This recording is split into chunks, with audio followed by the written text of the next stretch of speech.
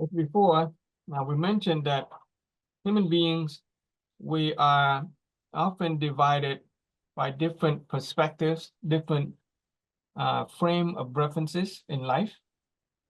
Some people tend to be more scientific. Other people are religious and spiritual. And other people are just common sense kind of people. Okay, they understand morality, they understand logic. Today, we are going to see if we can transform our lives, bring those 5 wishes, turn them into reality using a scientific approach. Okay, so we're going to use the scientific approach to see if it can cause any transformation today. Okay, all righty. So let's see.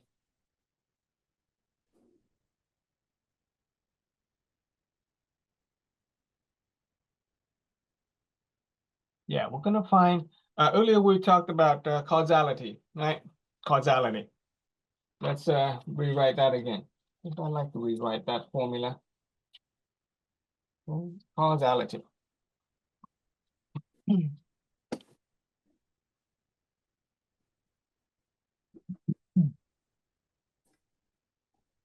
Causality. Okay. Causality. The seed.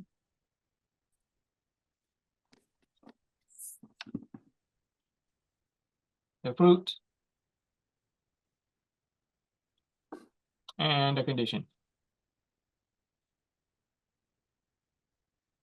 Okay, condition S. So in order to get the kind of life that we want, instead of working on the fruit, people try to do that all the time. If we have a mango tree, and the mango tree is bearing a bunch of bad fruit, just bad mango fruit. And all we do is we just trim the bad fruit, we throw it away. Yeah, for a time the tree looks good, but we're still not going to be able to bear good fruit. That's if all we do is just trim the fruit, trim the bad fruit. Remove the bad fruit, we're not going to be able to make the mango tree into a tree that is sweet in the way we want. Right? That's easy to, that's a good analogy from the physical world. Yet we do that all the time. If we have certain undesirable circumstances in life, what we do is we keep on trying to fix the problem. Okay? Fixing the problem is like trying to trim the bad fruit from the tree when the tree is already bad. So what can we do in order to eat a good fruit that comes from a good tree? We need to plant a good seed. Okay. And with respect to the human experience, the human life experience, what are some good seed that we need to plant in order to reap the kind of good fruit that we want in life? Okay. So using the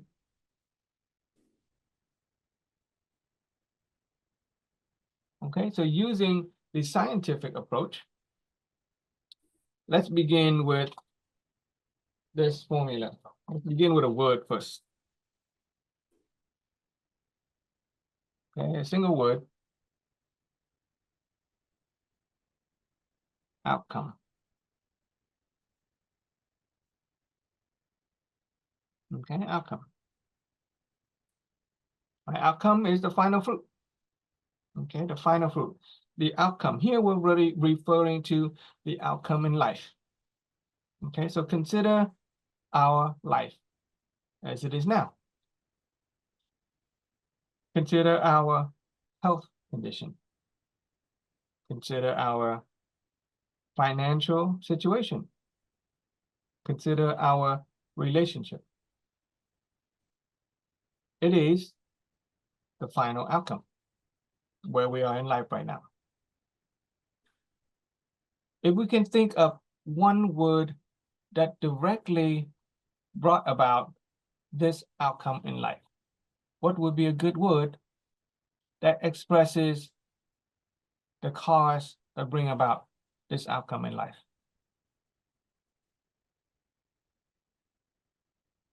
All the choices that you made every day. Choices that we've made every day. Yeah, each and every day. All right. Some people might say because of our upbringing. Other people might say because of our parents, our DNA. Okay. But even if we have certain DNA, or if we inherited certain trait from our parent, or even if we were put into a certain life circumstances, our culture, our background, all that, even in those circumstances, it is our choice that brought us to where we are today, right? It is our choices that we make every day. Okay? Our choices that we make every day.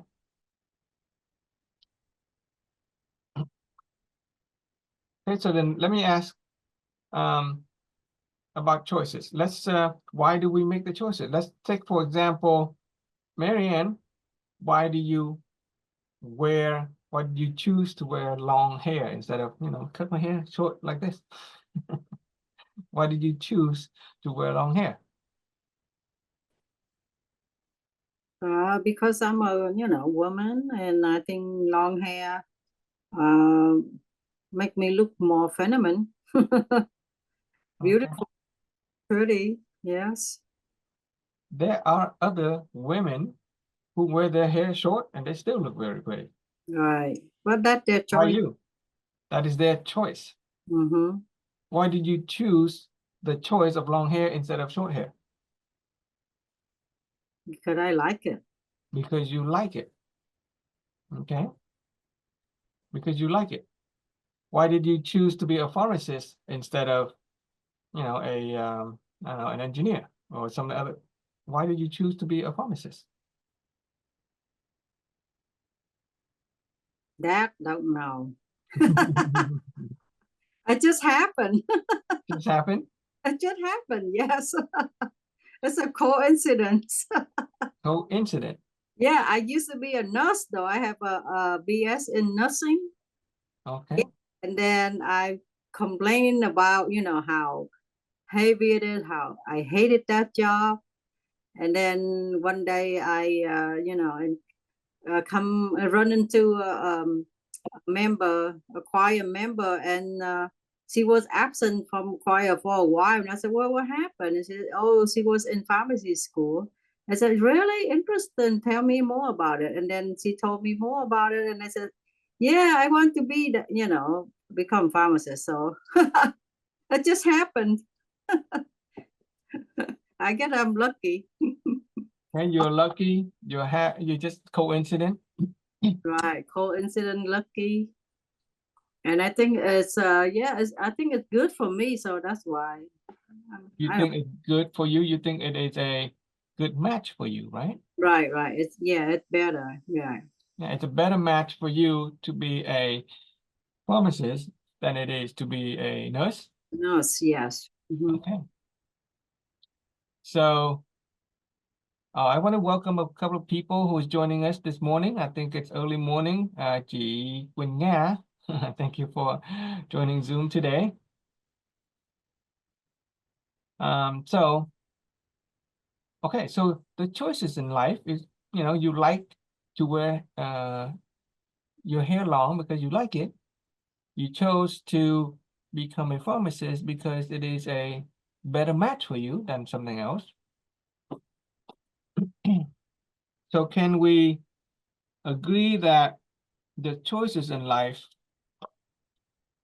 came about as a result of our liking it or our match with it?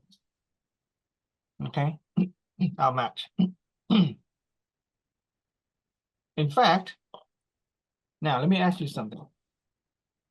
If you are now a pharmacist because, it's easy to say that you're a pharmacist now because you like it or you're a compatible match for it. can we say that our life condition, it is now, our life condition, our outcome is a result of us liking or compatible match for it? Right? Can we agree that where we are today is a result of the choices that we've made, and the choices are as a result of our compatibility to it? Is that Yeah. easy? That's easy. That's simple to understand. Compatibility. Mm-hmm. Okay, this is a compatible. Yeah. Yeah, matching compatible. Yeah. Okay. So we're gonna use compatible for it. The outcome that we have today is simply a compatible match for who we are. The choices that we've made is a compatible match for who we are. So if you are wearing a long hair, it is because you are a compatible match for long hair wearing. If you're a pharmacist, it is because you are a compatible match for being a pharmacist. Can you pull your camera down? I'd like to see your face instead of just the top of your head. In the Zoom, are you able to show your face in the Zoom? It's just weird. Are you talking to The me? angle, yeah, Gigi Marianda, your angle, because Oh, I see. Okay. you're the only one on the camera, and I see the top of your head, so it's Yeah, a little because weird and funny. Okay, there you go. Thank you so much. Look at that beautiful face. Okay, you know, being now I lazy, can lazy on the chair, behold I the go like, beauty of your face. Okay. Now the next part is important. Okay, yeah. our outcome in life is a compatible match for who we are. Can it be said that if we are healthy, then good health is a compatible match for who we are? No, Why I not? We've no. made the choices that have led to the current life outcome today. Those choices are a compatible match for who we are. You're wearing your hair long because you're a compatible match for long hair. And as a result, you have long hair. You are a pharmacist because you are a compatible match for the choices of becoming a pharmacist, and therefore you are a compatible match for being a pharmacist. You're not compatible with being a nurse, you're more compatible with being a pharmacist. Right, but being healthy or unhealthy is it's based on the choices that I made. You know, like if if I exercise or have a healthy lifestyle, then yeah, I will be healthy. Yeah. So if our health condition today Mm-hmm. is a final outcome, where we are, our health condition is a final outcome. Right. That outcome came about as a result of our choices with respect to health. Mm-hmm. And the choices are compatible for who we are. So it can be said that our health at this moment is compatible with who we are. Oh yeah, in general, you can say that. You have to get that. This is the important part. So Okay, this is the you important were part. saying the disease, uh, uh, like disease or So let's go back, okay? yeah. If let's say If somebody have cancer, so you're saying because the cancer match with them, so that's why they have cancer. that's the thing, okay, yeah. Okay, so That doesn't make it's sense to me. simple. It is more, the human mind has this way of taking credit for the good outcome. You're a pharmacist, you're proud about the outcome of being a pharmacist. You say, I'm a compatible match for being a pharmacist. If we have a happy spouse, a happy relationship, then we can tend to take credit. Oh yeah, it is my choice. I've chosen that man or that woman. we take credit for the choices that led to a desirable outcome. Our human mind, we tend to take credit for the choices that have led to a desirable outcome. If we made an investment and that investment grew up to be big money and we became very rich, it is my choice that I've chosen to make that smart investment. I'm very proud of it. We take credit for the positive, desirable outcome in life, right? Yeah, I went to school, and you went to you became a pharmacist. You chose a certain type of school. I chose those school because I am a compatible match for it, and as a result, I have this nice job, and I take credit for it. We take credit for the outcome. We take credit for the choice when those choices are desirable outcome. But for some reason or other, the human mind refused to take responsibility for the choice that result in a negative or an undesirable outcome. If we made an investment and the investment failed, we lose all the money. Then instead of saying it is my choice that I've made that investment, we blame the market. We blame other investors. Do you notice that? Yeah. Yeah.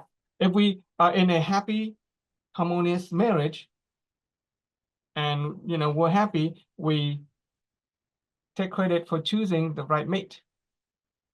But if we find ourselves in a marriage where our husband or our spouse is not loyal to us, or we have argument, then we blame the other person. Yeah, that used to be a case. That's yeah. Interesting thing that human beings do. We tend to take credit for the positive outcome, but we blame other people and other things for the outcome that is undesirable. And that is why human being cannot bring about, we cannot turn our dream into our desire. We have not taken full ownership and responsibility of our choice. If we really want to take ownership of the final outcome of our life, then we have to accept responsibility, and we have to take proactive responsibility for it. We have to say that, you know what? My life is my choice. And my choice is a compatible match for who we are, for who I am. Because if we don't take responsibility for our choices, then we're essentially saying, oh, here is my life. Somebody else, please change my life for me. Didn't seem to work that way. Yeah. This is my health, and my health is, if it's happy, then it's because I know how to eat, because I know how to exercise, because I have all this wonderful thing, and we can teach other people how to become healthy. But if we're sick, and we, instead of taking responsibility for it, we blame other things. We blame COVID, we blame our parents, our genetics. And as a result, we don't take responsibility for the choices that we make. And so we don't take responsibility for the outcome. And that is why we continue to experience undesirable outcome in life.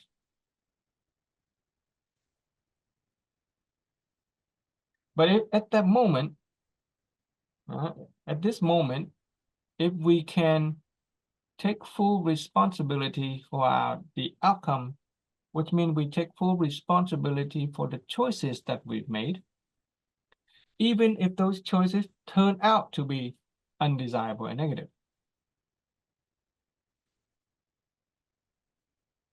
If we can say that this is a powerful moment of transformation, okay? This is us stepping outside of our comfort zone and everything we've known, if we can say this,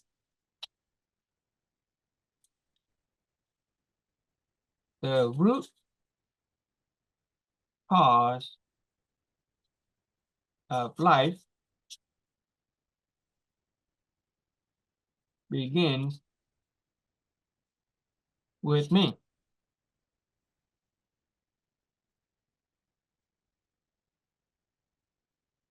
But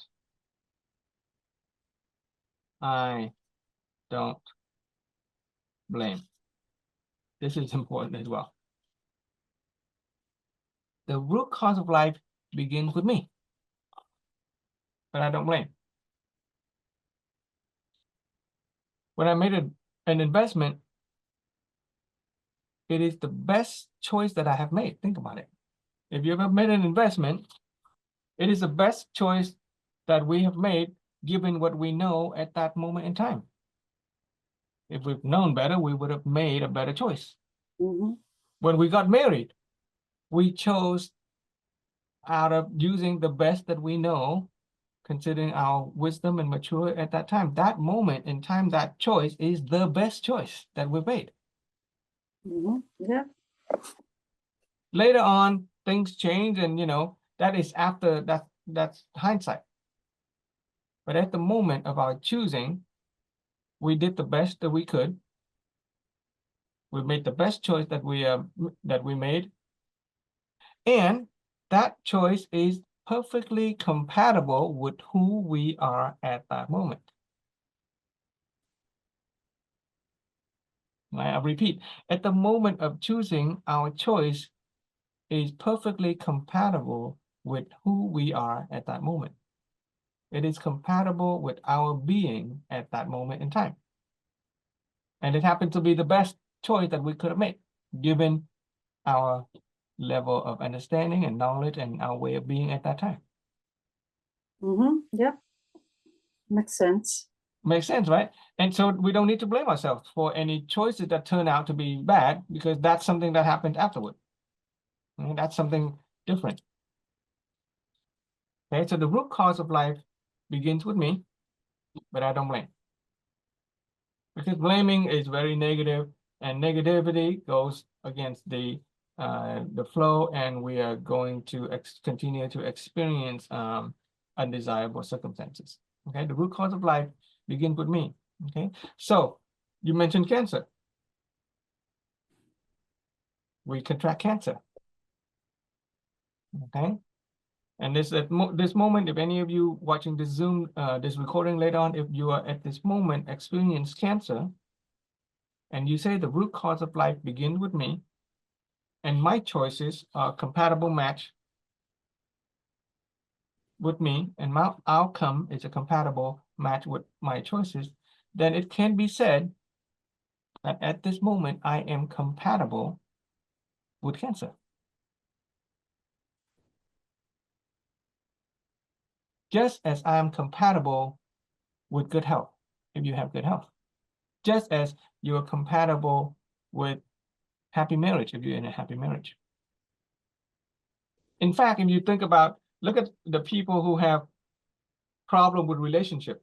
Have you know anybody, any friends who get into a relationship, and their partner or their spouse would betray them, and they would go another relationship, and their partner or spouse would betray them, and they would go another relationship, and so their spouse would betray them or hurt them. And after a while, you look at it and you say, well, boy, young man or young lady, you seem to be compatible with bad relationship. Whatever choice that you have been making seems to have gotten you the outcome that is continuously undesirable. Okay, so this is a turning point. This is a crossroad. If we can accept that the root cause of life begins with me, then we can actually move on to actually take control of our lives. Otherwise, if we don't accept the root cause of life begin with me, including all the negative things, if we don't accept that all the negative things that we are experiencing now is compatible with me, then we are not taking ownership. And then we're actually saying, somebody else, please make my life better for me. We're giving up our choice. Yeah. Yeah, so just like, okay, so if you don't accept this concept, then you blame either, you know, society, God, or whatever, and then you get mad at society and get mad at God. Then your body give out you know, energy, negative energy, and then make your condition worse, right? Yeah. So we always yeah, you know, you have to accept whatever, you know, the cost of, you know, how you say it, like nhận lỗi á, you have to yeah, you say, yeah, that because so that's happened because you know, something that, you know, I did in the past, you know, like, you know, it's like any kind of, from my point of view, you know, I have a little bit of medical background, so so whatever the health condition that I am, you know, in right now is the result of what I did, you know, in the past. So yeah, because the way you say, oh, because I'm the cancer is matches with me, that's why I have cancer, it doesn't make sense. But in the way, if you if you think back, like, okay, all the trust or the you know, bad behavior, you know, negative lifestyle cause your body to release some kind of chemical that end up in cancer. So if you accept that, then you will be happy, you know, and accept the treatment, right? But some people, they don't accept, you know, the I know some people, they diagnosis with diabetes, and they don't accept that diagnosis. So they just go on and go on. No, I don't have diabetes. I don't have diabetes. And then they waited until too late, you know. Right. So, and they don't seek the treatment early enough. So now they, you know, they feel very sorry at the end. All right. So in order to change something, you have to accept the cause. Is that what we are trying to get here? Get out. Yep. Yeah, we're trying to take responsibility. We're trying to take ownership. Okay. To be an owner is to be proactive and to take responsibility. Right.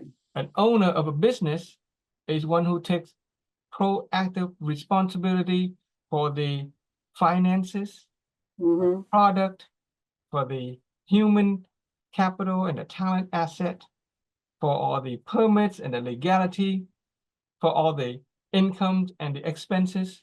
And the business owner is responsible for the final outcome, the bottom line. He can't blame anybody else. Right. He Okay. can try, he can blame, but it won't make his business better if we just blame. Same thing with us. We think like illnesses, okay? We think that a cancer just comes out of nowhere, but scientifically proven that if a person lives with a lot of stress, it will damage the cells of the body. It will interfere with the natural balance of the body. The body always want to be healthy. Diabetes can be brought on by stress. Cancer can be brought on by stress. Blood pressure is directly tied to our thoughts. People who go around and blaming other people and angry all the time, their blood pressure rises. So from a scientific perspective, our life condition, our health, is directly tied to the choices that we've made. Okay, and we just say that we are, and the choices that we've made that we have already established is because we like it, or we are a compatible match for it. Right. We may not know about it. Okay, so Mhm. ignorance is not an excuse. Mhm. Ignorance is not an excuse. That's why we try to increase our knowledge. Okay, just because we don't know the outcome doesn't mean we are excused from the outcome. You can break the law and be punished for it, and you say, I didn't know the law. That's too bad. You still broke the law. You still have to pay for your crime. Okay, so our outcome in life today, whether it is desirable or undesirable, is a result of our choices, and our choices are a compatible match for who we are. Okay, and the root cause of life begins with me. It does. Right. Right. But I don't need to blame myself and say it's my fault that I have cancer, it's my fault that I have bad marriages, it's my fault. Because if you start to blame, you're gonna go down a negative path and life would not get better. Right? Mm. You can stop the blame, you just take responsibility. Okay, so let's take it to another level. If I'm sitting here and somebody walks by and brushes a cup, okay, and the cup falls on the ground and breaks. A person who is a owner of his life will say, oh, root cause of life begins with me. And I just clean it up. Somebody else broke the cup, but the root cause of life begins with me. I don't need to blame myself. I don't need to blame other people. I don't need to blame the cup. I just clean it up. Do you see how powerful that is? Can you sense the freedom in taking ownership, full and complete and utter control of your own life? When we get that the root cause of life begins with me. Yeah, and you will at peace, right? You will be at peace, right? Instead of and immediately, like who did this, who do that? So instead of blaming and going negative and resenting yourself and other people, the root cause of life begins with me, and then instantly you raised yourself to a high vibration energy. We'll talk about vibrational energy later. Right. When COVID comes, a person who is root cause of life begins with me say, oh, root cause of life begins with me. In California, it's burning. Mhm. I didn't light the match, but the root cause of life begins with me. Whatever happens out there, the root cause of life begins with me. And the outcome, my outcome in life up to now, you can't change the past. So there's no need to blame ourselves, right? We can only change who we are in the present, and we will create the future later. But only when we come to the realization, and this is a realization, this is a moment of shift in paradigm, that the root cause of life begins with me. I'm compatible with my choices, and I'm compatible with my outcome. Then we can begin to take ownership, and then we can begin to make changes. Okay? Yep, makes sense. So we can move on. Now, this is a scientific approach, and particularly the science of psychology. Okay? So as we arrive at the conclusion that the outcome is a result of our choices. Okay, so the question is, where do our choices come from? Okay, why do we make those choices? Mhm. Right? Yes, they were the best choice that we have made, given at that moment of time. Later on, when we learn more, we have more knowledge, we'll be like, oh, bad choice. Okay, or good choice or bad choice. That is a judgment that we make afterward. But what brought about that first choice in the first place? So scientists have researched, and they have offered us that the choices that we made in life is a result of our personality. Personality. Okay. You take a moment to think about it. a certain type of personality tend to make a certain type of choices. Yes. Right? If you're an outgoing person, you're going to make choices that are related to having a lot of friends, going out. And so the final outcome is going to be determined by the type of personality. If we are the type of person who is a recluse and we like to avoid people, then the final outcome of our life today is going to be a result of our personality. That's pretty simple. Okay. Right. We'll dive into the different type of personality later. So scientists continue to ask, okay, so what makes how do you define a personality? How do you define somebody's personality? And personality is nothing more than a expression of our habits. Okay, we just stuff that we do over and over again and again. Every time somebody asks us do you want to go out and hang out? If we say yes, we go out and hang out, then we have the kind of personality that has to do with going out. If our habit has to do with eating, then we're going to have the kind of personality that will pursue food. We'll make choices that are related to eating, and then we will have the outcome that we today in terms of our health and our whatever it is that related to our habit of eating. Okay, that's had to do with our health. Same thing with our relationship. Okay, the kind of people that we like to hang out with will determine our personality and our final outcome, who we end up with. Okay, so the scientists, so when it comes to habit, we have here a lot of, if we want to change our outcome in life, we change our personality, we have to change our habit. Right? So how do we change our habit? We have to find out where do our habit come from. Okay, and our habit is a pattern of repeated action.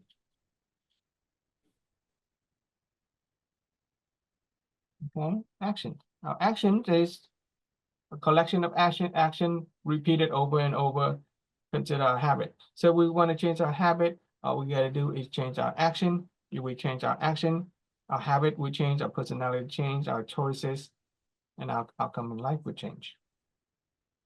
Okay. And so, but in order to change a person's action, here's the thing. You've been at work, or we've been in a family situation before. Have we ever tried to help anybody change their action? And we may be able to change the action one time, but then they revert to their old action, their old habit, their same personality. Right? If we try to just to change a person's action, we may be able to do it once, but it doesn't stick. Permanent. Yeah, that is because a person has a certain kind of thought, mentality, thought pattern, mindset. Okay, our thought will determine our action.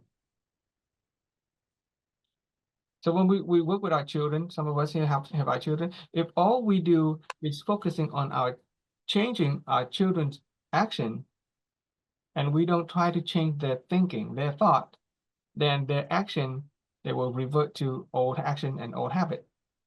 It is because our thought determine our action. Okay, thought is mindset, perspective, awareness. That is why in this transformative education, what we do is we try to expand your awareness. We are trying to change your thought. Okay, changing our thought about our choices is one way. Okay, and so how do you change a person's thought? Or where do thoughts come from?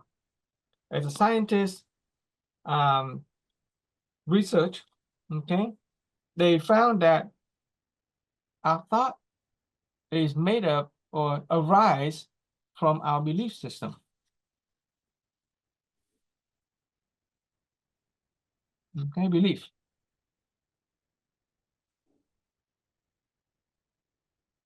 Okay, our belief determine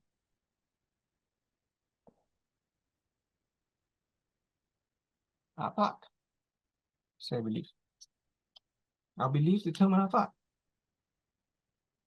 And that's why earlier we introduced the ideas that some of us tend to believe in science.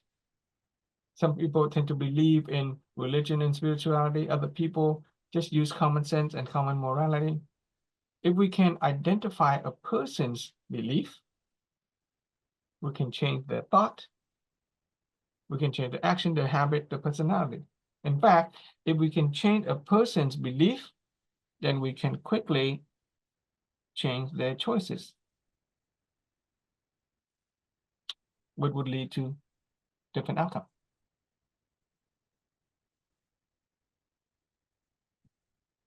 Right? Yeah, but not easy to change somebody's belief. You know, like Okay. yeah, the belief is in there since they was born. You know, sometimes like we are born, we are Christian before we are born. Or we are Christian in our womb, in our mother womb. So it's not easy. Okay. I mean, thinking about religious, yeah. So a person's belief directly influence their choice. Okay. Let me ask you this. Before learning the philosophy of root education, did you believe that we are each and every one of us is a root cause of our own life? No, nobody taught me that. Nobody taught you that. Nobody taught me that. Do you now believe that each and every one of us is a root cause of our own life? Yes, because it's relieved me from stress. You know, instead of blaming, I just, okay, I make that, so now I clean it up. I make a mess and now I clean it up. So I take ownership, right? When So you believe that in ownership, you believe that the root cause of life begins with me. right. Whereas previously, you didn't believe that. No, that's why. Now. Okay. So let me ask you, the process or the transition from not believing about the root cause to believing that the root cause of life begins with me, was it simple or was it a strenuous, difficult process of convincing and persuasion? Did I have to beat you into it? Yeah, it's a long process, and I'm blessed, you know, to introduce to this concept. So the minute that I realize, you know, that the root cause begin with me, and then changing people at the beginning of the suffering. So that's the turning point for me. Okay. Yeah, when I heard it, I said, "Oh, yes." No Think wonder. about that moment. Think about that moment. Yeah, that's moment like, oh yes, yes, yes. This makes sense now. It makes sense. Yeah. Yeah. So at that moment, before you had a certain belief, and then immediately you have a different belief. Yep. Was there any struggle and pain that required you to shift from one belief to another?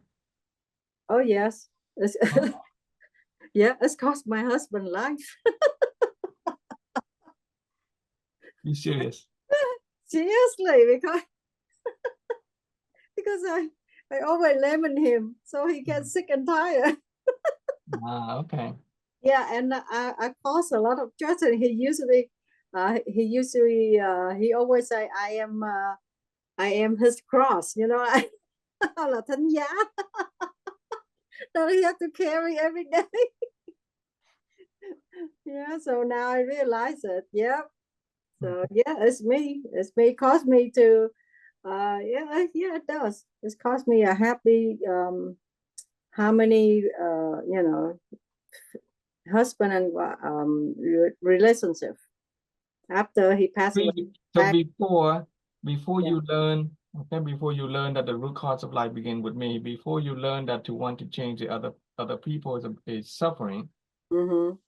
it is the old belief that caused you pain and suffering. Right. It is the old belief that made you pay the price.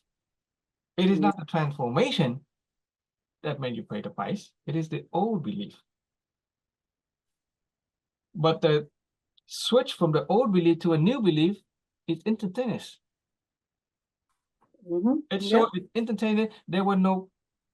There's no struggle in that moment in the change. There's no price that you have to pay in that realization. Right? You have to be clear on this. Don't blame the transformation for taking your husband. It is the old belief, the old blaming of the people that give you the pain and suffering. So that's why I said I finally found a peace, within me, because I always blaming me, because of me. That's why he died. But now, I said no, no.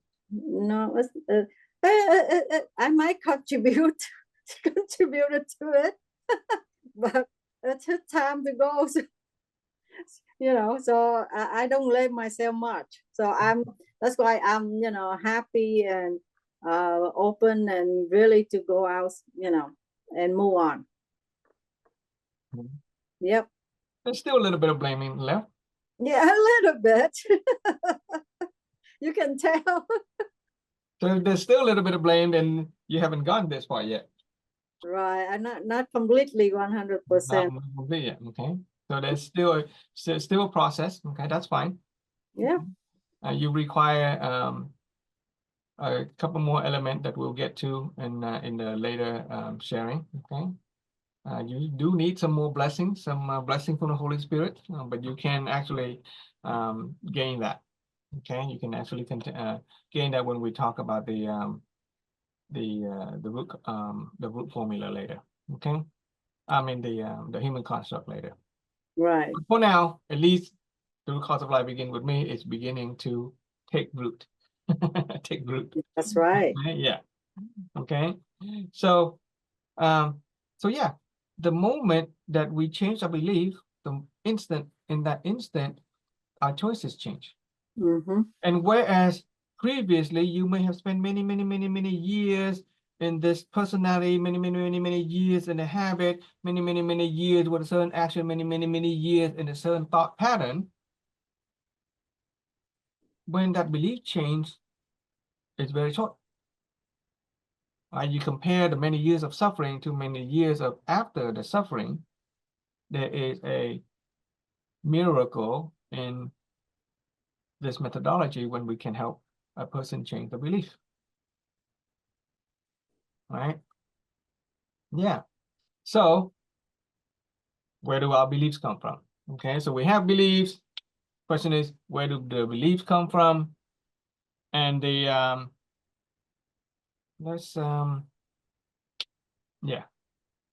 where do the beliefs come? The beliefs come from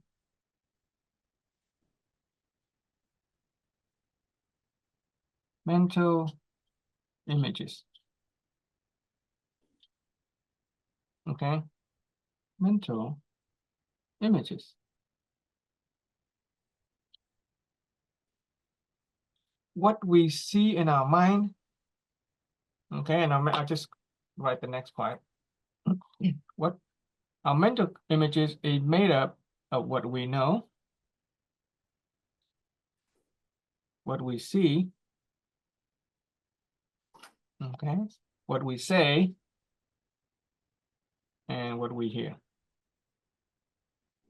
This is how a person develop his or her belief system by interacting with the world and making what they see, what they hear, what they say, and what they hear become part of the mental images.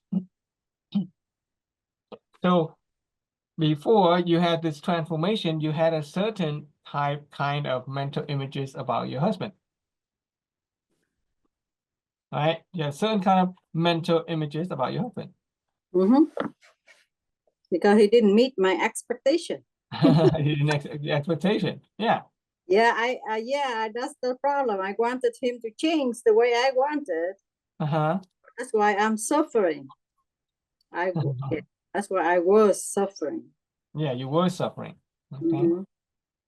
So now that your husband is passed, so let's see if we can work on He's in heaven. somebody else. Yeah. Smiling. That's good. Good mental images. Okay, so let's see if we can work on another person. Let's think of another relationship or another aspect of your life that you want to transform. Okay, that's why we're doing it. We want to transform our lives.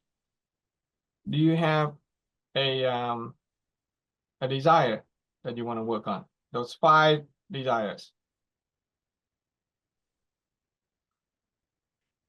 Well, we talked about energy, right, earlier? More energy? Yep. Okay, good. So when you think about your personal energy, okay, when you think about your own energy, what are some 5 words that came up? I know you said it, you can repeat it again just for the sake of the interaction. What are those words that first came up when you think about your own personal energy?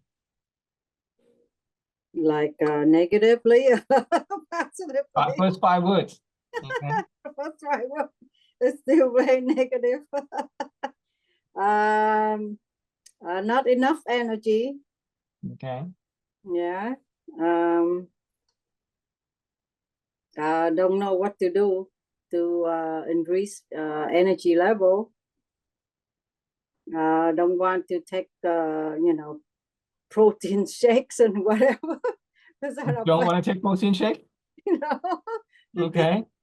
So it might cause, weight gain, and I don't want to gain any weight. Okay, so when you think about protein shake and stuff, that you're thinking about weight gain and stuff like that. Okay. Yeah, and the positive thing is, yeah, I tried. Now I'm starting taking vitamins, and joy the thay gân đổi cốt group. Okay. So that's the 2 positive, but still have 3 negatives.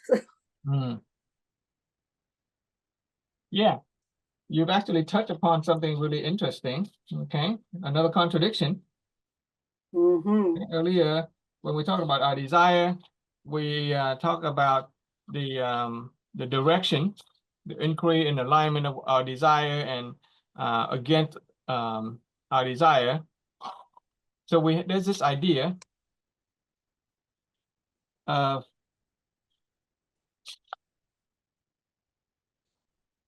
there is this idea that there is a conscious desire, okay, and there is unconscious belief.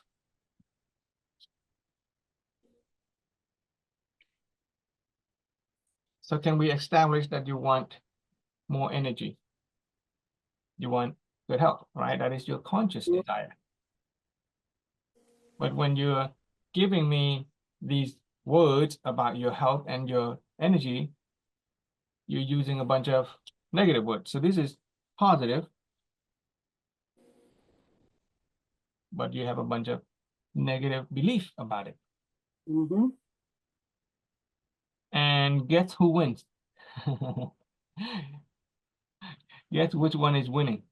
Is it your negative belief or is it your positive desire? Yeah. Negative belief. Yeah, it is always your negative belief that will win despite all our conscious desire. Right. So we may have a lot of desire, but if we have belief that goes against it, then the belief will always win, and so we will never experience the outcome of the desire as long as we maintain the negative belief.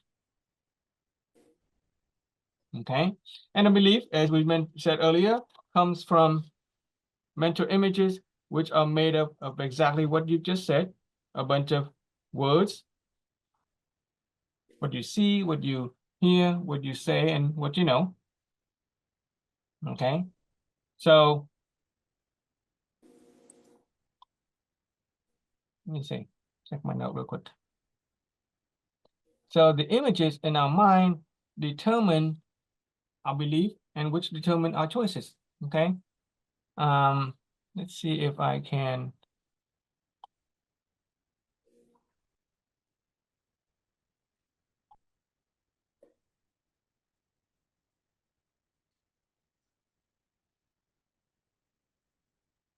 So the key is to align our conscious desire with our inner belief so that our wishes can come true. Okay, if our desire align with our inner belief, then all our wishes and desire can come true. Okay, so now we need to shift our belief in a positive direction toward what we desire. Okay, then our choices will align with the outcome. So let's go back. Okay, let's go back to your mental images about yourself. Okay, your mental images about yourself is a certain way, and it is negative. Okay, so we're going to try this. Consider this. Consider, what is this I'm holding up? Pen. A pen. That we use to write with it, right? A pen, because we write it. You and I, we see this as a pen because we write with it. And this part is important to pay attention. Now, let's say another creature, another animal, also very intelligent, also very close to human being, like a puppy dog. If the puppy dog were to come into the room and see this, what would the puppy dog do? Maybe a bone. Yeah, it may chew on it or play with it, may think it's a bone, okay, or maybe a toy. Toy, yeah. You and I see this as a pen because we write with it. A puppy dog may play with it because it's or chew on it because it's a bone. They can think it's a bone. So between you and me and the dog, who's right? Are we right? Or is the dog right about this? We both. We're both right. We're both right. Yeah, we're both right. Okay. Now, if I was to put this down, I leave the room, you leave the room, the puppy dog also happened to leave the room. What is this then? It's still a pen, right? It's a pen if you were there to perceive it as a pen, but you are no longer there. So You and I are no longer there. So just a thing, a piece, a thing, whatever. Yeah. A thing Mm-hmm. is something that a human being would say, Right. but a human being is not there. Then it's nothing, right? It is nothing. It is nothing, not because it doesn't exist. It exists, it's there. Mm-hmm. But it is nothing because there's no one there to perceive it. Oh, You and I okay. are not there to perceive it, so we don't call it a thing. We can't call it a pen. The Mm-hmm. dog is not there, so the dog can't, play with it or chew with it or consider it a bone or a toy. So Mm-hmm. this thing is nothing because no one is there to perceive it. In other words, an object, in order to become something, it need to have an observer to decide that it is a thing, that it is something. So it is essentially nothing. And Right. so you can write this statement down. The nature of all things is empty. Okay. The essence of all things is empty. They only become something when somebody put some kind of identification on it. The essence of all things are empty. Okay, they only become meaningful, they have some identity when some observer decide what it is, and that identity is dependent on the observer. It is not dependent on the thing. This is nothing. Its meaning is empty. It has no meaning. It's empty. It only become empty when somebody is there to observe it. So I come back to the room, you come back to the room. Now we see this, we pick it up, we call it a what? Pen. Pen. At the same time, puppy dog comes in, puppy dog sees it, play with it, puppy dog sees it as a toy or ball. Okay? But its essence is nothing. This thing is essence is nothing until somebody observe it. And if we can recognize that we come to a realization, okay, here it is, here come. If we can come to a realization that all things are essentially empty, there can be nothing until we place some meaning to it, then the potential for this thing to become is what? Anything, right? It could be anything. Anything I wanted. It could be anything. Yeah. It could be a pen if you write with it. It could be a toy if a dog play with it. It could be even money. Or the hair that, you know, the thing that hold the lady hair. Okay, if you want to use it that way to curl, it could be a curling item. Yeah, some Well, people this could be pen to a hold the hair. fortune. This could be money fortune. Yeah. How? I can market it. I can mass produce it. I can advertise it. I can sell it. Mm-hmm. The moment I realize that this is nothing and it can be potentially anything, then I can turn it into anything. I can turn it into a massive fortune if I want to. Right. Or a little child can play with it like an instrument, a toy, or a drumstick. Mm-hmm. Okay. So let's apply it to ourselves. If we are no one,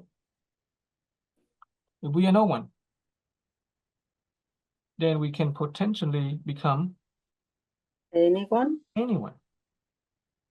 But if we are already someone, then we can't really be anyone else. Consider that statement. You can write that down. If we are no one, then we can potentially become anyone. But if we are already someone, then we can't be anyone else. Okay. Okay, if we are no one, then we can potentially become anyone. But if we are already someone, then we cannot become anyone else. And so, in your case, if you are someone who lacks energy, then you can't become anyone else. So change my perception. Yeah. What you want to do is you change your perception, and the way to do that is, first of all, we will need to monitor, okay, what we see and what we hear. Okay, we need to be a security guard, and we monitor what we see and what we hear. Mm-hmm. And then we begin by changing what we know and what we say.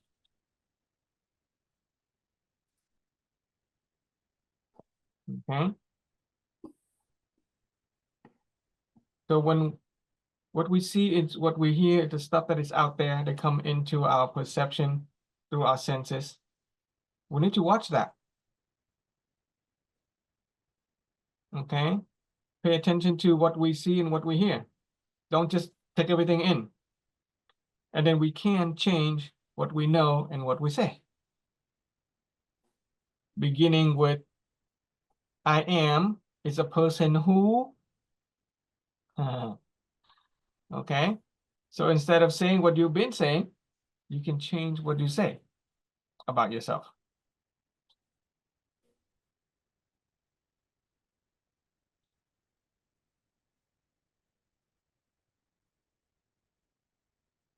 Okay? And this is where the circle of I don't know come into play. If all we do is based on what we know, then we're not going to be easily to become this new person. Because what we already know is our mental images, and then already negative. Okay. But if we tap into the circle that I don't know, what you can actually do is invent a new possibility. Okay, so this part is the invention part. You invent a new possibility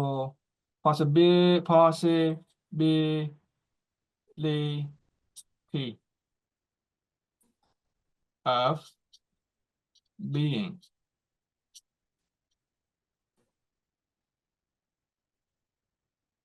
Whereas previously, what you've been saying is that I've been tired and sleeping a lot.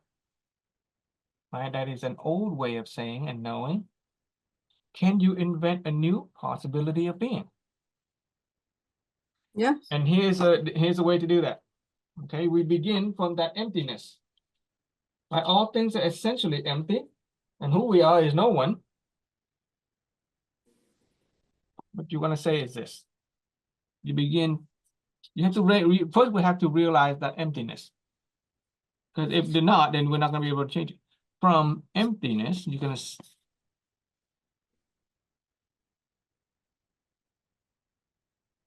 okay, from emptiness, this is what we say. Who I am is the possibility of being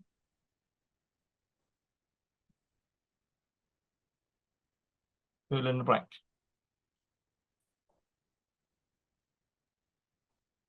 Who I am is a possibility of being what? So see if you can come up with 5 new words to fit into that blank.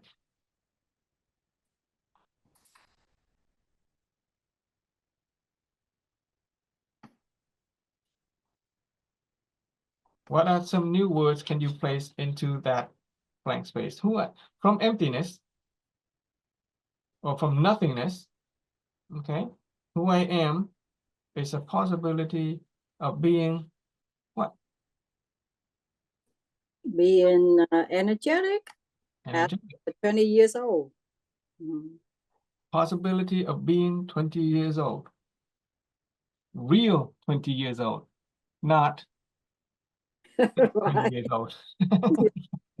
Some people go into a Zoom and saying, my real age is 60, but my wit age is 20. What Right. you're really saying is that they don't believe. Right. What you want to do is you create the possibility of being, okay? So possibility of being energetic, possibility of being 20 years old. Let's try 3 more. I just do being a real 20 years young. I don't want you to old. There you go, being 20 years young. How about 20 years, thinking back when I was 20 years young. That way of being, how were you being when you were at the peak of your life? Yeah. Energetic, how you say, full of life. Okay, the way I am from emptiness, who I am is a possibility of being full of life. Write that down. Yeah. Being full of life, human being, full of life person. Okay, you don't have to put the person on. The adjective is actually a powerful. This is we're talking about a way of being. Right. If you're a person, then you kind of limit yourself. Oh, I Who see. I am, if I'm already a person, then I can't be an idea. If I can't be an influence, I can't be an inspiration for other people. So don't limit yourself to being just a person. Okay, so energetic, being a real 20 years young, being a full life. Full of life, yeah. Oh, being full of life. Being full of life is an energetic, it's an high energy way of being.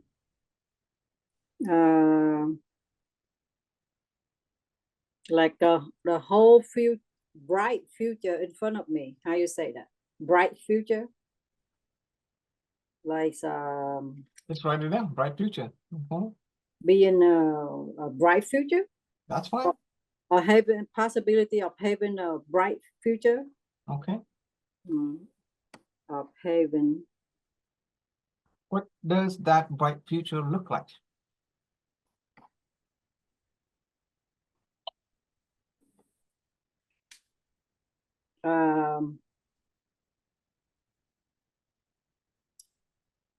I would accomplish my dream. What are your dreams? I want to open adoption agency. Oh, wow. And well, that's the dream. I love little children, so I was thinking I might sponsor an orphanage, in Vietnam, and in the way, get them adopted here in America. Yeah.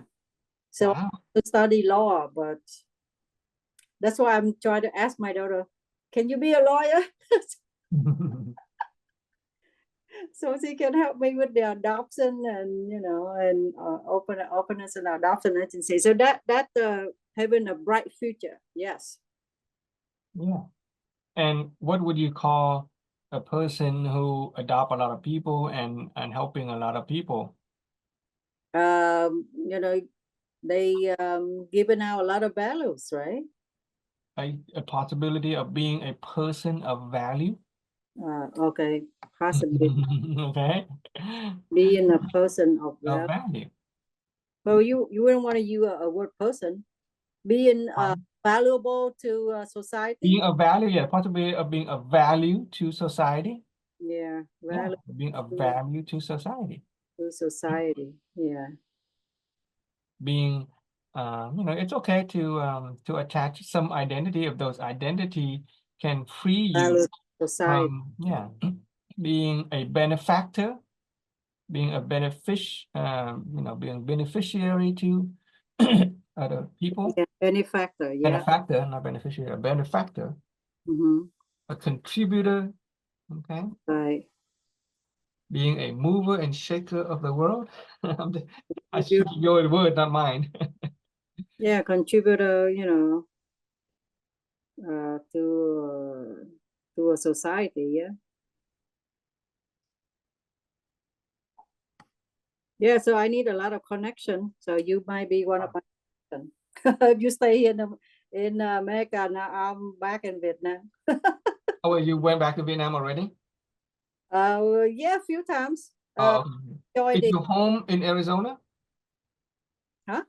Is your home in Arizona, United States, or is your home in Vietnam? No, I don't have any home in Vietnam. All my family members are in the US. So you're in US. Okay, great. Yeah, so I went back with I joined the medical group. Okay. What's Dr. Kiều something, I don't know, in Fountain Valley. Okay. Dr. Kiều something. Project Vietnam. Yeah, I joined Project Vietnam, so it's like a medical group, you know, like that. We went back to Vietnam and going to the poor, you know, area, and we give our free medical assistant, like the whoever the doctor will exam, you know, do physical exam, whatever, and then we give our medication. Yeah, so and then some surgeon too, some surgeon, they operate the how you say, clip Top lip, yeah. Okay. yeah, yeah. So yeah, we brought the whole, well, that doctor, that surgeon brought his own operational group, like his own nurses, you know, his own equipments. Yeah, and then came there and operated all the surgery for free. Yeah. Those images, would you call those very nice images? Mental images? Picture of being a benefactor to other people, value to society and helping other people? Yeah, that's a beautiful picture. That's why I was thinking about, okay, instead of, you know, bringing the dark. Yeah. Yeah. Yeah, I bring light into the room. So that's, There you go. yeah, in my mind, I imagine I will, you know, when I retire, I'll go to, you know, Vietnam, maybe sponsor an orphanage center, and then I need somebody here in America do the adoption, you know, process, so we can, you know, so those orphanages can be adopted here in America. Mhm. Yeah. So you can begin with the end in mind, okay? And we can adopt that phrase. There's a, you know, the idea of begin with the end in mind. Here, since we're talking about mental images, you can write this one down. Begin all things with the mental images of the end in mind. Okay, and you just use the principle of light. Instantly, you have just used the principle of light. You begin all things with the mental images of the end in mind.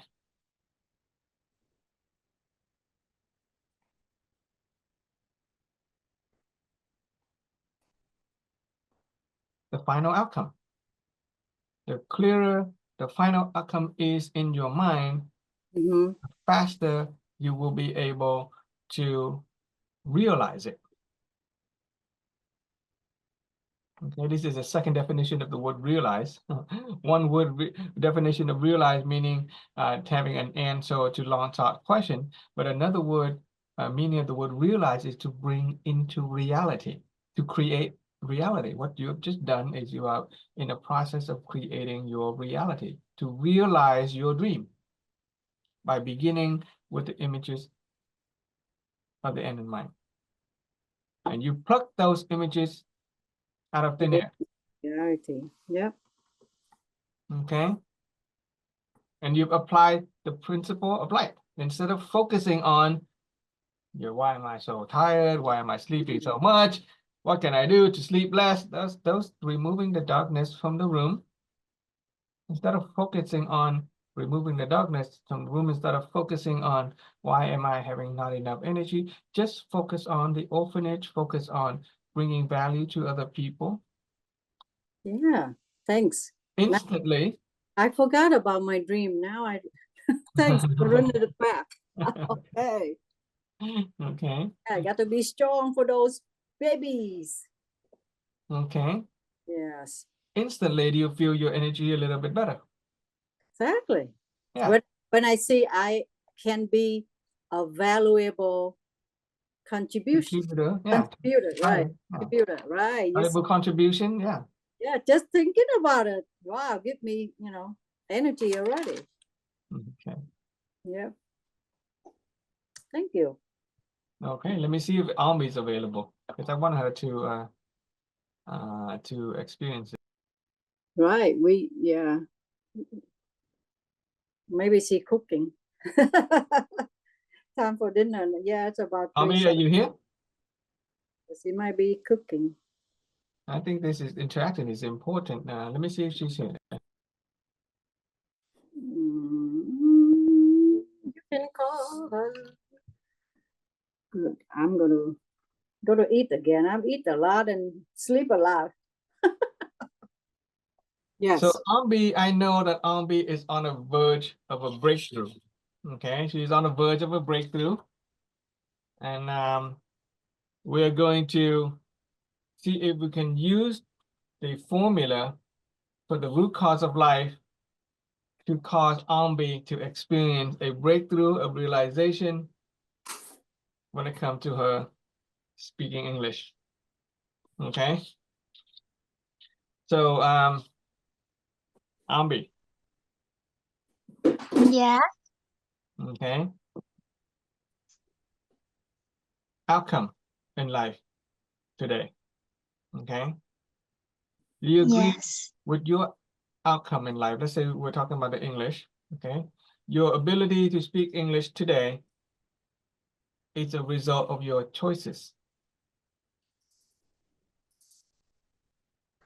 Do you agree that your outcome today, which is your ability to speak English or lack of ability to speak English, is a direct result of your choices in life? Yes. Yeah? It doesn't make sense. Um. How are your choices in life have given you the condition that you are when it comes to speaking English? Because I think how something is important more important than study English. Okay. So when it comes to choices, instead of choosing to study English, you choose to do something else. Right? And yes, and inside me, um, um,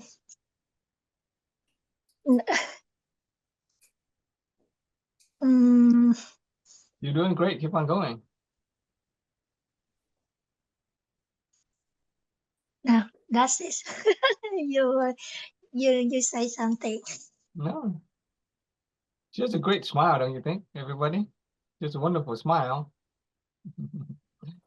So, so we talked about the whole root cause formula. We talked that the outcome in life begins, is a result of our choices that we've made, okay? And that we are compatible with those choices.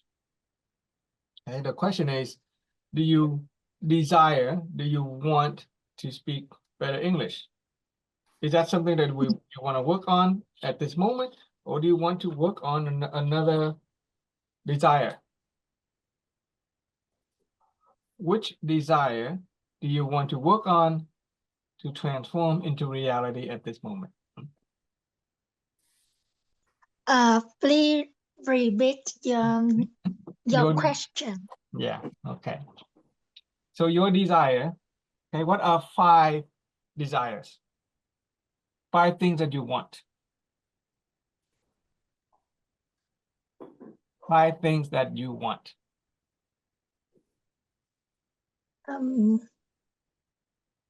Health. Health, okay.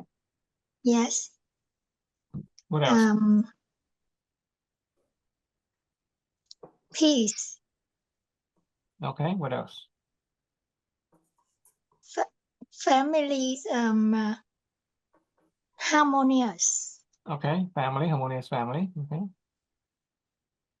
Money Okay. and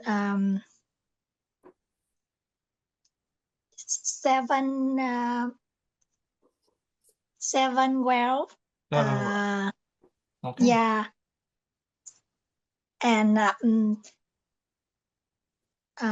control inner being, Okay. health, relationship, and finance. Okay. Yeah, I won a lot. That's good. Which of those 5 would you like to work on the most at this moment? Which of those which one is important most right now? Right now, I don't know. I had chose something. It's I have lost energy when I chose the most. I don't know. Okay. Does speaking English have anything to do with those choices? Is speaking English important enough for you? Is speaking English important enough? Yeah, Do you want to speak better English? yeah, sure. That's why every morning I wake up at 4 a.m. 30 study English, and every day I study English in Duolingo. Okay. Yeah, Okay. but it's not enough. Yeah, I Okay. know, but I try. Okay, good. So let's take a moment, okay, and think about your ability to speak English. Think about your ability to speak English. What are some words that will describe your ability to speak English? Think of 5 words that would express your English.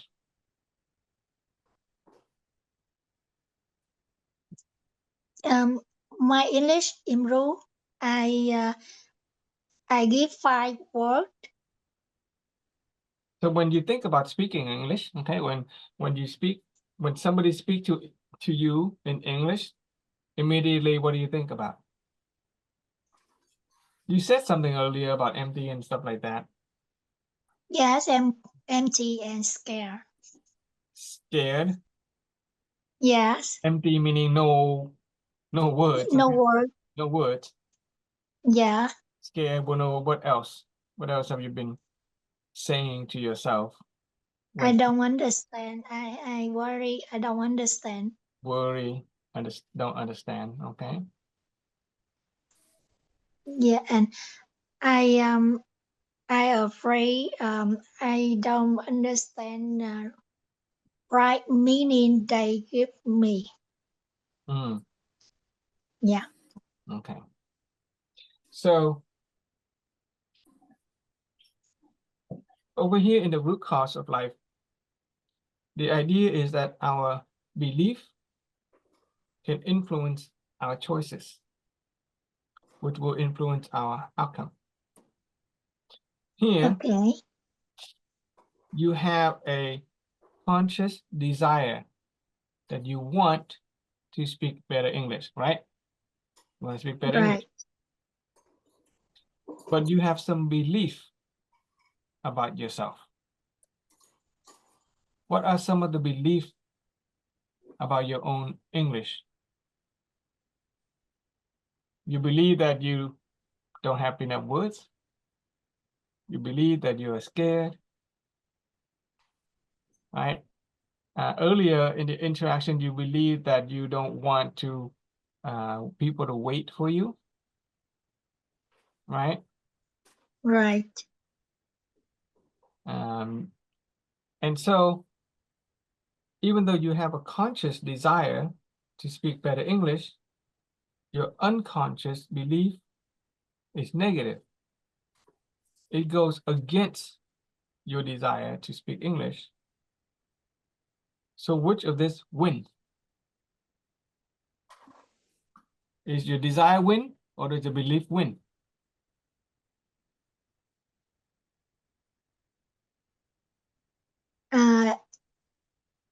Inside the desire equal inside, and believe. Desire is what you want. Conscious is what you want. I want. Okay. Speak better English. But Okay, I believe. Understand. Okay, your belief. So which one wins? This is a competition between your desire, what you want, Yeah. what you believe. So which do you think it's going to win? Unconscious belief win. Your unconscious belief will always win.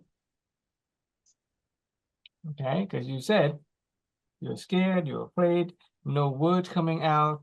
You're afraid that people would have to wait for you. You're afraid that people would be inconvenient. And so your unconscious belief will always win. You can get up in the morning and study English. You can study Duolingo. You can spend all day pursuing your desire to speak English. But as long as your unconscious belief is against it, you will never be able to speak English better. Okay. Okay. Right? You can put all your effort. The desire, pursuing your desire, it's like going on a boat along the current. Okay, the universe, the way, the laws of causality, if you want something, you're gonna get it. You're going the river. Remember the river? Okay. Let me show you this, review this. If I can find it, I don't have it anymore. Okay, just remember the river. You're on a boat, okay, and you're going along the river. If you do nothing, and you just follow the course of the river, you're going to get to where you want easily. Okay. Yeah. Okay. Your boat, your life, speak English. Your desire is like the universal principle. If you just follow along your desire, you're gonna go from A to B very easily. But you can go against it. You can put effort against it. You can fear and worry. Then what you're doing is you're going against the current. You can try to study and then study and then study and study, and no matter how much time you spend studying, as long as you're going against the current, as long as you stop studying, you go back. You go back. Do you get that? Yeah, sure. It is the unconscious belief that it's going to bring you back to where you were before. And so we have to work on, okay, we have to work on the, right here, the mental images. Your belief is made up of your mental images. Your mental images It's what you know, what you see, what you say, and what you hear. So just now, what you say have been very negative about yourself when it comes to the mental images, about when it comes to speaking English. All right, what have you been saying about speaking English? I don't have enough words. I'm afraid that people would wait for me. I worry. Those are all negative. Okay, so what you want to do, you need to start monitoring what you see and what you hear. And you need to change what you say. Okay? So Okay. from now you can invent a new possibility of being. Instead of being afraid, instead of being worried about your English, what new way of being can you invent? Okay, so we're gonna go to this interaction. What am I holding up? What is this? And It's a pen.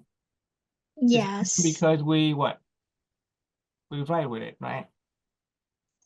It's a pen because we write with it. Agree? Now, if an animal who is pretty intelligent, pretty close to a human being, like a puppy dog, were to come into the room, and if a puppy dog sees this thing, if the puppy dog sees this, what would it do with it? Bond or toys. What would we do with a bone or a toy?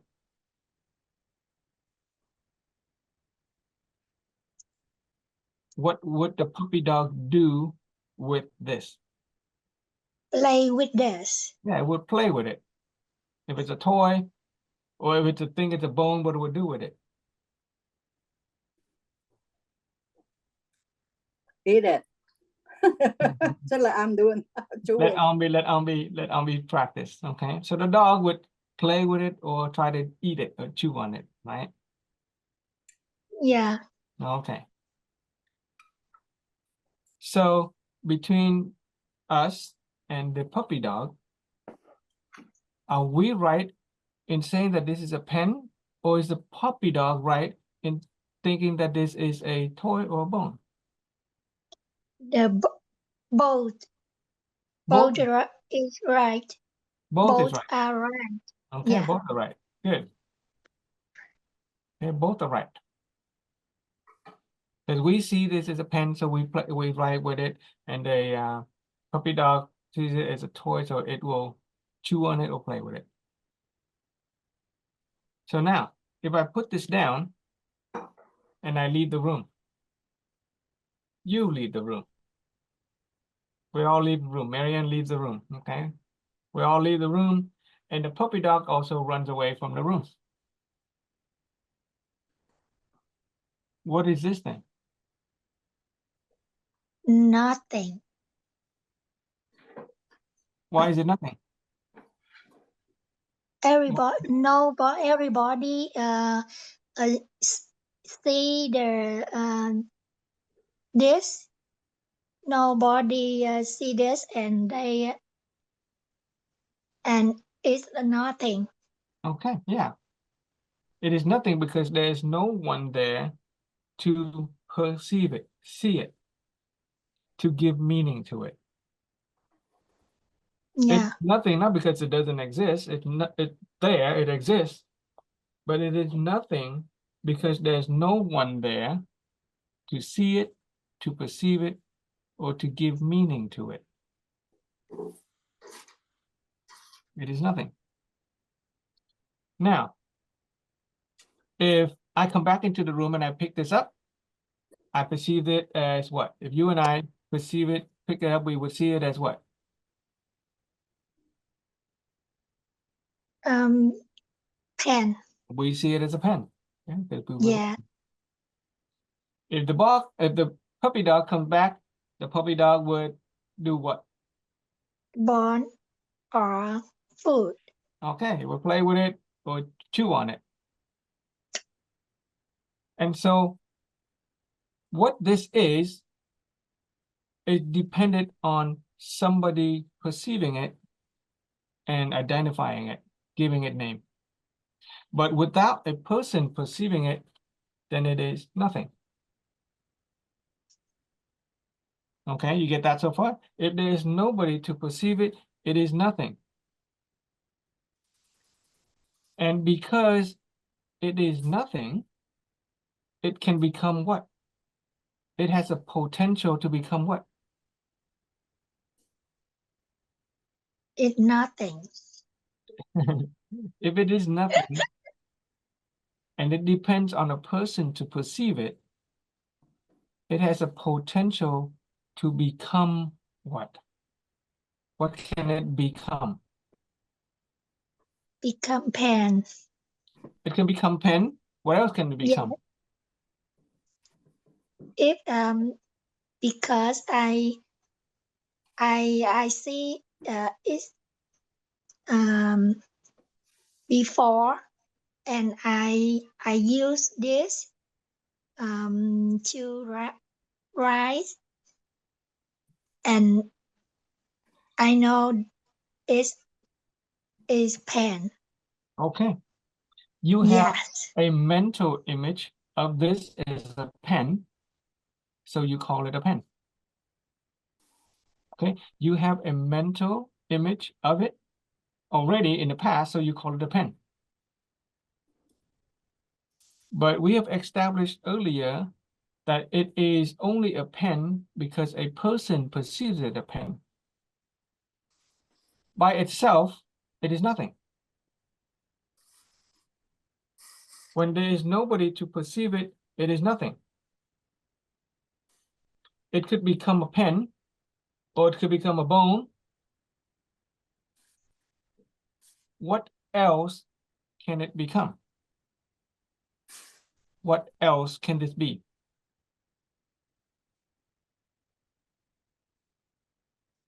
If I see it's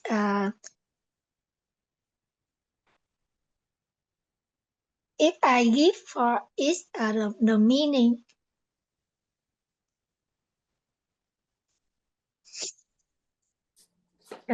it's become, and that's it. Okay, yeah, you give it any meaning, it can become that meaning. This pen Yes. can become money. Can this pen become money? Can this thing be Yeah. money? How can Because it become money? Yeah. Because I use the money buy it, anything, something around me, anything. If I see money, anything money, because it's material. Okay. It is material, so it can become money if I sell it. If I sell this, I can make money. Yes. So what we're saying is that the essence of everything is nothing. Its nature is emptiness. It is nothing. It is nothing. It only becomes something when we decide, when we give it a meaning. It becomes a pen if we write with it. It becomes money when we sell it and make money. It can be a toy if we play with it. Because this thing is essentially nothing.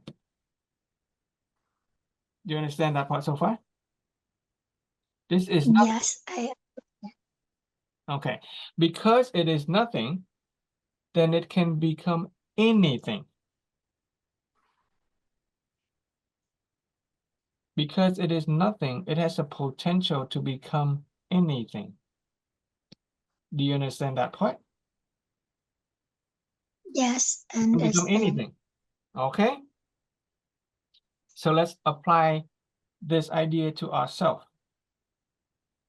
If we are already someone, then we cannot become anyone else. I'm sorry. If we are no one, just as the pen, if this pen is nothing, then it can become anything. If we are no one, then we can become anyone.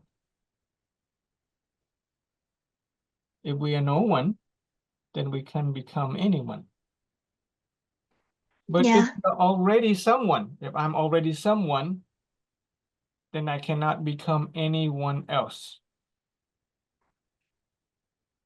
I understand. Got it. If I'm already a person who is sick, then I'm not going to become a person who is healthy. But if I am no one, then it's more simple for me to become, let's say, healthy or rich. So if Ambi is a person who not good with English, then she can't become anybody else.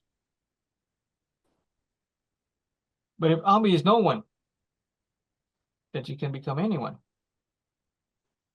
She can become a person who speaks English.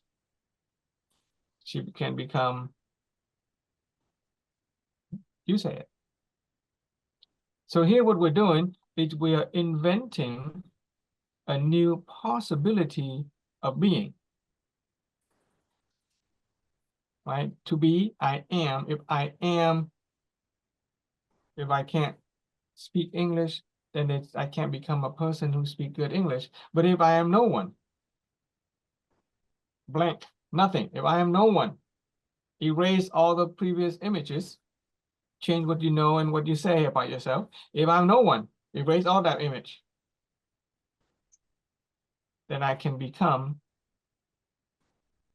anyone.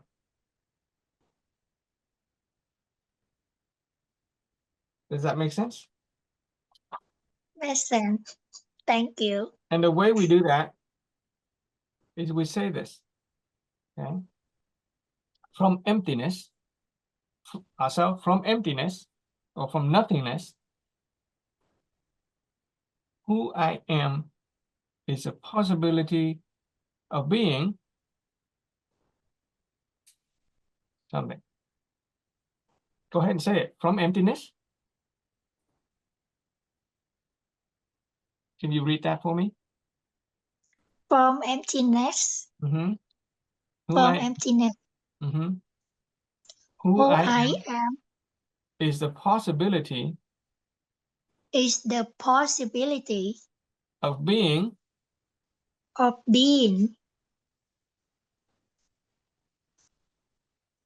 what? You say it. The person speak English fluently. Very good. The possibility of speaking fluent English. What other new possibility that you can be?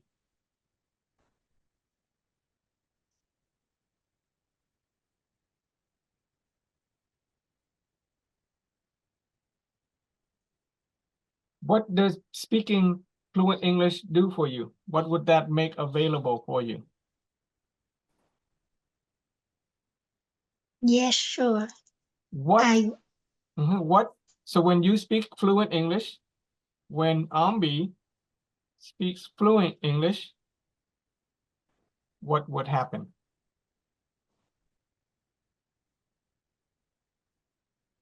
I confident. I'm is more confident. Yeah, more confident. Confident. And confident. Okay. And I can go around the US not afraid. Okay. I can read some document when they they give me. Yeah, I do I do a lot of things in the US. Not you. Okay. So when Ambi Yeah. can speak fluent English, Ambi can be confident, can do many things in the US. And when you can do all of that, what else is possible? And I can and I feel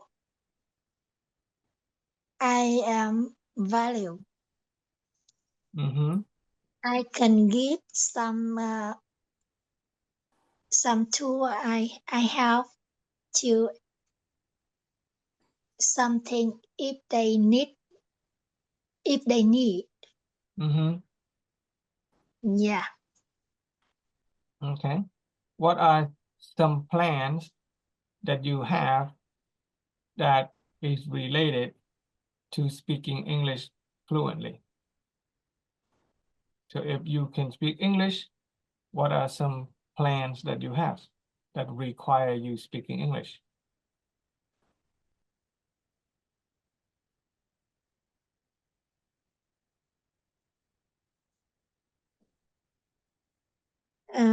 Repeat.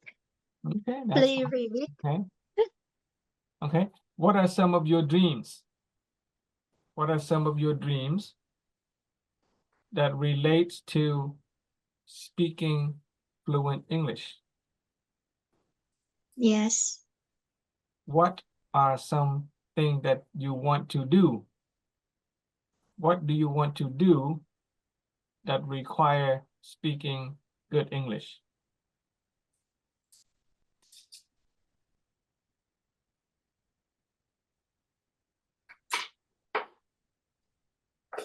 I don't understand the meaning you.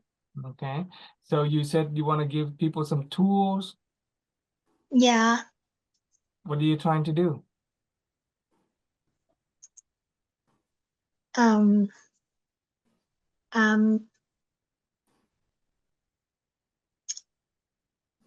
I am valued.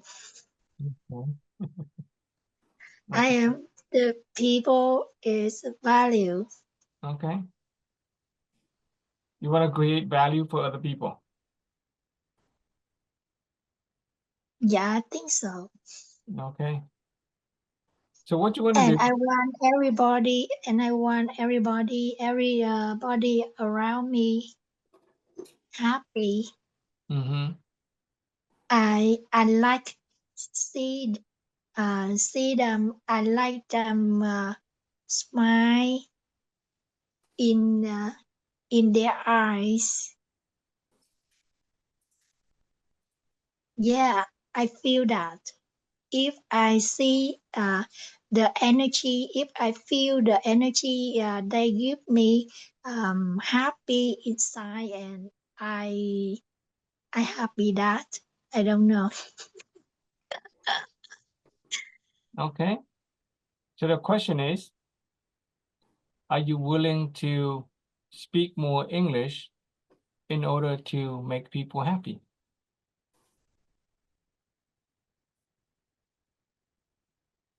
Are you willing to speak more English in order to make people happy? Thank you. Will you speak more English Yeah. in order to make people happy? Yes, I think so. Okay. Will you? I will. Okay. Yeah, I will speak English with everybody. Okay. I will mm,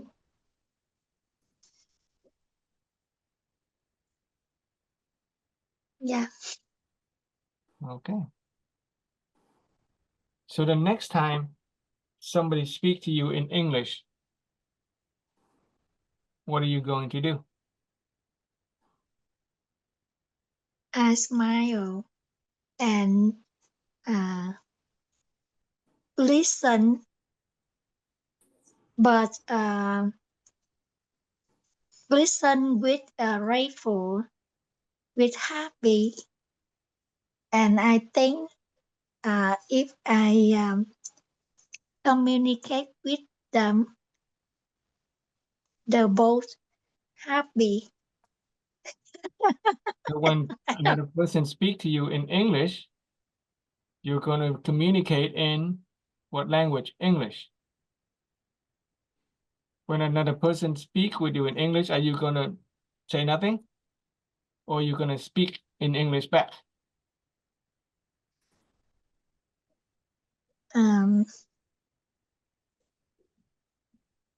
If I understand them, I will speak English. Okay. All right. But yeah, I think so. Okay.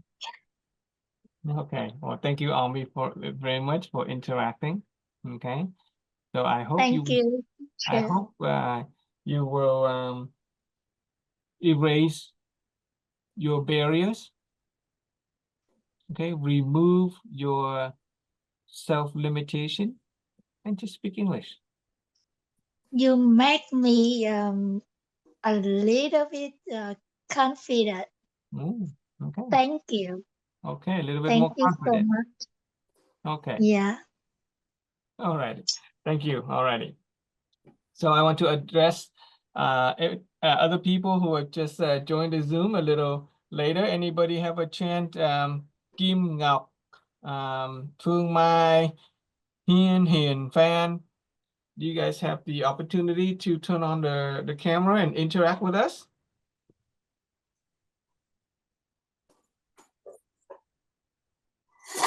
Before we get on to the next sharing part. Hello, Hiền Phan. How is your English, Jihin? Would you like to speak? Oh, she's a teacher for me Oh, in really? grade 2. Yeah, Oh, she oh, she's our teacher. so Okay. good. Yeah, Okay. I she's would good. appreciate you for joining Zoom. Would you like to say hello to everybody? Teacher Yes, thank you. I'd like to say thank you for Ms. Frank Groom for sharing valuable lesson, and I really love the conversation between you and Omli. Really? Grace, Omli, you're great. Thank Yeah, you, you feel more teacher. confidence when you talk and when you share the lesson. And I feel,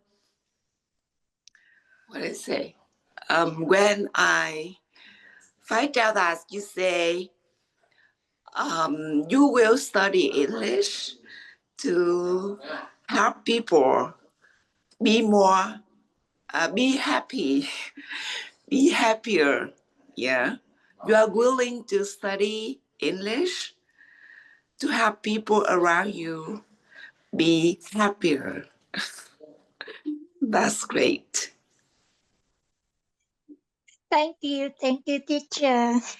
Yeah. So And teacher, I really like the lesson that Mr. Frank Vroom shared with us about the story about the pan. okay. Thank you. I just joined when I the part when Omli share her feeling about the story. Okay. Thank you. Thank you. So once again, I'm grateful for your participation. In order to make It's in a order little to bit noisy, sorry. that's fine.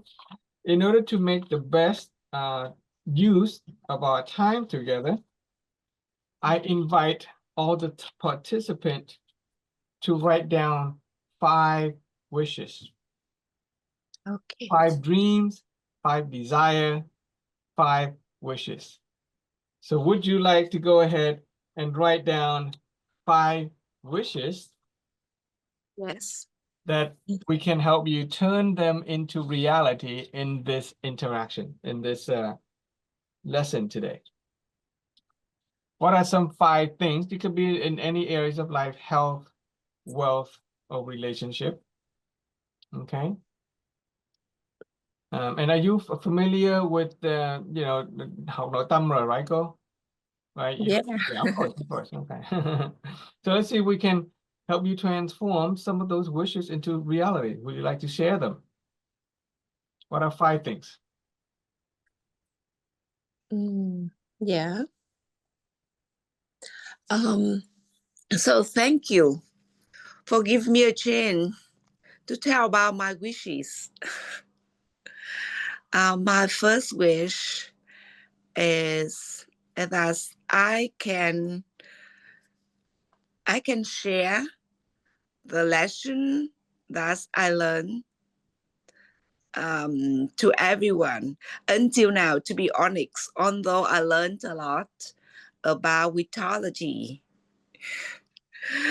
but I'm still not confident enough to share the lesson.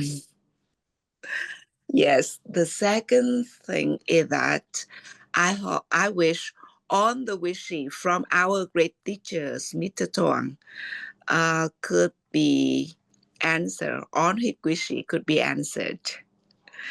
The third wish is that I wish I could pass on the tests that to become a master witch.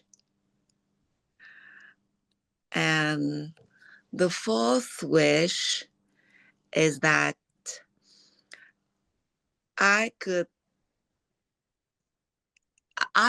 wish that my husband could join us to become a mentor witch, 7th.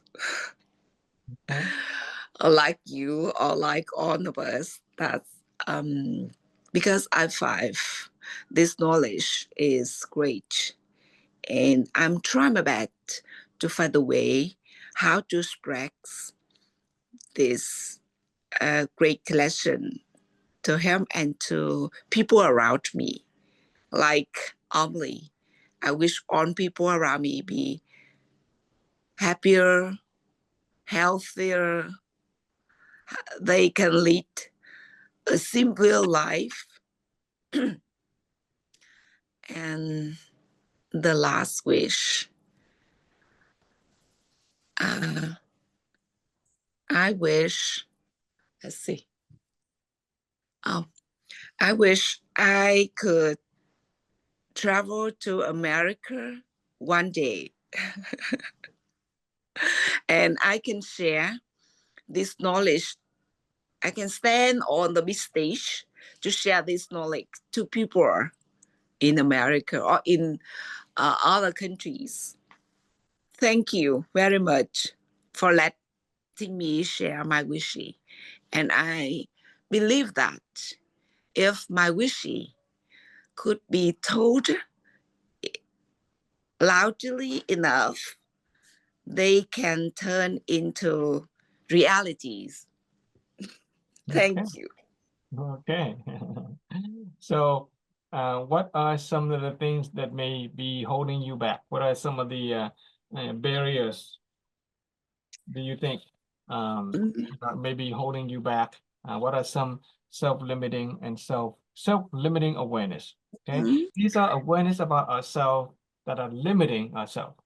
What are some of Yes. the things that you think may be holding you back from achieving dreams? Those are big dreams. Yeah, the first things I think that I feel I'm not good enough.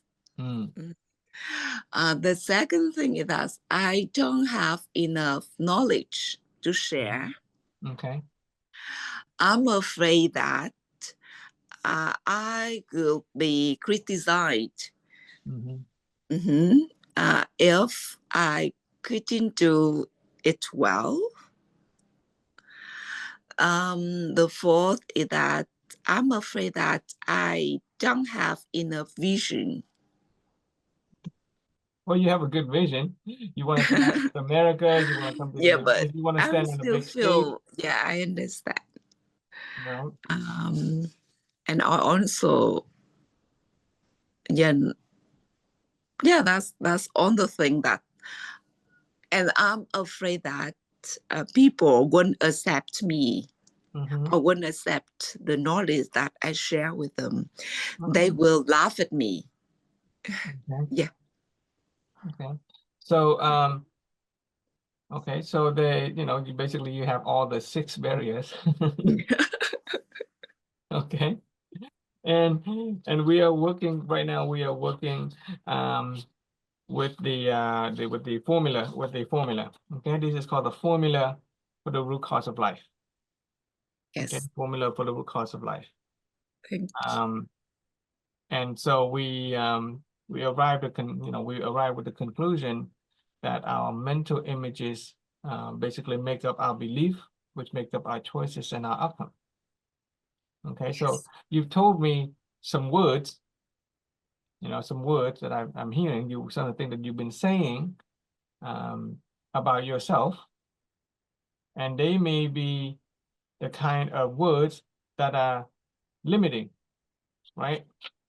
So you have a certain conscious belief. I mean, you have a certain conscious desire.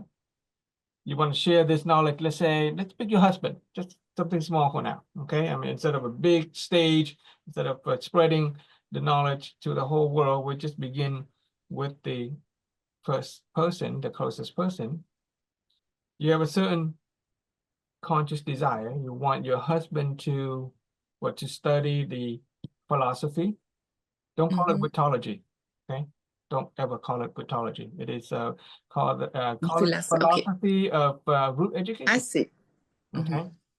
Because when you brand it as witology, something people is going to think it's really weird. It's going to be not accepted by other Yeah. people. Okay. Don't say wit either to non-Vietnamese people. Don't just say wit, say W-I-T. They will ask what W-I-T, then you can explain W-I-T means with the wisdom level 3.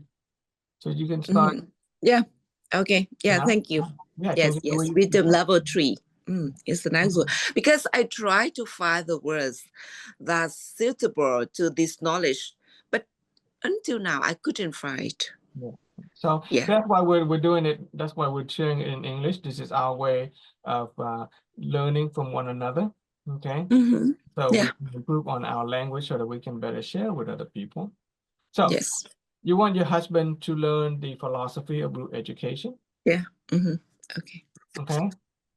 But what are some of your beliefs about him with respect to learning this education? What are some beliefs? What are some 5 words that you can think of when you think about your husband with respect to this knowledge? Until now, at first, he didn't accept this knowledge, philosophy or education, and he tried to prevent me from study this knowledge by different ways, like he cut off the Wi-Fi or turn off the light. Yeah, he did a lot of ways, but I think it's come from me, right? Yeah, because I have the seed to prevent or not support people when they do something. But at first I didn't accept this, and I tried to study in the dark. And just when he went out, I turned on the computer and study. But when he came back home, I turned it off. Or even I had an argument, and I tried the different ways to continue. And maybe at that time I thought because I wasn't good enough, he didn't find he didn't find out any, my good points from learning this philosophy. So he tried to stop me because maybe he was afraid that I would study something bad, or I would be affected by, because nowadays on the internet there are different, there are many or various group that try to attract you to do something bad. Yeah, just he didn't understand this well. And then day by day, especially after the time when our teacher organized about the calligraphy competition 7 days on the internet, and then 7 days to become a calligrapher,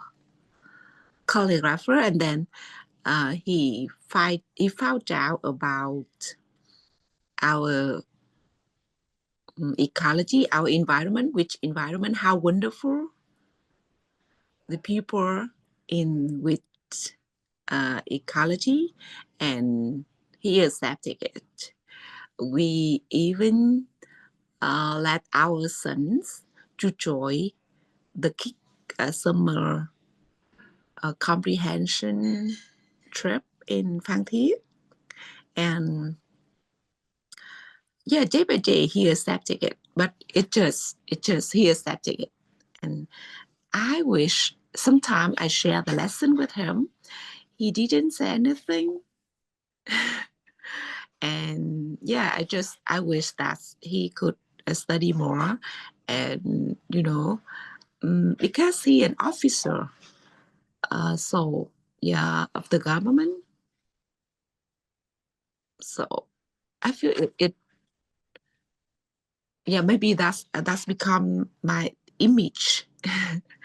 But I will try to change my image, to make it a good image, that he would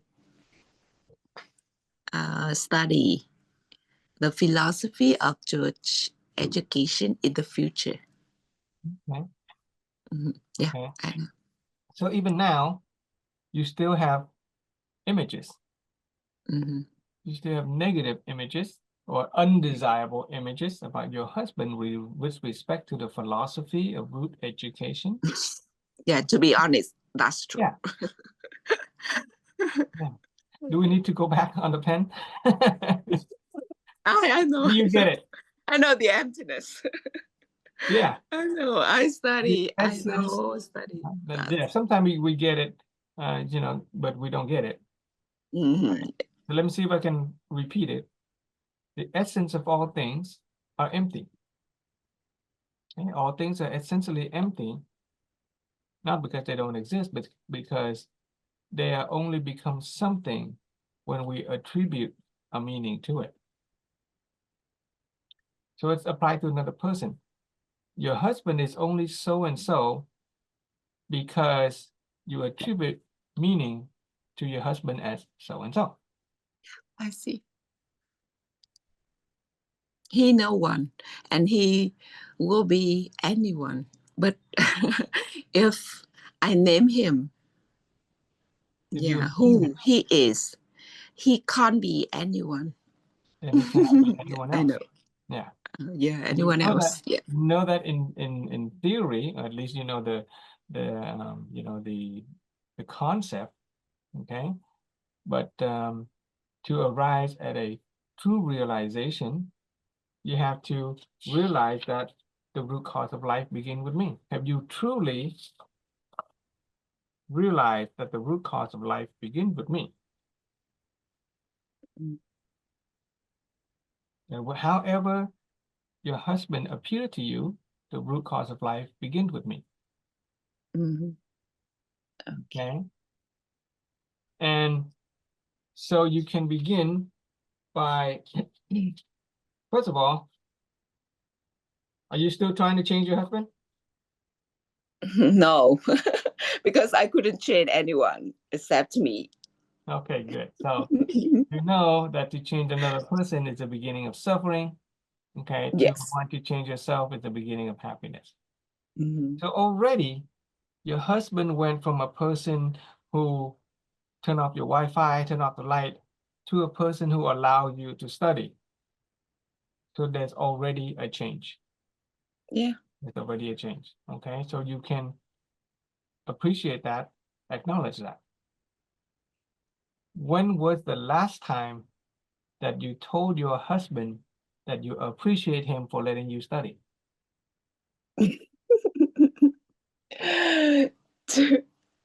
To be honest, I still don't say anything about Okay. Okay. it. So yeah, think about that one. What would it be like? Okay, what would it be like if Jihyun was to go to her husband and say, "Honey, darling, I appreciate you for letting me study." Yeah, because I'm afraid that he will. What's wrong with you? Are you sick? More That's sickness? maybe because I still don't say thanks. I don't appreciate a lot. So maybe some now I turn to him and say thank you, blah blah blah. He say, "What's wrong with you?" I'm afraid that that's my imagination. Also, the images. I have to change the images. Okay. So why would you be afraid that your husband might say something? You know, I understand the theory. Yeah, I know on the theory, and I on even advise people to do that. But I still feel afraid of to do. I think I don't have enough determination. Okay. Yeah. So more words are coming out of you. Okay.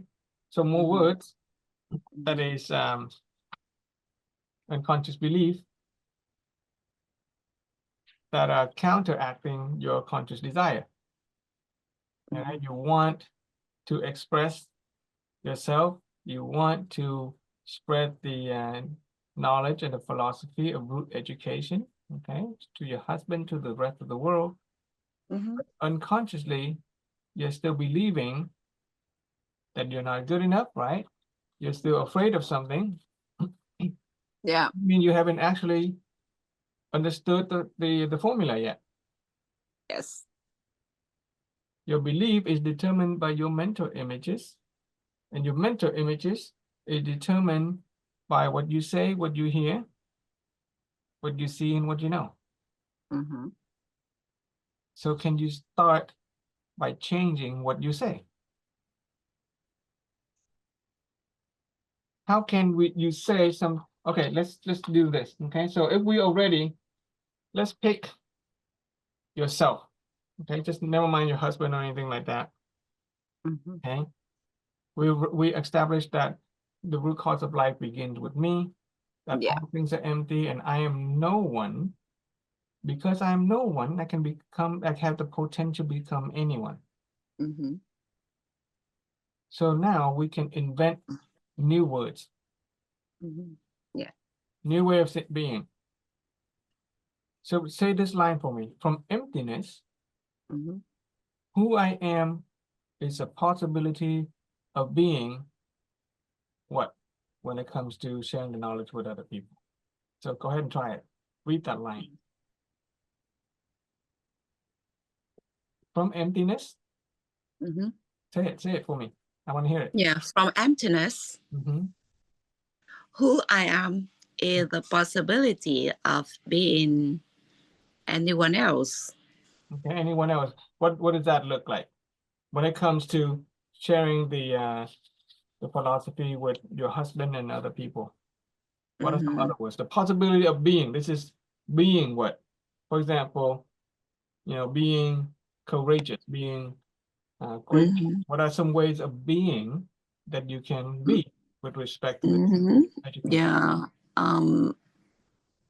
The possibility of Being being a good partner,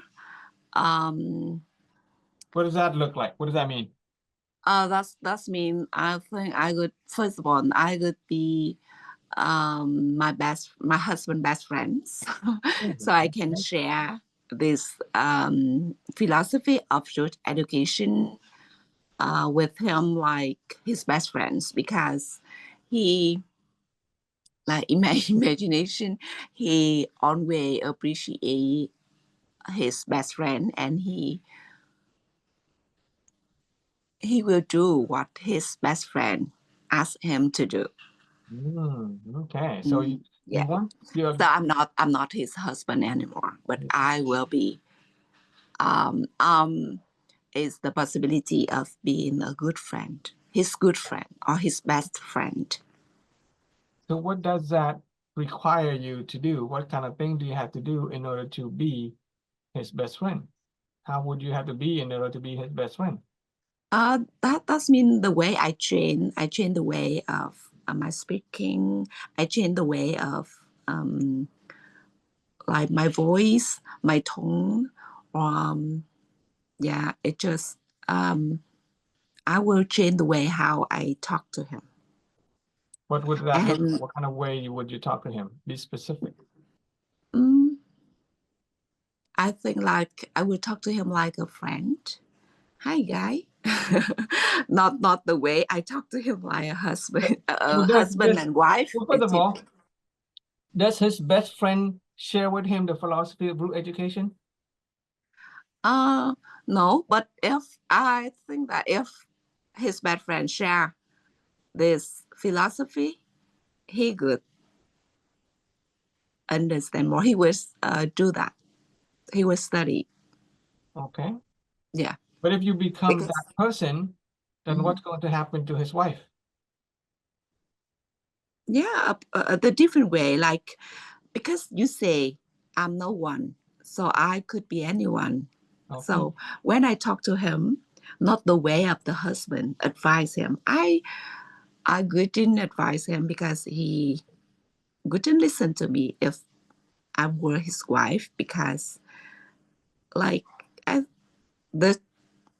if I talk to him the way last two back friends, it's easier. Like yeah, there's some barrier or like something that's prevent me from asking him to study as a wife. Okay. But yeah, if I change the way to talk, like I'm not his wife anymore, because like when I talk to him, I feel that I'm still I'm a teacher, like a teacher. I exactly. That's what I'm sensing. Okay. What you're telling me is this. What you're telling me. Thank you, because is when you I are a talk to you, I teacher will fight more. Yeah. and you have knowledge. Right? All of Yes. us have knowledge. We have our circle of knowledge. We know what we know. Yeah, I know. But when we know. speak to another person from our own knowing, other people can't understand. Yes, thank you. It's only because when we speak to other person from our knowing, we can touch the circle that they already know.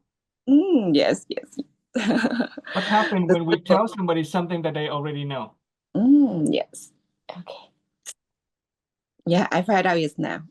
Yeah, thank you. You got it? Do we need to go through this or do you get it? You got it. It's mean like when I talk to him, I use what I know, like my knowledge of the teacher. Yeah. So he doesn't understand. So I try to use what he know to talk to him, what the people know.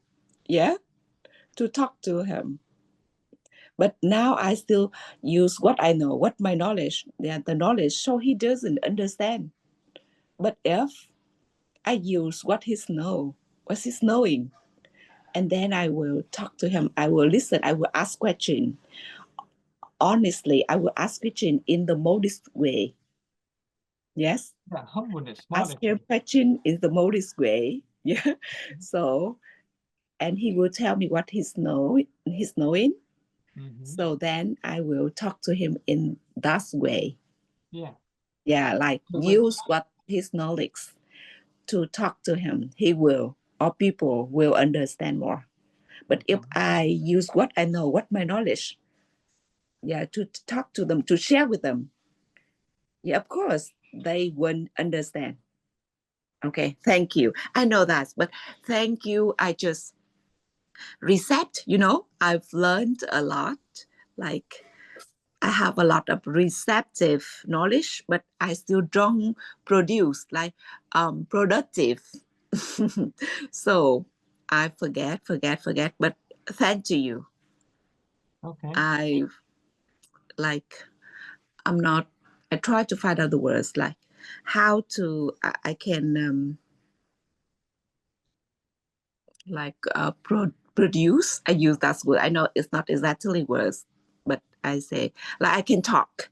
I can share. I share lesson. The more I share lesson, the more I can find out the knowledge that's on the knowledge that I know from many previous life before. That's something I have. I think you're still stuck on the knowing, because you have a lot of knowledge. Yes. Okay. And I want to make sure that you get this part. Mm-hmm. When we ask another person with humbleness and modesty and the authentic desire to know, Mm-hmm. what happened is that we incorporate their knowledge into our knowledge. And so our circle of knowledge expands to encompass them. Yeah. This is us being in the same space as another person, same set of knowledge as another person. We encompass their knowledge. And when we can speak from their knowledge, they will understand. And there's these steps. Okay. Ultimately, if we want somebody to know something, first we have to establish what they believe. Yes. Mm-hmm. Okay, remember there are three perspectives. People are scientific, or they are religious and spiritual, or they just are kind of common sense people. Are you able to determine if your husband, what kind of belief system? Is he a scientific person? Is he a religious and spiritual person? Or is it just a common sense morality person? I know his belief. Okay. Mm-hmm. Yeah. You know his belief. And then ultimately you have to determine if he actually wants to transform. Yeah. Right? Still, I don't know that. Yeah. So we have to, okay, so he has a certain belief. We have to ultimately find out if they actually want the knowledge that we're giving them. Mm-hmm. Yeah. Because if they don't want the knowledge we're giving them, and we're trying to change them, we're trying to force transformation on them, then that goes back to wanting to change other people. Is the beginning of suffering. Yeah. That's but that's just my wishes. My wish. I wish. It's okay to wish. Okay, yeah, it's good. It's as long Yeah, as we don't expect. Okay, if we expect, yeah, I just wish. okay. Yeah. And in the meantime, we can you can continue to study. You can continue to improve yourself. To transform. Become a person who is wiser, better attitude, better character, better integrity. Yeah. Great body, great physical and beauty outlook. Become influential. Become the kind of person that the other person wants to become and learn from. Yes. Then they will come to you. Yeah. Okay. I know. Thank you. Okay. Yeah. Yeah. Until your life, the people's wishes, they will listen to you. Yeah. Yeah. So but I already know about that. The formula, I also have knowledge, but still, there's something that I need to practice. You know, I need to practice. I need to share the lesson more. Yeah, like you. And I think it's I think what you, for you as a teacher, okay, and for you as a teacher, my advice is to practice part a lot more. This part. Ask with humbleness Ask. Okay. and learn to listen. Humble. Yeah. Okay. And let me just be real quick, share with this idea. It is not part of the education, but I always like to share with you the word listen. Okay. I'm going to use the Chinese word listen. Okay, this is to listen. And most of us have a problem with listening when we speak with other people. Chinese word listen looks like this.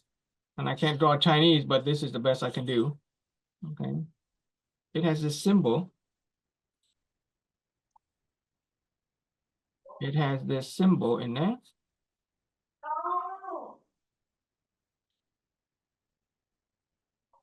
And it has this symbol that looks something like this. That's a Chinese word for listen. Thính, tiếng Việt là thính. Yeah. This symbol right here is the ear. We listen with our ear. Physical ear. We listen to the physical sound. Okay. This symbol is the number 10, which stands for perfect. Anything that is perfect and complete, that's number 10. This symbol here is the eyes.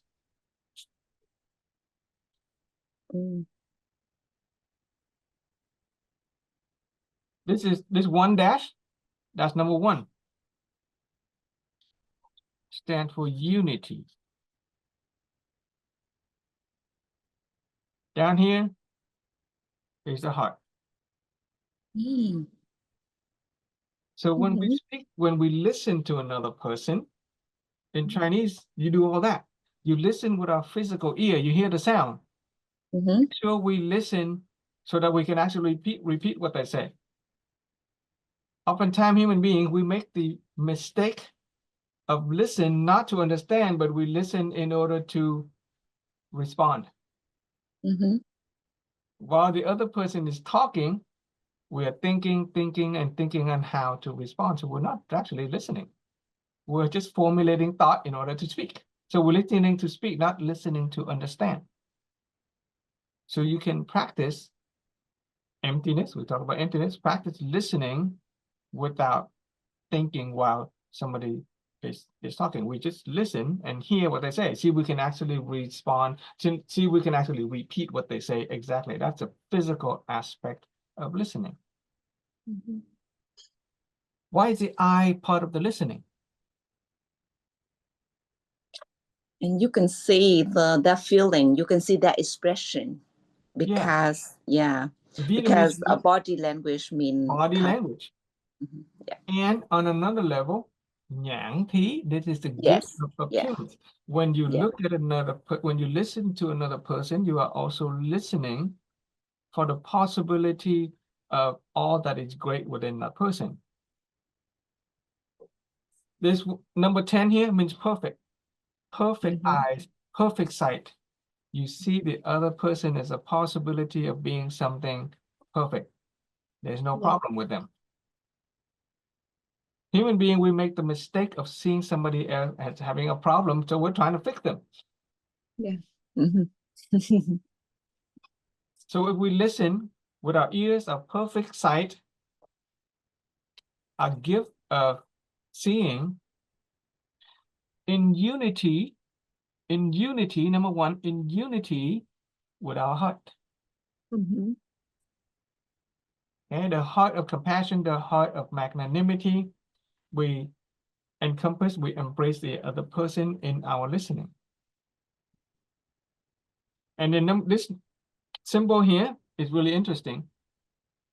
What it says is the person who connects heaven, humanity, and the earth. It is a person, is someone who connects heaven, humanity, and the earth. And that is a symbol for a king or a leader.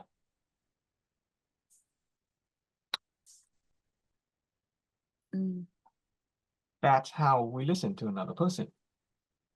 If we want to understand what they know, what they believe, what they understand, what they comprehend, and how to transform them, we have to listen with our whole being. Listen with emptiness so that we can hear exactly what they're saying. Listen with perfect vision. Listen with a magnanimous heart. And in essence, we connect heaven, humanity, and the earth. So practice that. Yes. Okay. Yes, thank you. Okay. Thank you very much for sharing me the great story about how to listen well. Okay. Yeah. Yeah, so before we even speak, before we even bother about transforming other people, just practice listening. Okay. Yeah. In order to love someone or to understand someone, you need to listen more. Yeah. And know how to listen appropriately like this. Thank you for sharing with me a great story or great lesson. Okay. And there's a magic and a power to this listening. If we truly listen to another person in this state of perfection and the state of emptiness, then we may not even need to say anything and we can still transform them.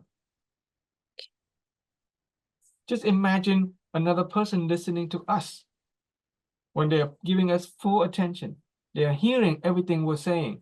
They hold us in perfect vision, seeing us as the full potential of who we are. Then after speaking, they may not have to need to say anything. We will come to our own realization about everything. And then if appropriate, we will want to learn from that person. So all you got to do is listen and then listen. And one day your husband might decide he might see you such a great listener. He may start to see the light and then he will ask you to teach him or to show him the philosophy. You don't have to say anything. All you got to do is you must shut and listen. Okay, I know. That's the way how our great teacher, Mr. Thuong. Yeah, that's the way how he did, how he could spread this knowledge by this way. Listen, the way he listened, right? Okay, now I understand. Thank you very much one more time. Appreciate your interaction. Okay. Yeah, I really love to interact and to be in this Zoom to study more. But today we have the annual party for Witty in Da Nang. So maybe I have to leave. Okay. I have to leave for Da Nang. But so so today, the whole day you will share the lesson the whole day? Or? I'm going to try. Yeah, I'll try to get as much as I can. Okay, we begin at 6 a.m. We're going to try to go to 6 a.m. tomorrow. Okay, so I try if I can many times, I can join with you. Thank you very much. Okay. Yeah. Great lesson. Right. Yeah. And please say hi to Lee. Thank you very much, Lee, for welcoming me or for still remember me. Thank you, Lee. I really. Yeah, thank you. Thank you. You have great time. Yeah. I already Telegram group. Maybe I will join another time. Yeah. Okay. Thank you. All righty. You take care. Yeah. Thank you. Bye-bye. I want to say hello to Ji Quyên Lê. and Miss Ngun for joining us. Are you guys available to interact? We have already caused the transformation for several people already. We turned their desire into some realization, and they are going to experience a new reality for the rest of their lives. That's Miss Ngun or the Queen. Are you on the Zoom? Are you on the camera, or you just join and walked away? Okay. If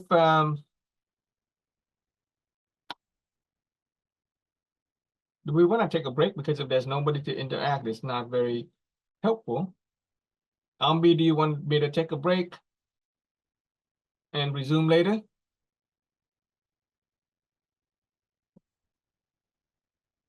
Are you making dinner, or when is dinner? How long is the break? Yeah, I'm hungry. Yeah, let's take a break. Ambi, how long is the break? Eating and yeah, that's all I do, eating, sleeping. Yeah. While you're eating, think about the lessons, okay? Come up with new question. It's important you come up with new question. You're gonna come back and share with us, what you learn, okay? All right. The principle of mental activation, the lesson, the impression, and you have reached any realization, okay? So, Bambi, is 1 hour good enough, or do you want 90 minutes or what? Oh. Yes, it depends on you. Let's Depend on you. let's Dinner always you eat. Yeah, already. 1 hour. Okay, let's do 1 hour. Okay, we will be back in 1 hour. So we're gonna take a break. Just gonna write it down for other people to see.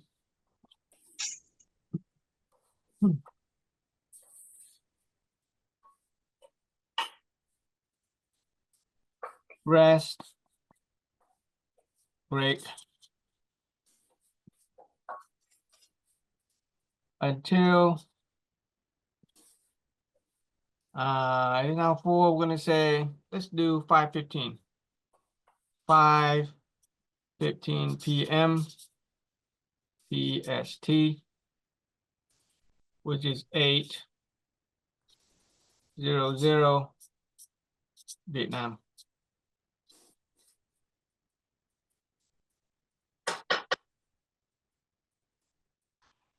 Okay.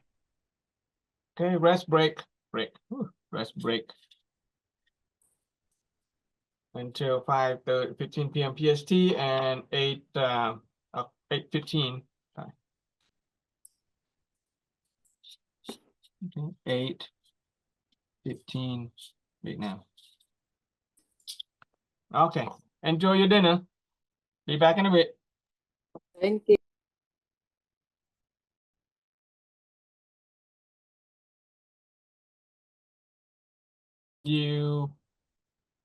When you put coal under pressure, you squeeze it with heat and temperature, coal will turn into diamond. Right. Same thing with transformative knowledge. If we condense it in a short amount of time and just pack it in, then we will experience the shift much more permanent as opposed to spreading it out. That's the idea. Hello, Ron. Are you back in the are you back in the state, Ron? No, I'm still in Vietnam. Oh, okay. For how much longer? Yeah. Thursday we come home on the Okay. 16th. Okay. Yeah. I'm looking forward to going home. It's been a long time. Hello, Trương Dung. I appreciate you joining our discussion today. How are you? Thank you for having your camera on. You can unmute if you want to say hello. Yes. Hello. Hello, Miss Phương. Hello, Mary Anh Phạm, and hello, Ron. My name is Dung. My full name Trương Thị Dung. I'm in Tam Kỳ State, Quảng Nam Province, Vietnam. I'm in mentor 3, and now I'm in master 4. Oh, Excellent. So my classmate. Okay. Yes. Thank you very much for joining us. Okay. So we've been doing Yeah. this since almost 12 hours now, since the morning of 6 a.m. of the US Pacific time. And it is now, I guess, halfway. We went through the root cause for the formula for the root cause of life. And what I've done is I've invited all the participants to write down 5 desires, okay? 5 things that they want to change in their life so that they can experience a new reality. Okay, so 5 things. So Yeah. can you think of 5 things that you want to change in your life? It could be in the areas of your health. It could be in the areas of your finance. It could be your relationship. Okay, what are some 5 things that you would like to change in your life? Yes. Thank you. Yes, Pram Phương share. I'm an English teacher at a primary school in Tam Kỳ State, and I want to have a chance to improve my skills in English. And I'm so happy when I joined to your Zoom today. Okay. And So you nice to meet you. okay. You just want to know some vocabularies and better your English. A lot of people here has been practicing their English as well. Okay. Let me think. Anybody else here? Jitin, are you on the Zoom? I know you were there for a while. Miss Ting Lam, would you like to say hello? Is it convenient to turn on the camera or the microphone? Hi, and When did you join the discussion?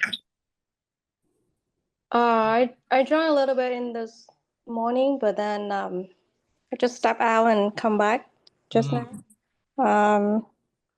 So yeah. Thank you so much. Do you have time to do some sharing? I'm inviting people to come up with 5 desires, okay? 5 things that they want to transform or change in their life. Do you have anything like that? It could be in the areas of your health or your finance or your relationship. What are 5 things that you want to change? Yeah, of course. I want to change my relationship with my kids, also with things that I encounter every day. There's a lot of things that I feel they giving me the bad energy. And before I tried to avoid them, but now I learned to accept them and try to transform them into good energy instead of finding a way to avoid or not facing them. Yeah, I think those are the things that I have in my mind right now. Okay. Yeah. So you say your relationship with your children is one of the areas of life that you want to transform. Is that correct? Mm-hmm. Yeah. Yeah. Okay. So let's pick one of them. Let's pick your children. Think of one of them. Okay. Let's see if we can apply the root cause formula and see if we can affect a transformation right now. Are you familiar with this root cause formula? Do you want me to review it for you? Yeah. Just do a quick review. Okay. Okay. The quick review of the root cause formula is the outcome in life. Whatever we are having in life right now, our life condition, our state of health, our financial standing, our relationship with our children, that is the final outcome that we have, right? That outcome that we have today in life came about as a result of all the choices that we've made. Can you agree with that? Yes. All the choices that we've made have led us to this outcome in life.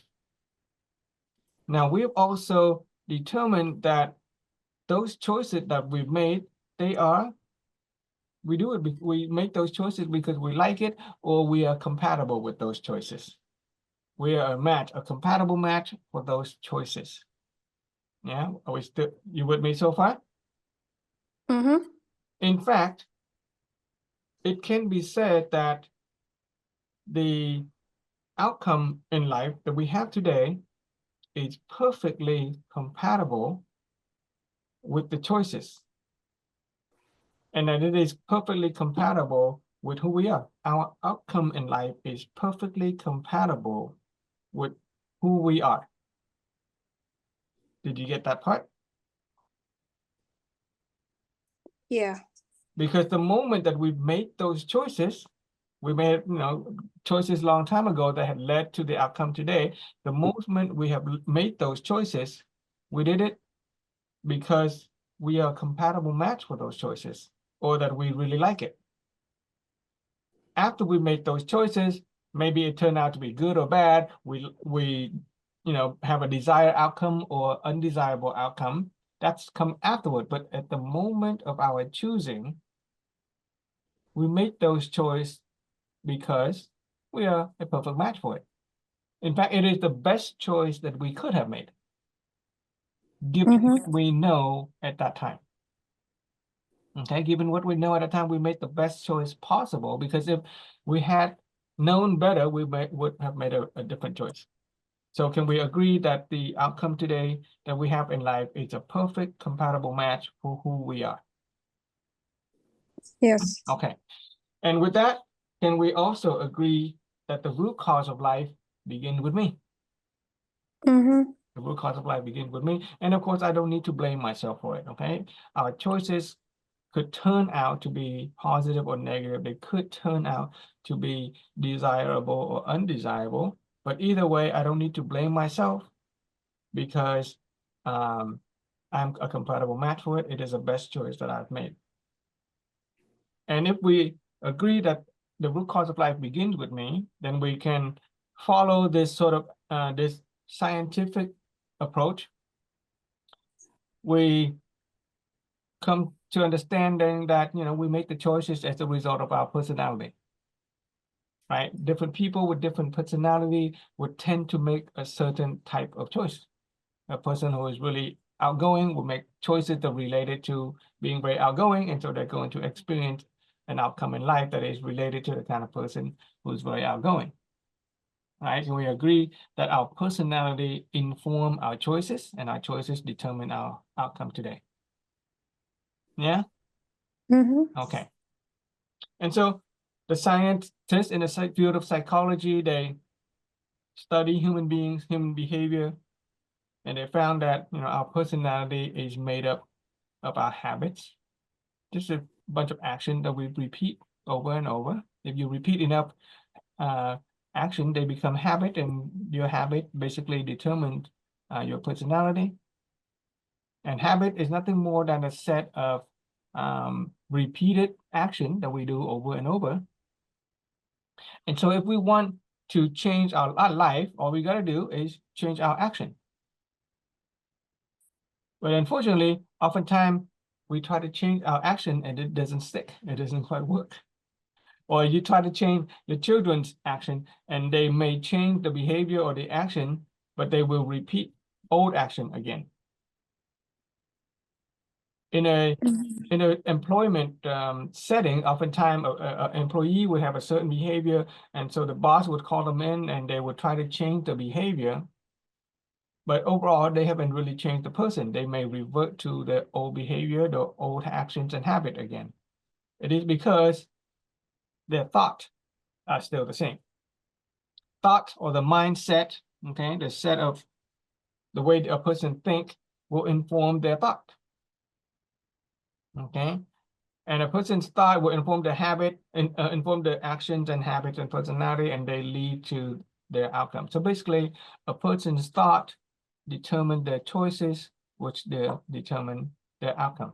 Our thought pattern ultimately decide the circumstances that we have today. And so, what do you want to do? How do you change a person's thought? It has been determined that our beliefs determine our thought. Our belief system, our set of belief, the thing that we believe will determine our thought. And so if we want to change our choices or another person's choices, all we gotta do is change the belief. And the belief is made up of mental images in mind. And the mental images in mind are made up of what we know, what we see, what we hear, and what we say. So let's take this formula for the root cause of life and let's see if we can apply to your real life situation. So think of your children. Let's pick one of them, one child. Okay, pick one child.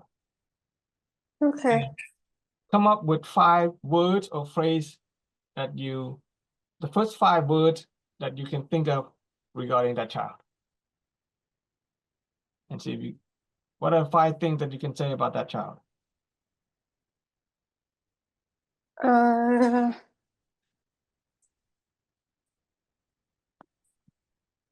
Is it a son or a daughter?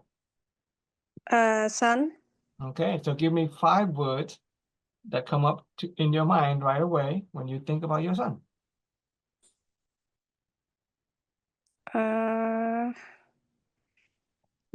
He's smart, but a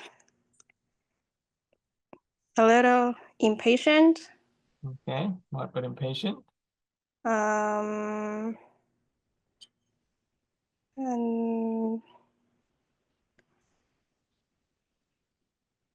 what else?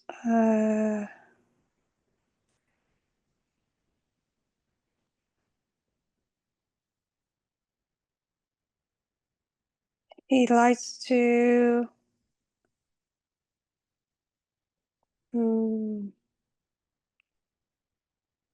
Why is it taking so hard, so long? I know. Just 5 words. Don't stop thinking. Just 5 words that come up when you think of your son.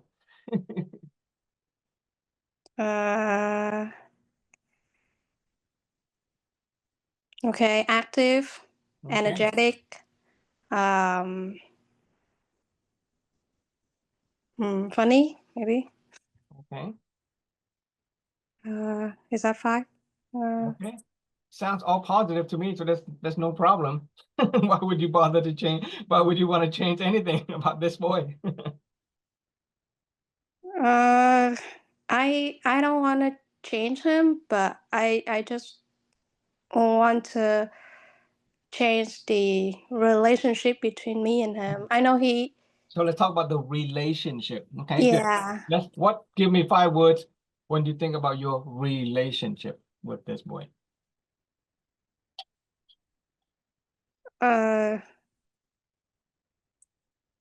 Like every time, like when I start talking to him, like he prepared to attack back to me, like not listen, but just okay, you're gonna yell at me and I'm ready to attack back, something like that. But Okay. yeah. He gets defensive. Yeah. Okay. Only to me. Okay. What else? Yeah, that's mostly the thing. Like the communication is kind of hard because I think he has an image of me yelling at him. Do you yell at him ever? Since he was young, I try to correct the way that I speak to him, but that image of yelling is still in his mind for so long. So the communication part between me and him It's a little hard.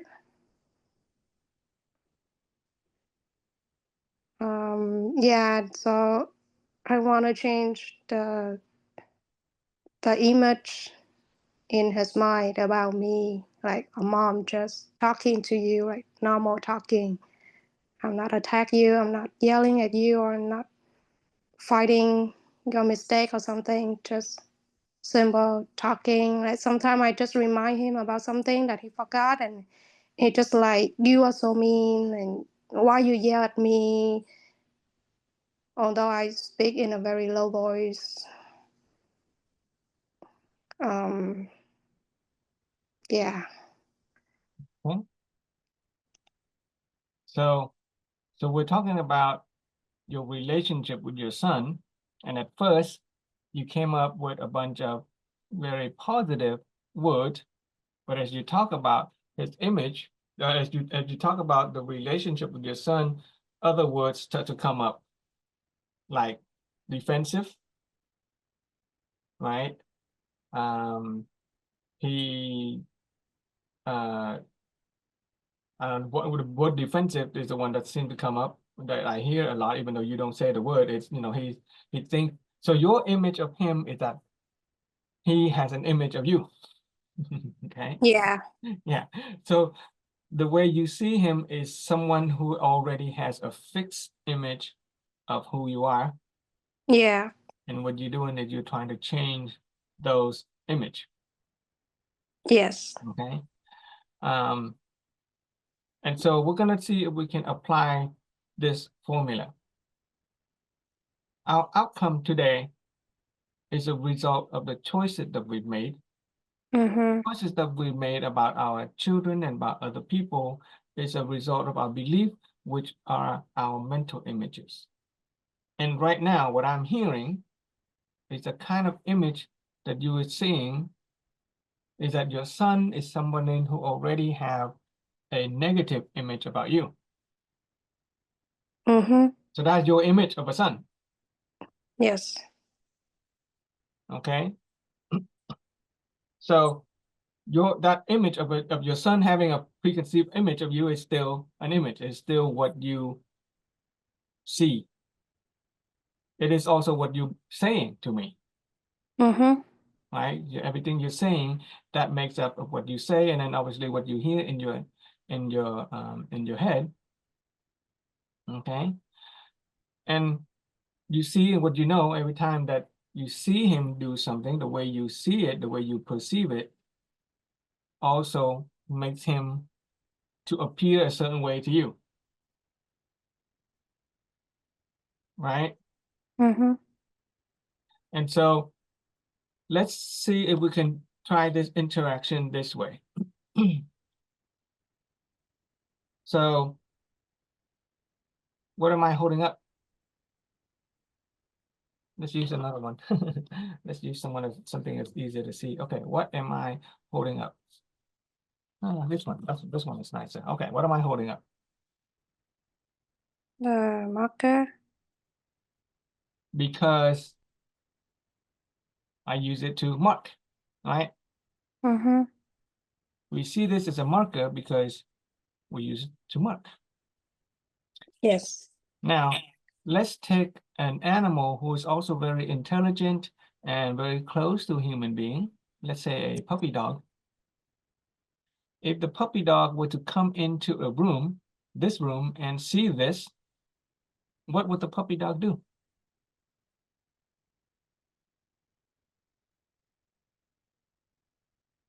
What would the puppy dog do with this? Maybe play with it. Yeah, maybe play with it. It might think it's a toy, or it might chew on it, think it's a bone or something like that. So the question is, since you and I, we see this as a marker because we writed it, and a puppy dog may play with it or chew on it because it think it's a bone or a toy, are you and I right, or is the puppy dog right?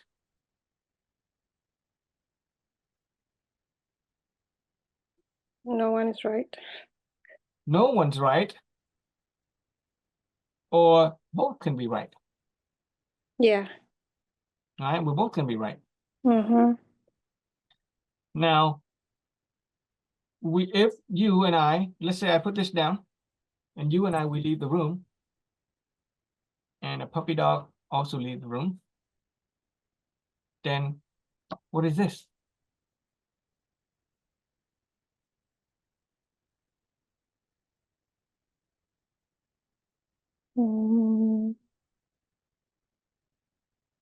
An object on the table. An object on a table is something that a human being would say. That's what you just said. And I would say, I would agree. An object on a table is what a human being would say, but there's no human being in the room anymore.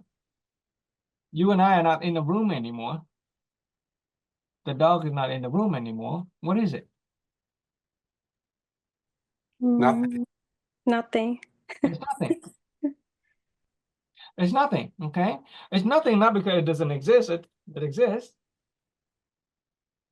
But it's nothing because there is no observer observing it. There's no one to identify and name it as something.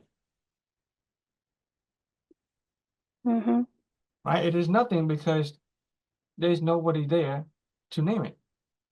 An object, in order for it to become anything, something or someone has to identify as something. Something has to name it. An observer has to be there. Otherwise, it's nothing. Did you get that? Mm-hmm. That's an important part. Okay. So let's say you and I, we come back into the room and I pick this up. What is it now?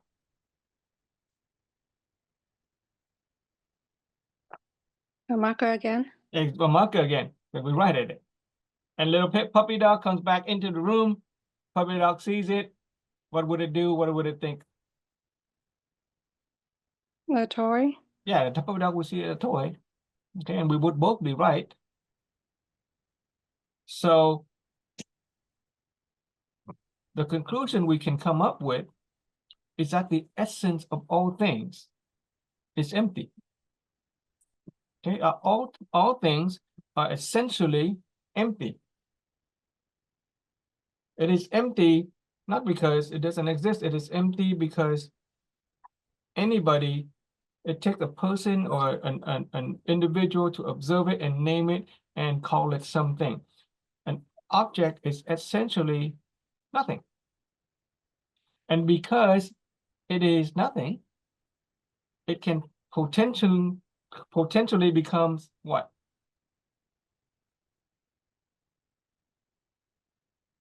If it is nothing, then it can potentially becomes Everything. anything.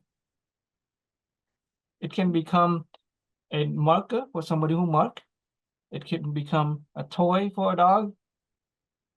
This thing here can become money. Can you see money from this? Yeah, if you sell it. How can it become money? We can sell it for You money. can sell it. Exactly. It is a business opportunity for somebody who has a mindset of business. They can mass produce it, sell it, make money out of it. It could be a drumstick for a little baby to bang on something. So an object is essentially nothing. And because it is nothing, it has the potential to become anything. Mm-hmm. So now let's apply to ourselves as human beings. If we are nothing, then we can potentially, if we are nobody, if we're no one, then we can potentially become anybody. But if we are already somebody, then we can't become anybody else. Let me say it again. An object is essentially nothing, and it has a potential to become anything. As human beings, if we are no one, then we can potentially become anyone. And then once you become, Once you we become nothing again. It repeats. There you go. Once you accomplish what your goal was, you become nothing again. So there is the power in recognizing that we are essentially no one, and so we can become anyone. But if we are stuck to identity, if we are stuck to already being somebody already, then we can't be anybody else. And that applies to another person, our son. If we see our son as a certain way, then he can't be anything else. If we see our son as being defensive, or if we see our son as seeing his mother as a certain way, then he can't be anything else. But if we recognize the truth that our son is no one, that he's nothing, then we can create new mental images about our son.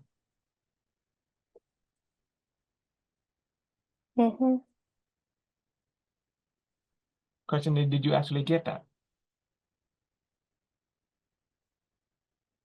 Sorry, what did you just say? Did you get that? Yeah, what I did when I said that your son is essentially nobody or nothing, and he only becomes somebody or something the moment you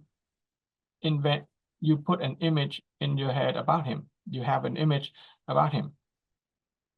So if you can erase those images and you create new images, you can invent new images, then your son will become somebody else different. Did you get that right?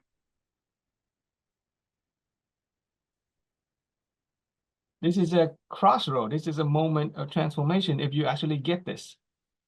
Not just conceptually, but perceptually.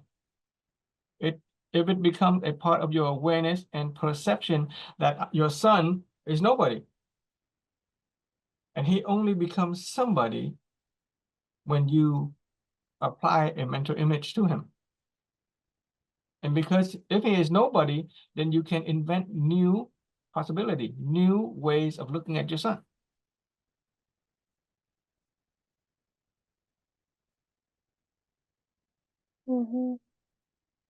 Okay, I'm not hearing a strong so I'm not sure if you got it.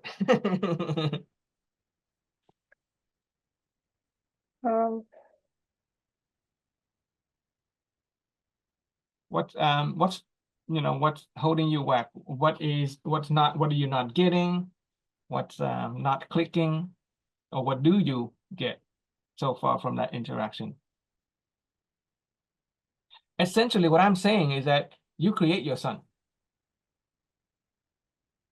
The outcome in life is a series of choices that we've made. We've made those choices because of our compatibility to those choices.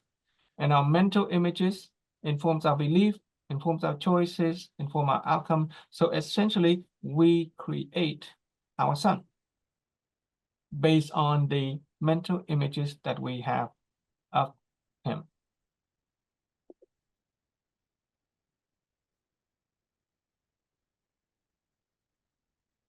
Okay.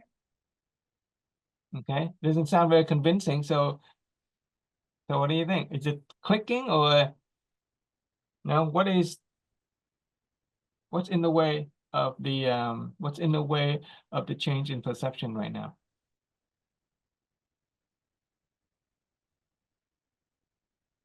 Maybe I see myself as his mother. Okay.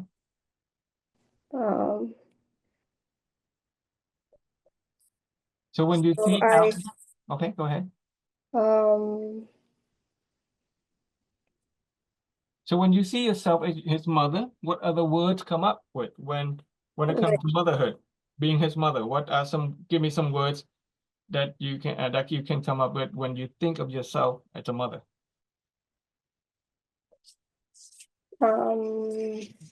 Like when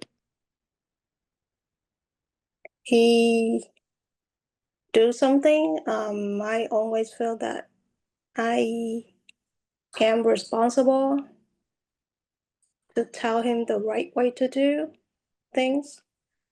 but sometimes the way I say things right might not be right to him.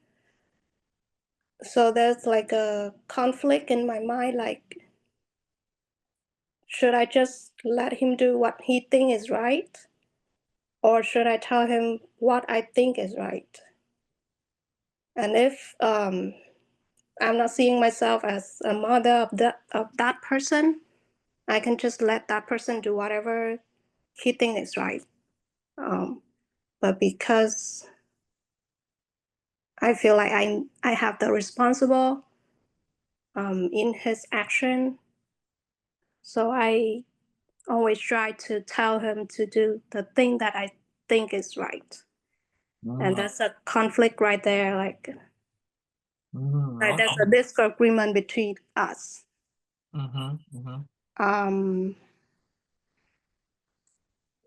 So changing the way that I think about him, like the mental image, I still don't get like how I can change the mental image to apply to this. Okay. I think it may be more fundamental than that. I think before we even work on changing your mental images of your son, we may have to work on mental images of yourself as a person, and then as yourself as a mother.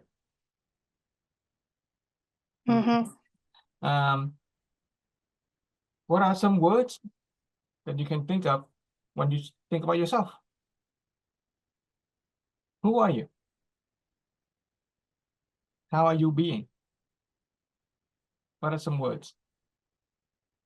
Who I am? No one. How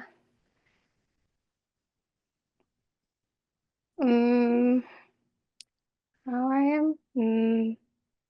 Okay.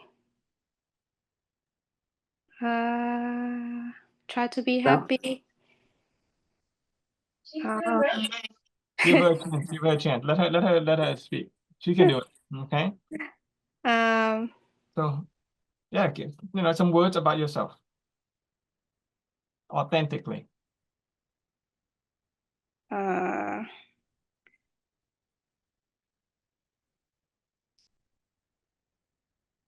Hardworking, Okay.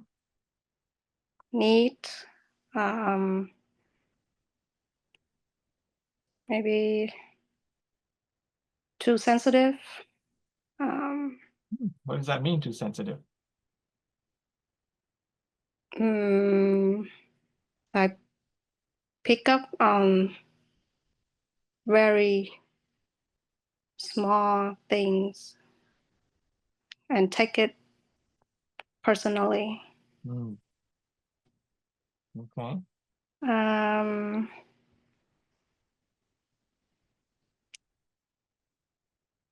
How does the being too sensitive and taking it personally, how does that affect your life? It has good and bad sides of that.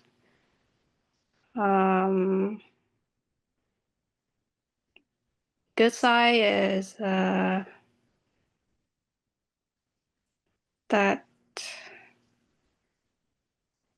I always think for other people first before think for myself.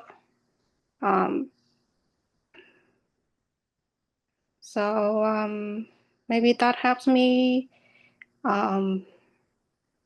have good relationship in work or in life. But sometimes it's a little tired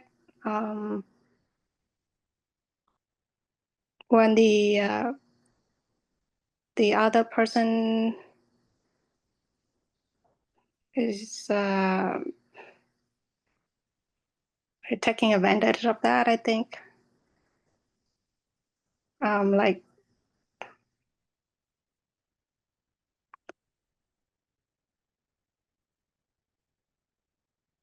but they know that I take things personally and try to force me to do things that if I don't do, they make me feel guilty for not doing that or something. So I try to protect myself from those feelings.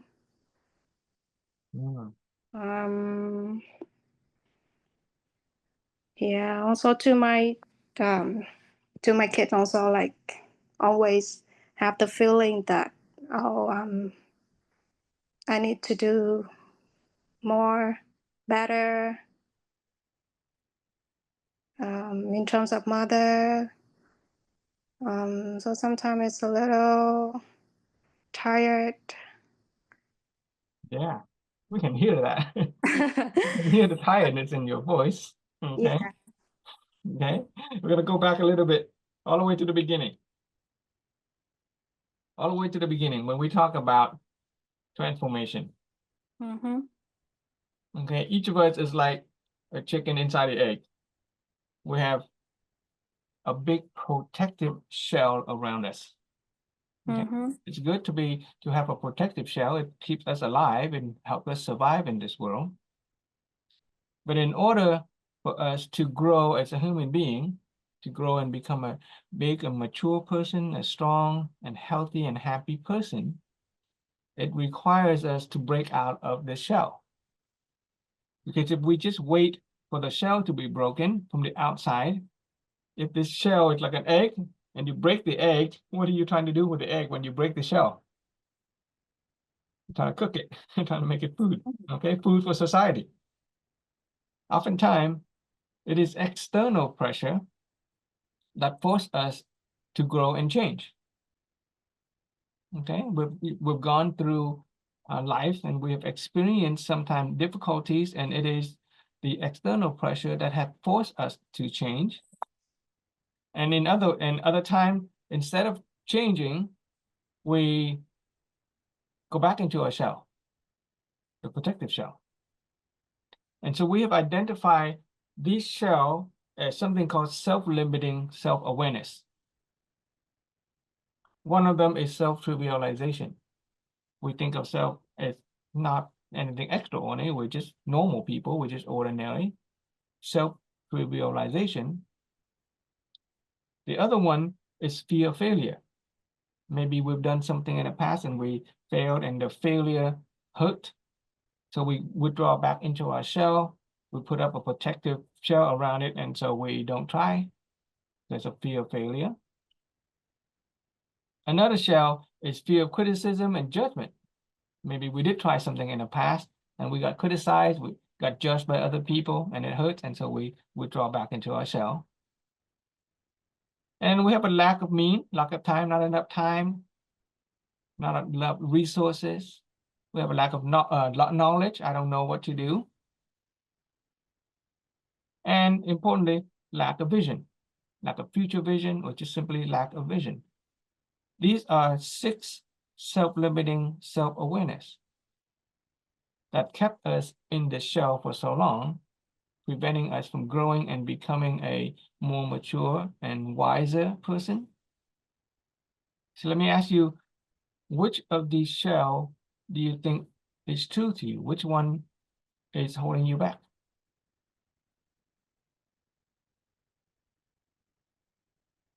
Is it self-trivialization? Is it fear of failure? Is it fear of criticism and judgment? Let's focus on your relationship with your son. Maybe Which of number these 3. 6 barriers is a hindrance, is a barrier to your relationship with your son? I think it's number 3. Fear of criticism. Fear of being judged by your son? By myself. By yourself? Yeah. Okay. Okay, so you are a judge and a jury of yourself. Okay, so what has that been like? What's the consequence of being that way about yourself?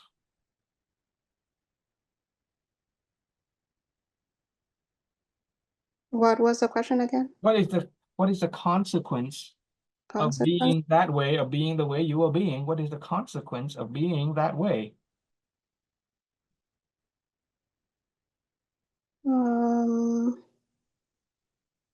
Consequence.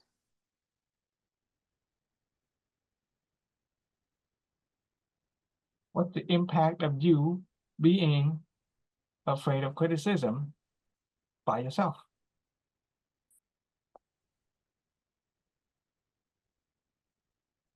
Because ultimately our outcome in life is a choice that we've made, and you've already made the choice of being afraid of your own criticism. Then your current life situation is the outcome of all those choices.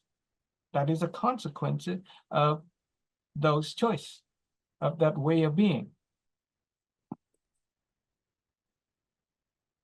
Did you get that? Yeah. So what's the consequence of that way of being?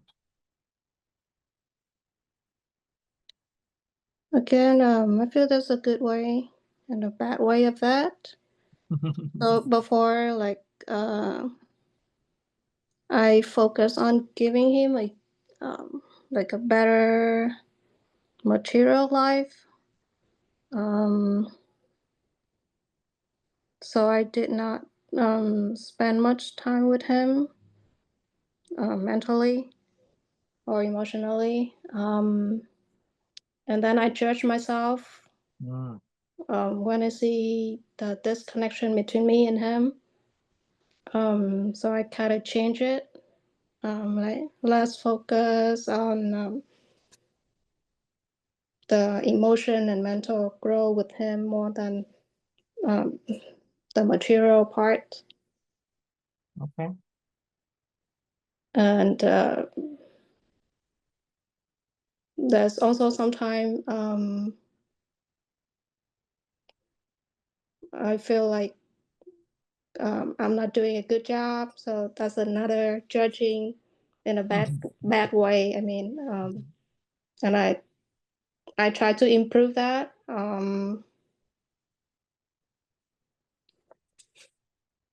So yeah, I mean, there's you see that things that you need to improve. That's a good thing, but there's also a lot of desire or things that you have not been able to finish or accomplish yet. So that put a lot of pressure on you, and there's also make you feel tired. Yeah, it's tiring listening to you. Okay, look, look, okay, so I don't want you to go more and more negative. Okay, that's why I'm spending some extra time because I think this is important. But I need you to get this part.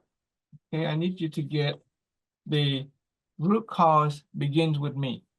The root cause begins with me.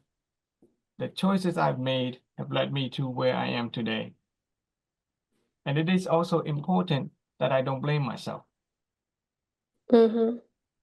Because even though you say that you'd make an improvement, but I can sense that there's still a lot of judgment going on, right? You are still judging yourself. You are still criticizing yourself. Essentially, it is still a lot of self-blame involved, even in the present, not just about the past.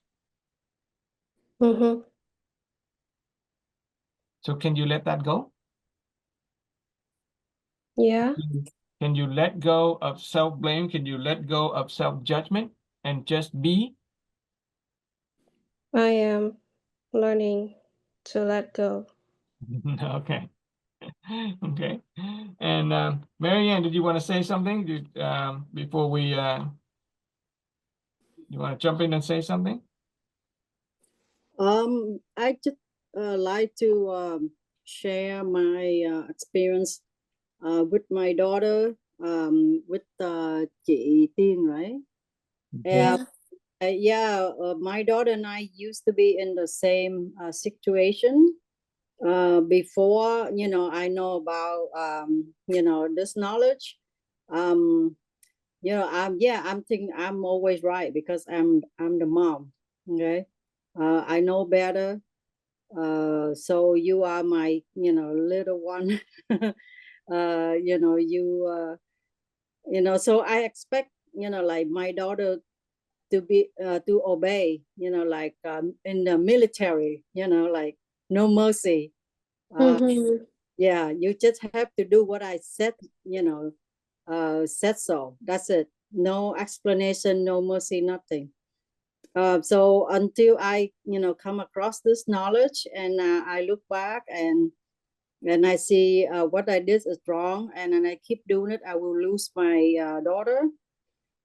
So one day, you know, I find the good opportunity. You know, we both sit down, and then I apologize. I really apologize, like on the bottom of my heart.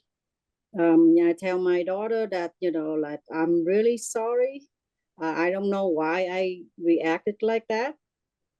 Maybe stress or whatever, but you don't deserve that kind of treatment.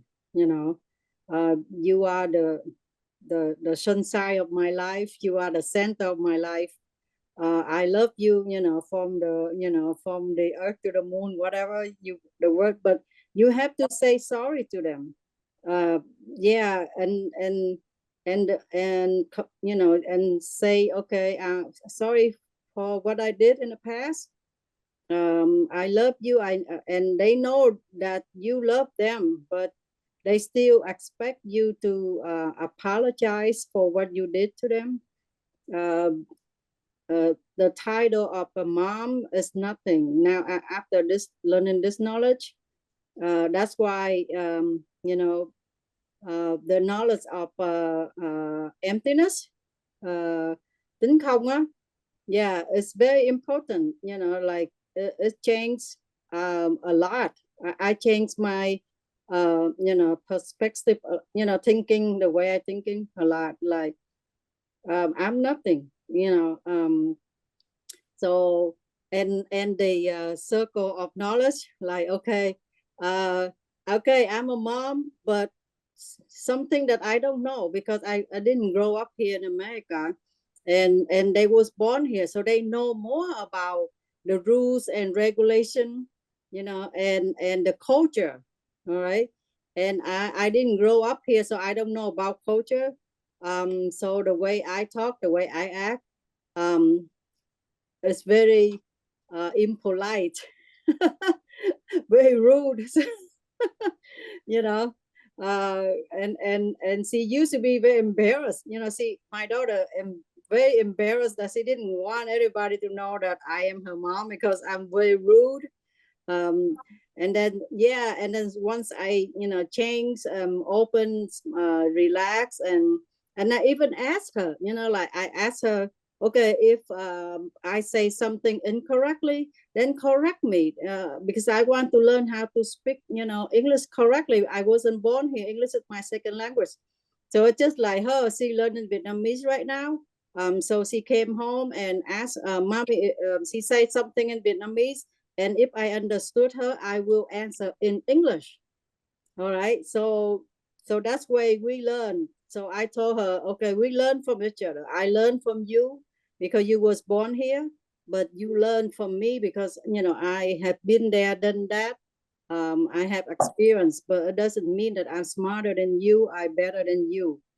You know, and I always love you. So I think it's a little bit more difficult for a boy, you know, but just, you know, just find a good opportunity, sit down, say, I'm really sorry, really, really sorry.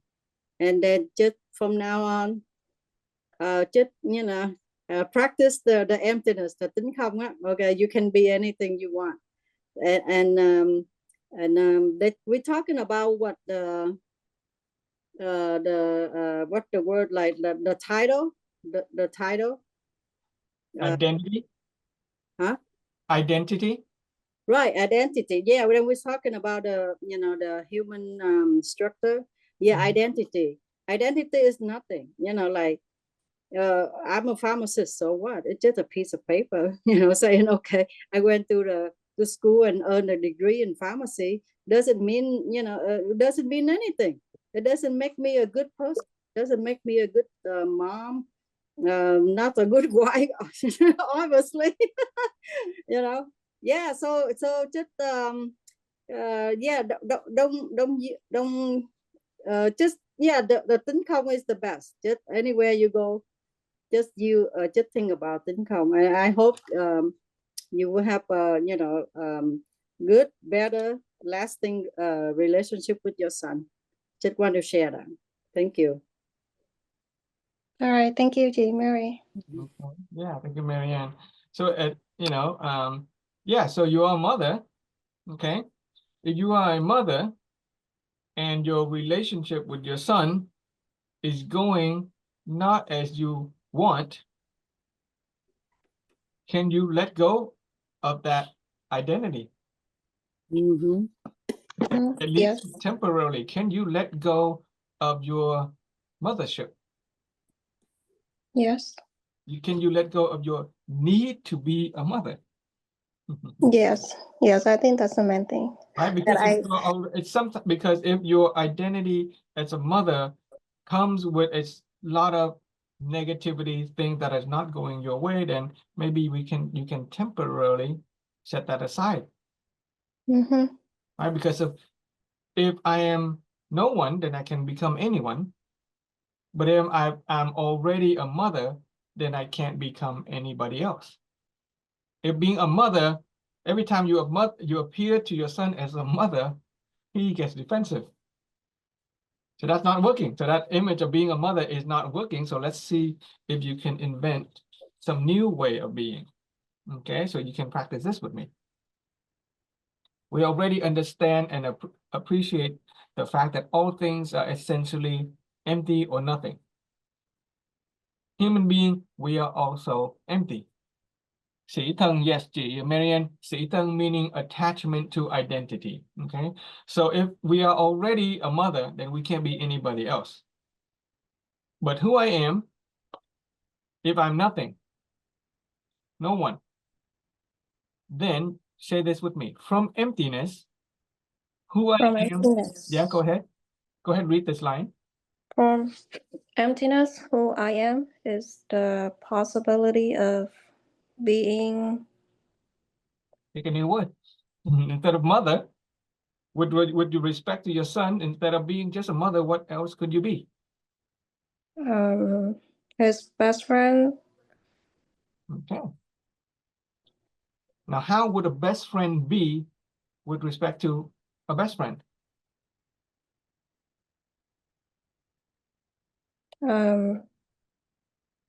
Sharing, Okay. respectful, loving, caring. Well, he's a little kid. So in order to be his best friend, you might have to shift certain energy a little bit with respect to a little kid. Right? What would his best friend of his age do with him? Words like sharing and respecting may not come up with, a boy. I know her son. Words like caring and respect may not be part of their knowledge and vocabulary. But what can a kid of his age, if they were his best friend, how would they be around each other? Yeah, like sharing toys or playing together.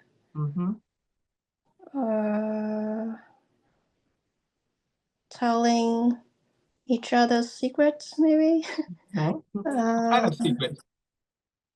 What kind of thing would they talk about? Like I say a bad word today that my mom didn't know. You don't have to you don't have to follow bad example and say bad words. You don't have to, but okay, so Marianne mentioned this. Okay, this is a circle of knowledge. Okay, there's another one. So let's go back to this one because this is important. I know you weren't here, but I feel that it's so important that I take the time to review. Okay, so forget the top part first. All of us, we know things, right? And we also know that we know. Okay, that is our circle of knowledge. We know what we know. We also know stuff that we forgot. And we know stuff that we don't know. And there's stuff that we don't know that is beyond our awareness, and so we can't really talk about that. But when we look at another person, they also have the circle of knowledge. There's stuff that they know, and they know that they know it. There's stuff that they know, but they've forgotten. There's stuff that they know that they don't know, and there are things that they don't know.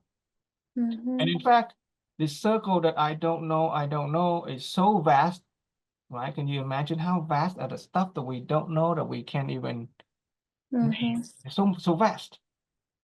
Compared to all the stuff that we know very little, right? All that we know is very little compared to all that stuff that is to know, but we don't know it. We don't even know that we don't know. It is the same with another person. They have their circle of knowledge, but they also have stuff that they don't know, and that is also very vast. So when you compare the two persons, well, we're kind of same. We both know very little. Because we both know very little. First of all, there's no need to feel inferior to anybody. We can speak to the richest man on the planet or the wisest person, and we know that what he knows or what he or she knows is still very little compared to what they don't know. And at the same time, we don't need to feel superior over anybody else either. We don't need to be very prideful over the fact that we know certain things, because we also don't know a lot. So this circle of knowledge kind of put us on the same playing field. There's stuff that we know as a mother, but then there's so many things that we don't know that we don't know. There are things that our son knows as a kid. There are many things that he doesn't know. So the first step is to put yourself on the same playing field with your son. And the next part is important. When we speak to another person, we have to speak from our own knowledge, right? We can only take what we know so we can tell other people, right? We speak from our circle of our knowing that we know. We can't use what we don't know to talk to other person. We can't use what we already forgot and talk about with other person. We can only speak from what we know. Okay, so when we talk about another person, we can only speak from what we know. But here's the thing. If we speak from what we know, there's a possibility that we will touch upon their circle of they know that they know. Okay? If we speak from our knowledge and we touch upon what they already know, then one or two things might happen. They might agree with us because they know it, or may disagree with us because they know it. We just either agree or disagree, but we haven't contributed any new knowledge value to the other person. If we speak from our circle of knowing. If we speak from our knowing and we touch upon what they know but they already forgot, then, oh yeah, great, you reminded them.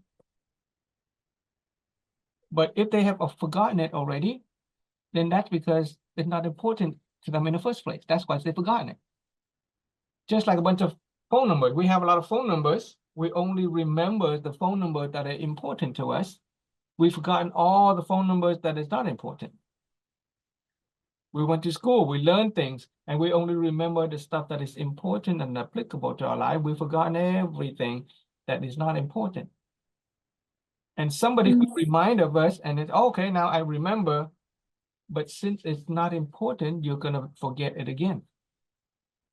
So when we speak from our own knowledge, a person will eventually forget again because it's not important to them in the first place. Therefore, we haven't contributed any new knowledge value to the person.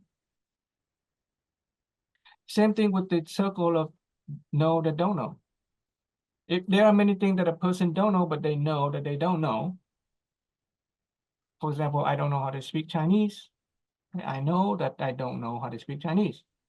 And another person could tell me something about Chinese. They can teach me Chinese. But if it's not important enough for me in the first place, if it is, then I would have taken classes and gotten it to know myself.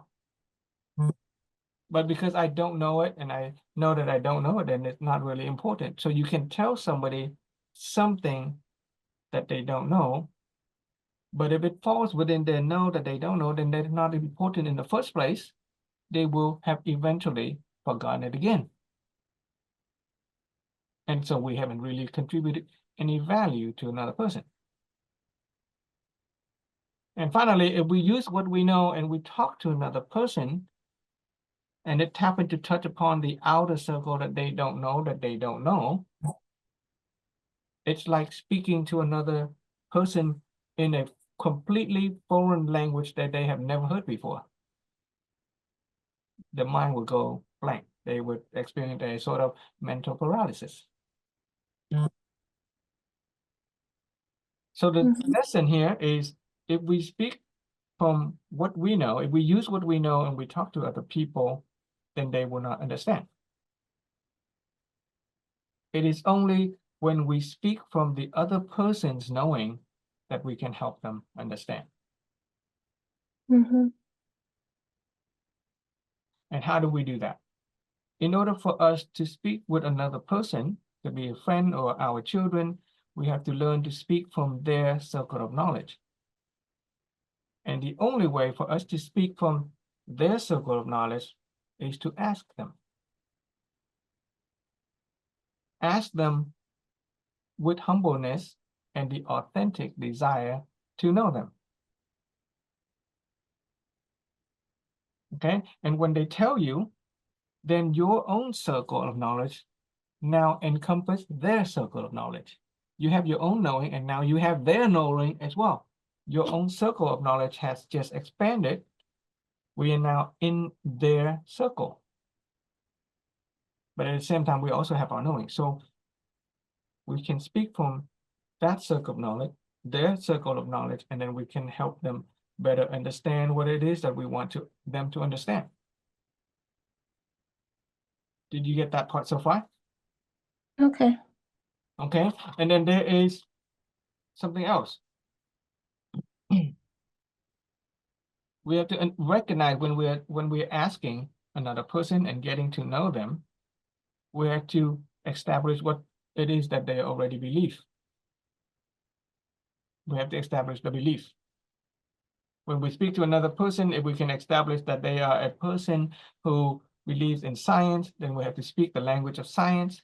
When we speak to another person and they speak the language of religion and spirituality, then we have to use religion and spirituality. If a person just interested in common sense without religion or spirituality or science, then we have to learn to speak the language of common sense. And once you establish a belief, you can help the other person know. If we can establish our children's belief in us, then it will become simple for them to get to know the thing that we want them to know. So they have to believe us first. So the question, how do you become the kind of person that our children would believe in? We have to establish the kind of trust. So best friends is a good idea. If you can become your child's best friend, then usually best friends believe each other. Right? They say whatever. And boy, your son's age, you can find out what his beliefs are. Find out what he already know. based on what he already knows, you can help him understand. And little kid, at that age, I doubt that he has any serious inquiry. That's what some kid might have certain inquiry. When you're talking to son, you find out what it is that he's been trying to understand, and so you can help them. But most importantly, we have to establish his desire. Does he really want to know what you're trying to tell him?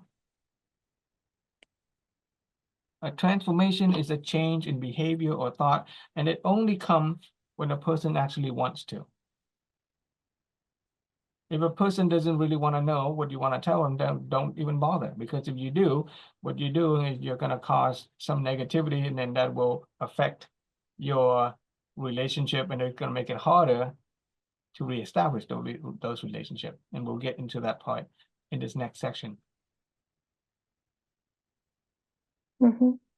So a quick review, and I hope that you will get a chance to kind of review this material at another time.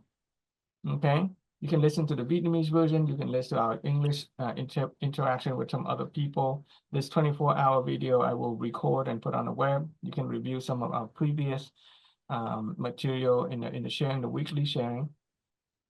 But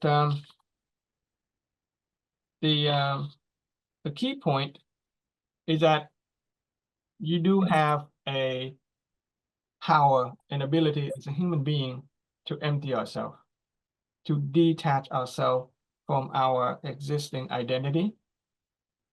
And we can change the images that we have about other people. So you can begin to change. Let me see if I wrote that down. Okay, let me see if here we go. So when it comes to your son, you start to monitor the way you see him. Okay, whatever image that comes to your mind, just pay attention to those images. Listen to what you're saying about him. And then you can change the way you say about him. The things that you said about your son, whether he's think of you as something or something, whether it's defensive or he's ready to think his mom is about to yell at him or something, all that thing that you have just said, you can change that. You can start by saying new things. Invent a new possibility of way of being. Okay, you've already invented a possibility of being his best friend. So let's see if we can apply that and change some new words. So can you come up with any new word to say about your son with respect to the relationship?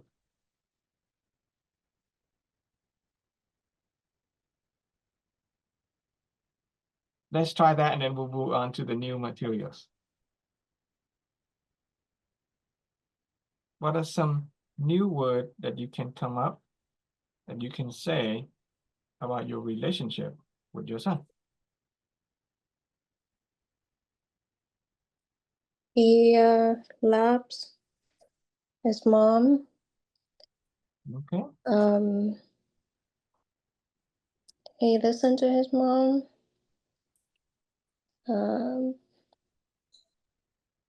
He's thoughtful.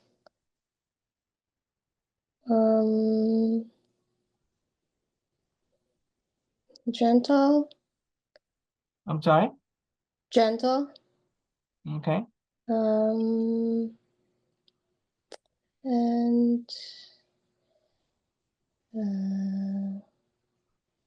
Find words that will give you a sense of liberation. You've already created a new possibility of being his best friend, and now you're going back to being his mom again.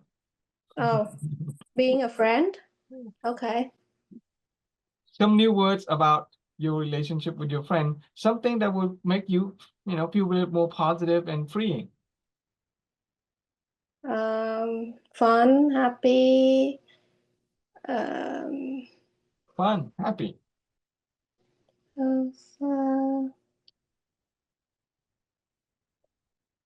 A friend. Okay. What else? Oh, the words disappeared. loving, sharing,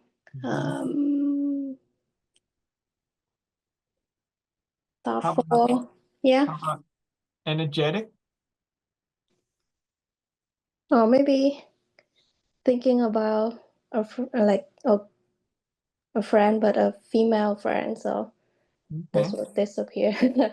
Energetic, yeah. Active. Earlier, the kind of words that I felt that were kind of limiting is like being too sensitive, right? How can you replace that being too sensitive? What new way of being that would liberate this relationship with your son? Instead of being too sensitive, what can you be?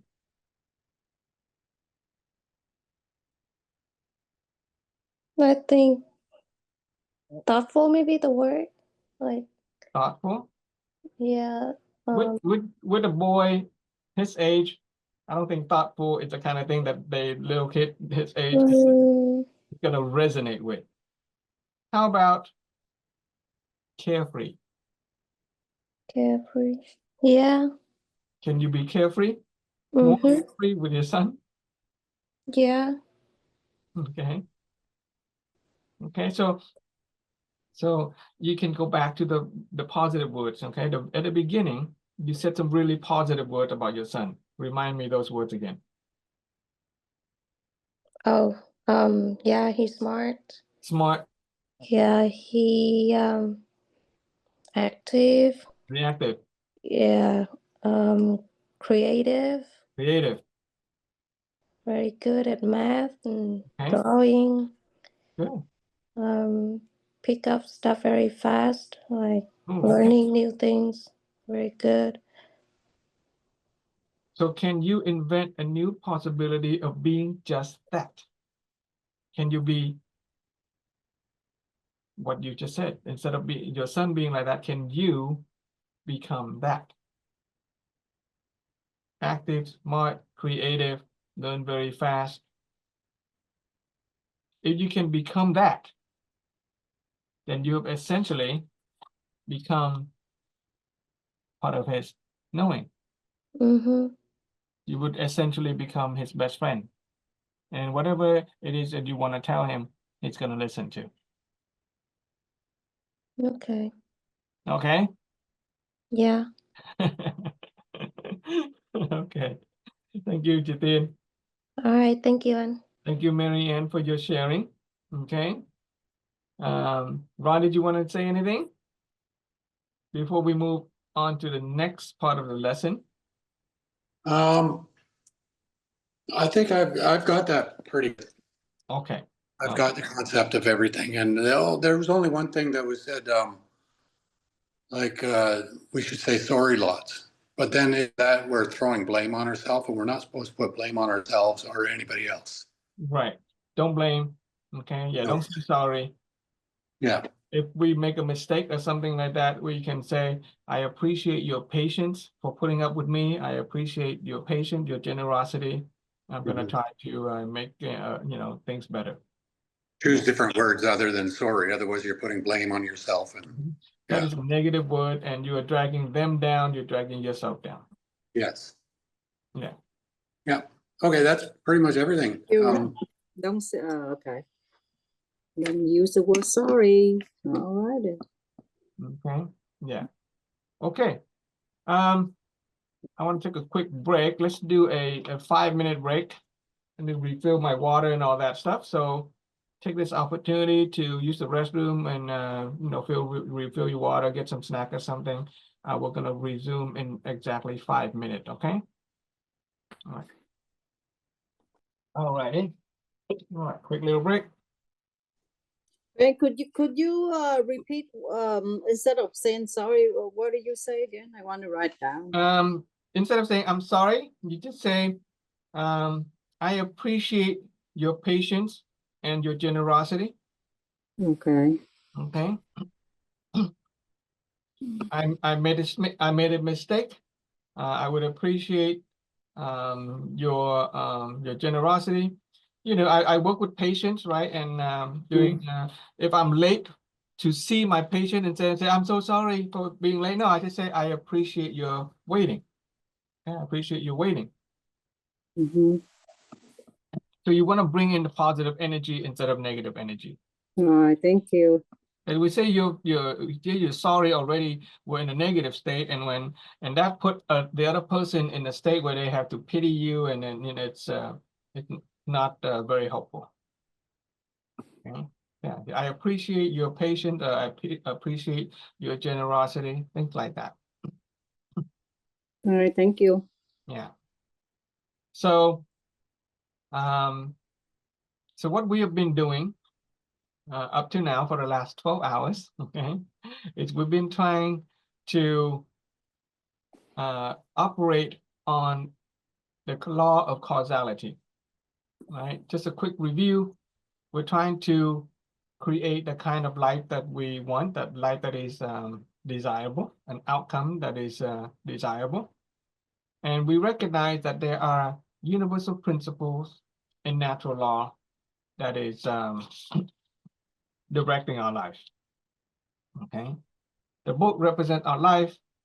Universal principles and natural laws are like the current. It has a certain flow. If we learn to go with the flow, with the universal laws and universal principles and natural law, then we can simply get to where we want, get the result out of life that we want with minimal pain and suffering, with maximum result. And so what are some universal principles and natural law? Okay, and one of them is the law of causality. Causality, or cause and effect, or cause and condition and effect, is a natural law that directs all aspects of our life. Okay, it governs our physical reality. It governs our spiritual and religious life. It governs our morality and common logic. And there's a formula to causality. It's very simple. It is good seed, okay, plus favorable conditions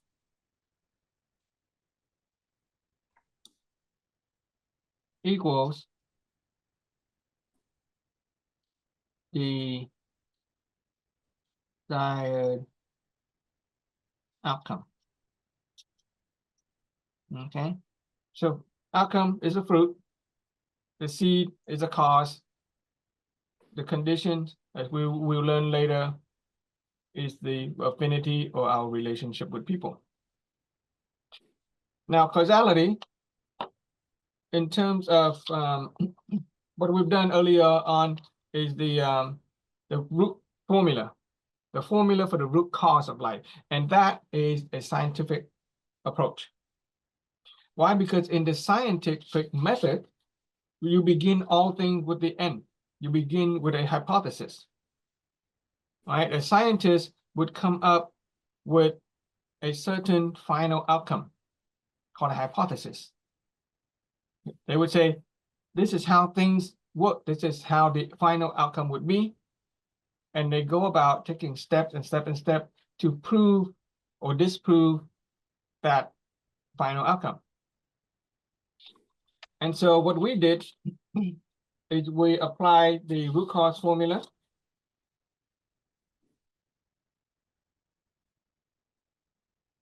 by saying that the final outcome are the choices, and if we want to get to the outcome, we change the seed.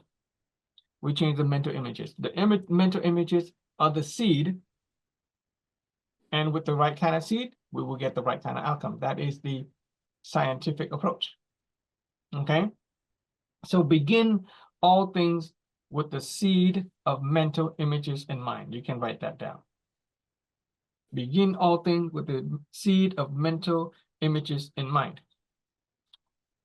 And in fact, we can even shorten the formula. Okay, so begin all things with the mental images. Begin all things with the seed. Just missing the word seed in them. With the seed of mental images. Oh my goodness. Okay, let's fix that. let's write it down where it's actually correct. Okay.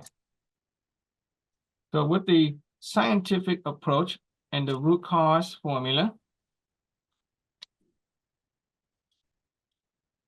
begin all things with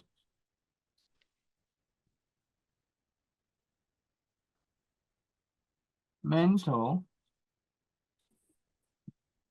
images of the end in mind. Okay, that is the root cause formula. Begin all things with the mental images of the end in mind.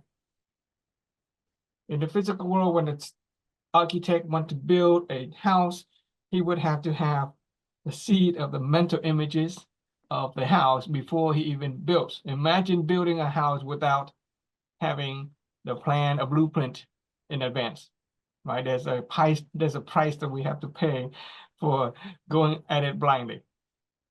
Same thing with our relationship with our family or our health. We begin with the appropriate mental images in mind first. We create mental images. Here we invent a new possibility of being. We come up with words with respect to ourselves and other people. Those mental images are the end in mind, and we go and we work from there. Okay. So next, we are going to apply instead of the scientific approach, we're going to apply a little bit of a religion and spirituality, and maybe even some morality and common logic, and to determine what kind of good seed that we need in order to get the kind of fruit that we want in life. What kind of seed? What are some favorable conditions? Okay, so let's begin with a new idea.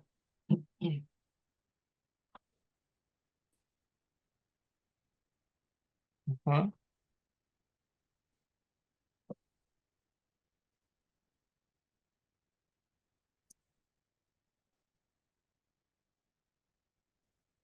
Let's begin with the word.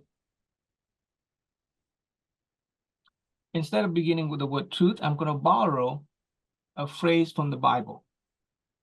Okay, the phrase from the Bible. We're playing with the religious context.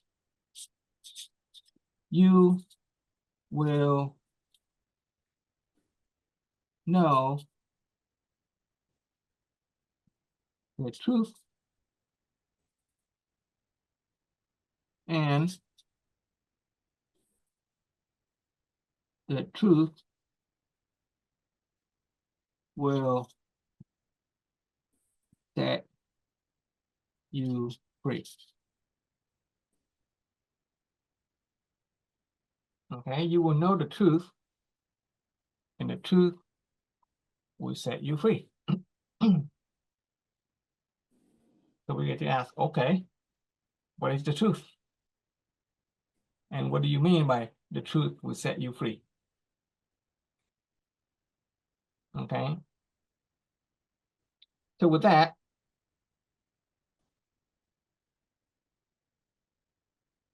the truth.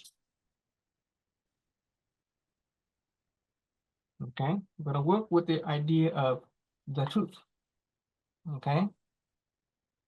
So when I say the word of the truth, what comes to mind? What do you understand about the meaning or the idea of the truth? Go ahead and just kind of throw it out. What do you think is the truth?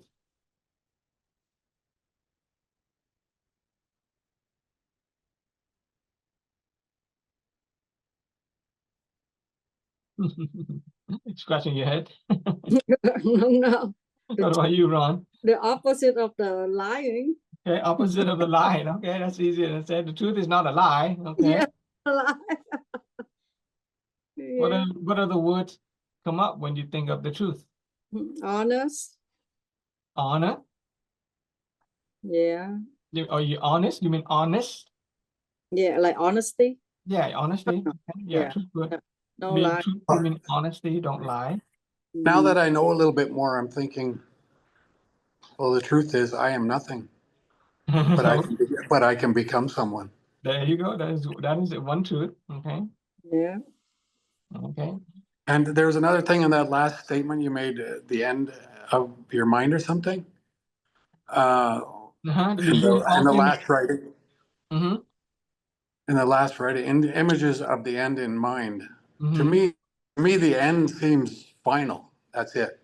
But for example, like if I want to be a good pickleball player, Okay. I've got the outcome I would like, my image in my mind. The outcome is to be a good pickleball player. Well, once I achieve that, now the outcome's going to change. Okay. Yeah. So instead of end, you can say outcome. Okay. I don't know. To me, that sounds. Yeah. You can use it again. End sounds final. That's fine. Okay. Good. Thank you. Good. Good. Okay. Begin with the outcome in mind. I like that. Yeah. Yeah. That's I use the word begin and end because the begin and the end, but yeah. begin with all things with the images of the outcome. The outcomes in mind. Yeah. Good suggestion. I'll take that. I'll take that. Thank you for the value that you contributed, Ron. Thank you, Brian. Thank you. Okay. So, each of us, we have different ideas of the truth. Okay, and then they're all correct, they're all right. But I invite you to consider the following definition. The sages, especially in the East, have offered us the definition of the truth as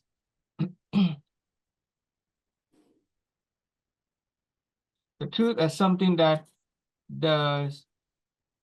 Let's rewrite that on another paper. This is too small.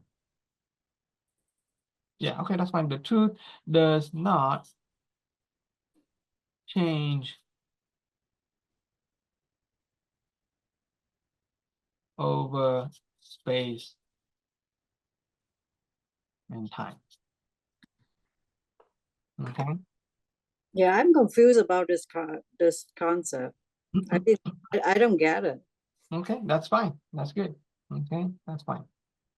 So we're going to consider these two statements. One statement from a Christian religion that says the truth, you will know the truth, and the truth will set you free. And the other one is a definition from a Buddhist philosophy. The truth is something that does not change over space and time. Okay. Now, in the let's take an example of current present day life. In the legal system, in the law system, especially in the United States. When a person goes into a courtroom, right? Let's say there's a case, there's a criminal case or any kind of case where the law has to establish a certain truth. The judge would call up a witness to the stand, and the judge would ask, do you swear to tell the truth, the whole truth, and nothing but the truth? And the witness would raise their hand and say, I swear to tell the truth, the whole truth, and nothing but the truth. And that person would tell them the truth according to what they know. And then the judge would call another witness up and he'll ask, do you swear to tell the truth, the whole truth, and nothing but the truth? And that other different witness would tell a different story about what they think is the truth. So in that context, the truth could be anything. It could be anybody's interpretation. And because it could be anybody's interpretation, it's not going to be very useful. It's not going to be very useful to anybody. We cannot speak the same language if everybody have their own opinion about what the truth is. Right? Not very useful. So we're going to see if we can focus on a kind of definition that is true for everybody, everywhere, all the time. Let's see if we can come up with the kind of truth that does not change over space and time, okay, that is applicable to everybody, everywhere, all the time. And let's see if that truth is something that once we know it, will set you free. Because the kind of truth that people experience in the human legal system, oftentimes they put them in jail. When a person gets arrested, the police say you have the right to remain silent. What you say can and will be used against you. So when you tell whatever your version of the truth in a court of law, you can be put in jail for saying it. So it's not very beneficial in a court of law, in a human context, in a human legal system. But we are interested in the kind of truth that does not change over space and time. And we are interested in the kind of truth that will set us free the moment that we know it. Okay? Sounds like an interesting kind of truth, right? Okay. So what is the truth that does not change over space and time? And what is this truth that will set us free when we come to know it? So I'm going to borrow a story. Just an illustration, an allegory, a story that says, long, long time ago, human beings and the demons used to live together in the same world. Human beings and demons used to live together in the same world.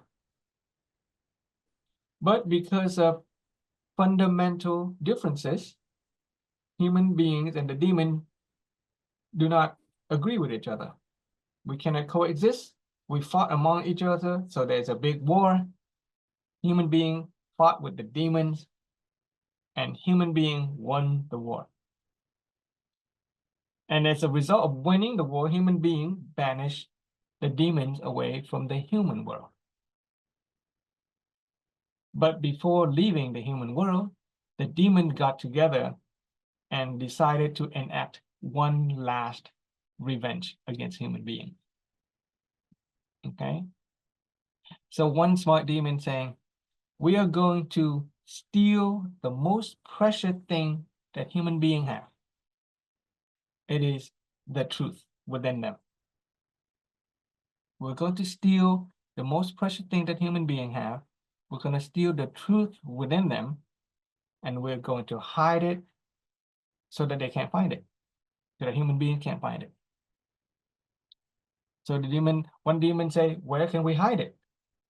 Okay, and the smart demon say, let's hide it in the highest mountain of the Himalayas, where human beings cannot get to. Another demon say, human beings are pretty smart. Eventually, they will climb the Himalayas and they will find that most precious thing that they are looking for. And another demon saying, okay, let's hide it in the deepest, densest jungle where human beings can't get to.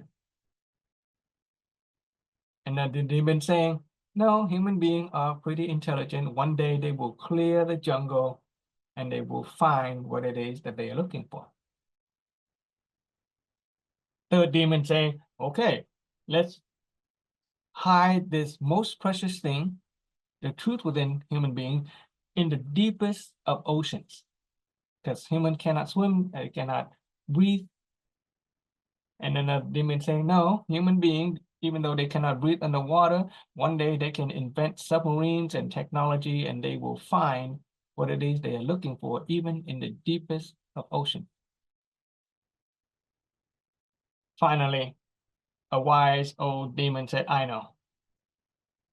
let us take the truth within human beings and hide it in the deepest part of the human heart, deepest part of the human being, so that we'll never be able to find it. Why? Because human beings, we always look outside of ourselves for the things that we want most. We always look outside of ourselves for things like happiness. We always look outside of ourselves for things like peace.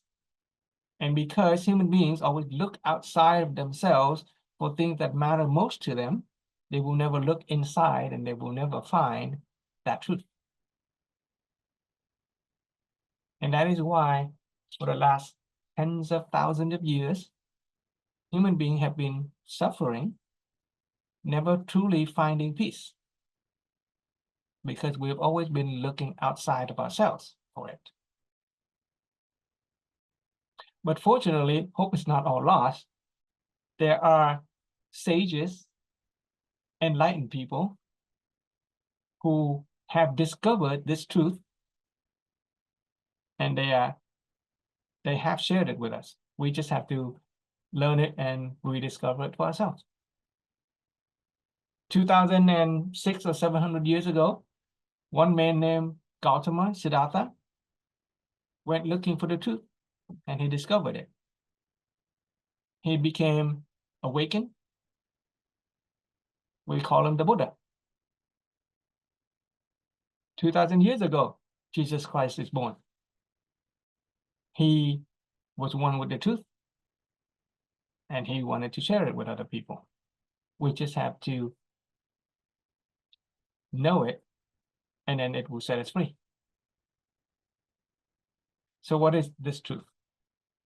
Okay, nice little story there. What is this truth?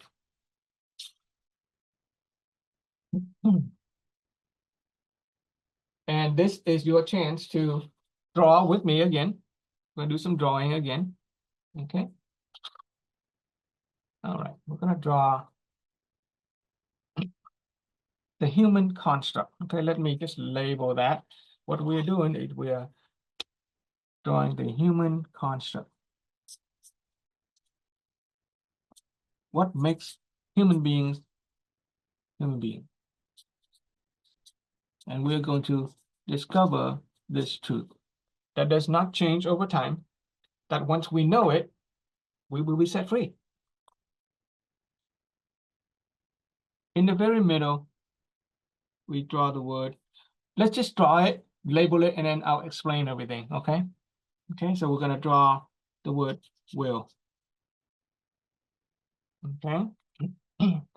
Ron, did you get a chance to do the drawing while you're while you're at the you know, at the classes? Do you want to give it a try?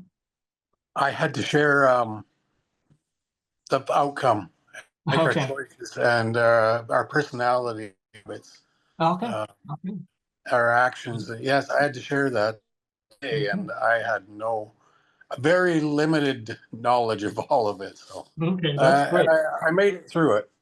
Okay. Awesome. But there's something I know what you're going to write, but Mhm. what they used there, I'm not sure. Yeah, the words may be different. They Yeah. use be, here be, here say, here no, or will Yeah. be either will to say, or Yeah. I'm getting mixed up now. But instead of will, they use be, and it Okay. didn't sound right to me. Yeah. If you know what I mean. Yeah. Yeah. Okay. Okay. So, outside of this will, and they're not wrong. Okay. They're because of language. There's the nature of language is when we translate to another language, sometimes something gets lost. So depend on the context, depending on the person's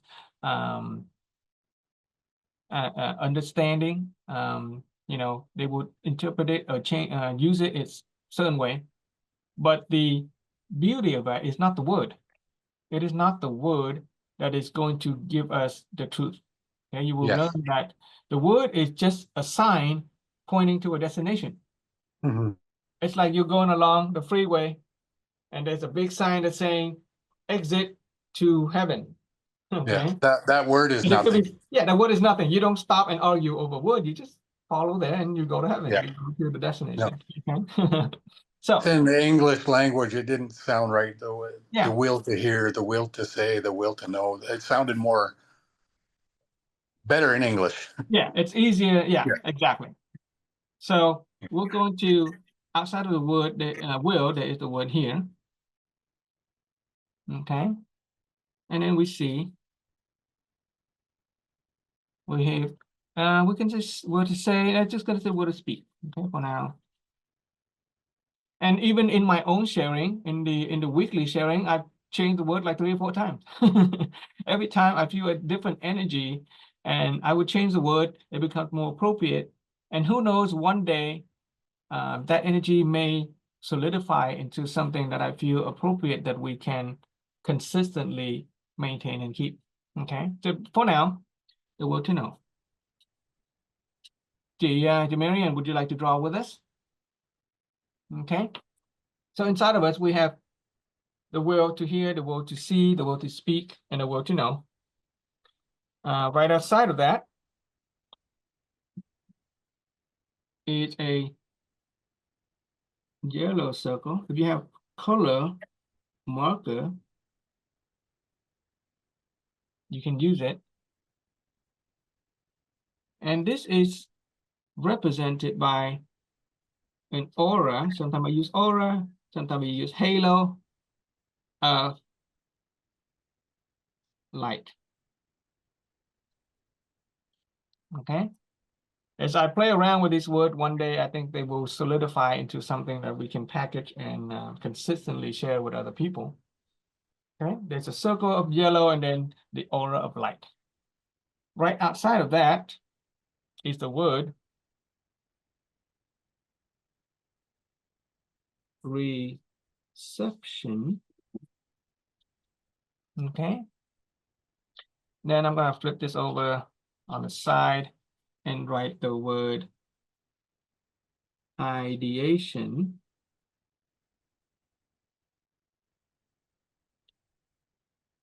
Okay.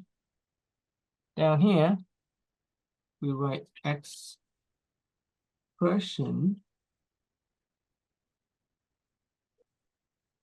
And then over here, we're going to write the word cognition. You like how everything is shun. Reception, ideation, expression, cognition. Okay. So the art of packaging and transmitting knowledge, if we can make up appropriate word of use of words, they can be very effective. It sounds so cool to say reception, ideation, expression, and cognition. Okay, we're going to connect them with a bunch of dots. And then right outside of that, let's use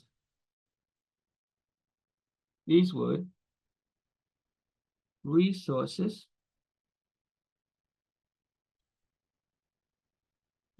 okay, appearances,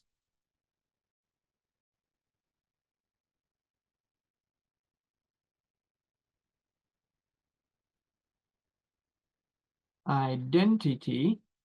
This word I have changed several times. First, I started with fame, then I changed it back to name, and now I'm using the word identity because I think it is the most appropriate word. And then we have, for today, let's change it to sustenance. Help me pronounce this, spell sustenance. I think that's correct spelling. Okay. And then over here, we have comfort.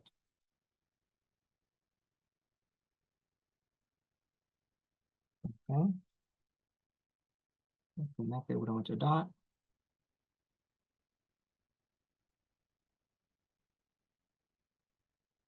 Okay. And outside of that, we have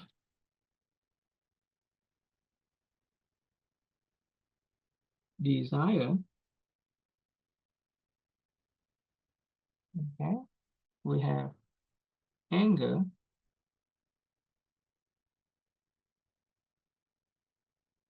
We have, let's do it this way.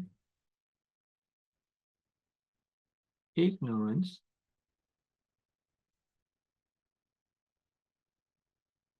And over here we have pride.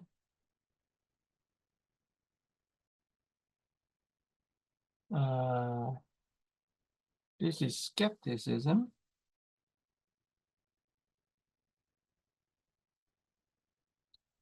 Skepticism. And here I've also changed what I use is ethic. Some people use a different word. They call it cruelty or something like that. Okay, and we have judgment.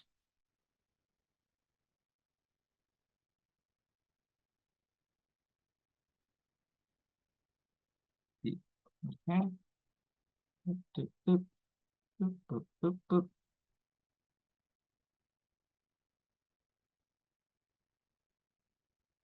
Okay.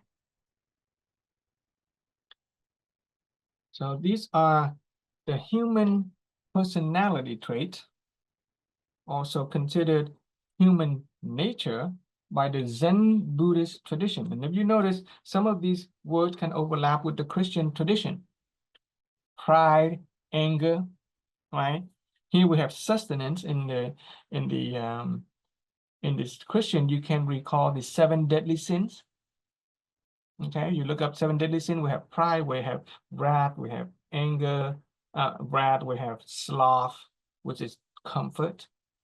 There is gluttony, which is related to food and sustenance. Okay, appearance can be linked to lust in the Christian tradition. Okay, so there's 7 deadly sins in the tradition that speak of the human nature. This is the Zen Buddhist version of it. Okay, so this personality, human personality, is surrounded by a layer of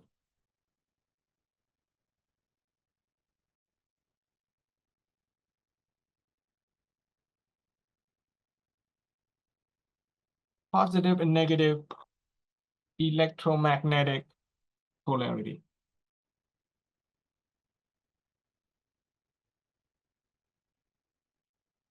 Okay, we're going to use red for positive and blue for negative. Okay, and right outside of that positive and negative polarity, what we have is 84,000 bubbles of illusion.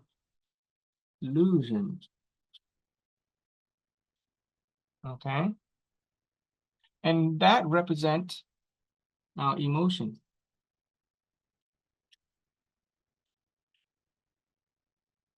Okay, but the bubbles, little bubble, big bubble, broken bubble, whole bubble, they're just emotion representing by a bunch of bubbles. The Zen Buddhists call it 84,000 bubbles of illusion. What I hear is that there has been some scientific research into the numbers of emotion that a human being can experience. I hear that they have found some 30,000.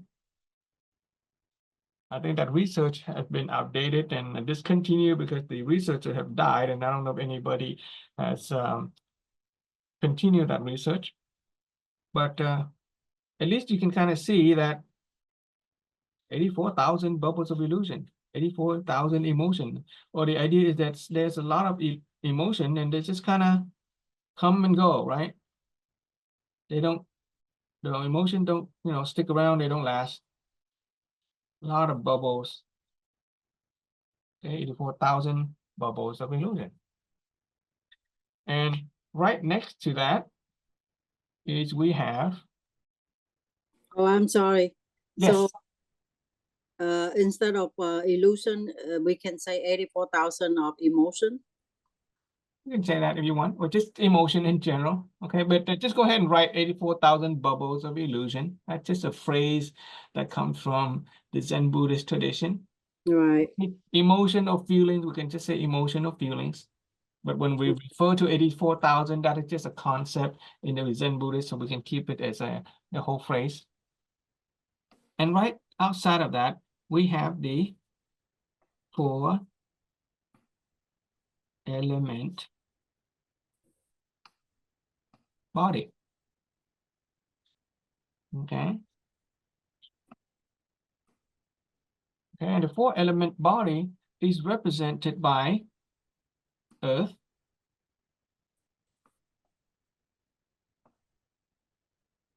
water,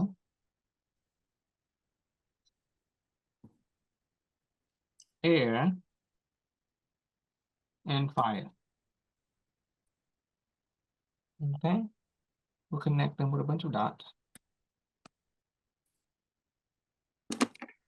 Dashes. I think this is the best human construct I've drawn so far. Each time I draw a little bit better. Okay, earth, water, air, and fire. And guess what? Our 4-element body, along with our emotion, are also subjected to positive and negative electromagnetic polarity. And you don't have to draw that polarity very perfect because they're not perfect. They change all the time. Okay.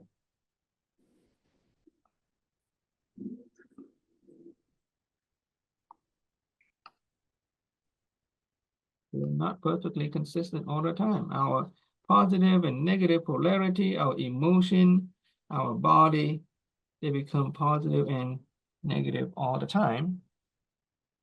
Okay.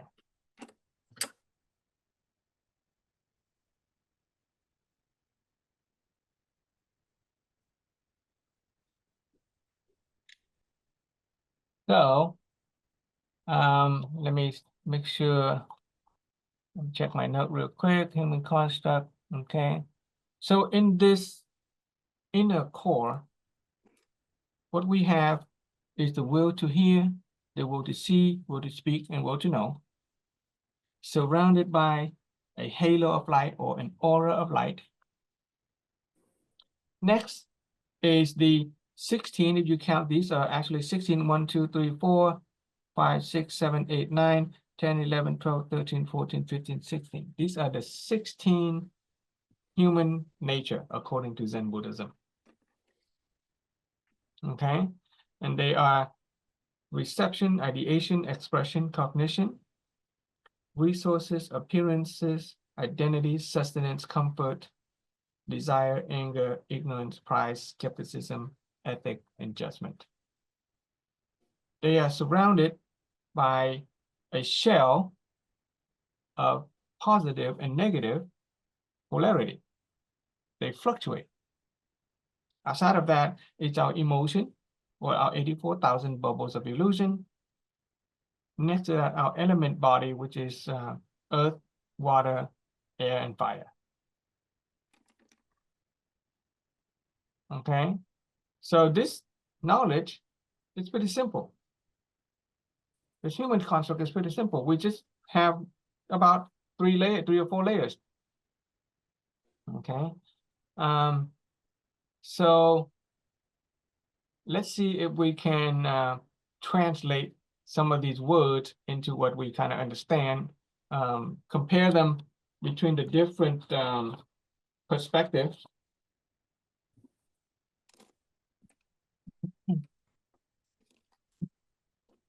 Let's set this aside. I want to go like this. Okay, so we operate with multiple different perspectives. We operate on the scientific perspective, we use on the religion and spirituality perspective, and we use the common language. Okay. So the science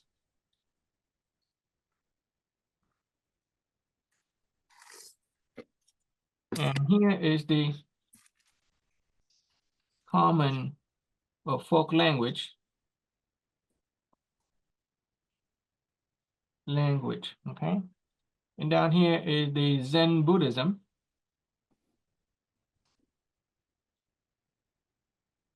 How many D's in Buddhism? D-H-I-S-M, I think so. Okay, I don't know if there's one D or two D. Buddhism. To simplify it, okay, that's okay.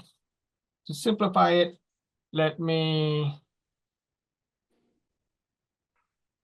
draw another picture, and I'll explain all the other ones. Okay, to simplify it,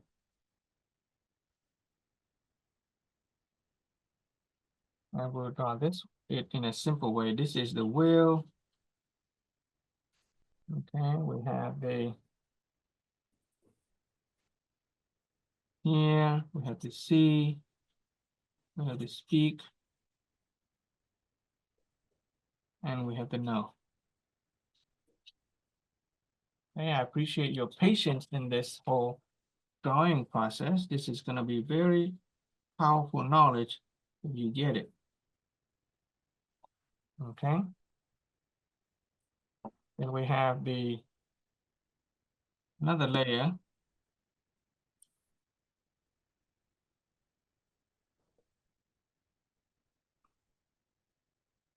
This is the layer of the ego, personality.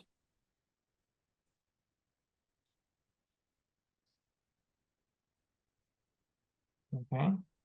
But the Buddhists call it the 16 nature.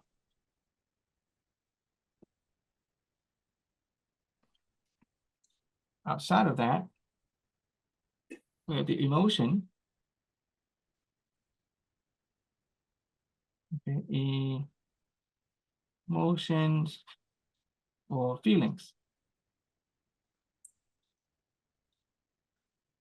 Okay. And outside of that is the body.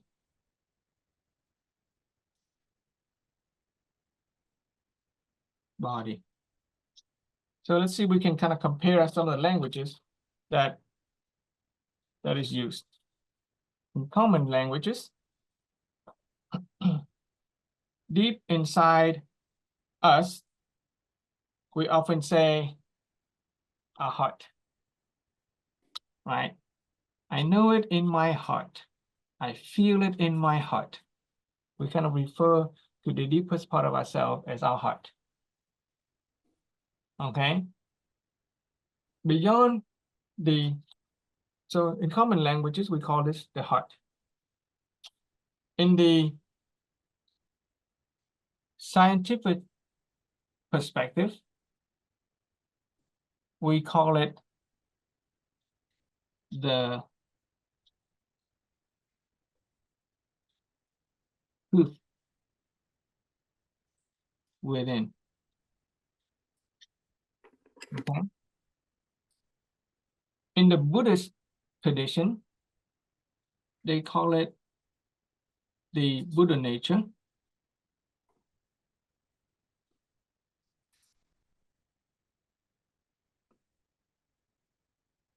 The true nature.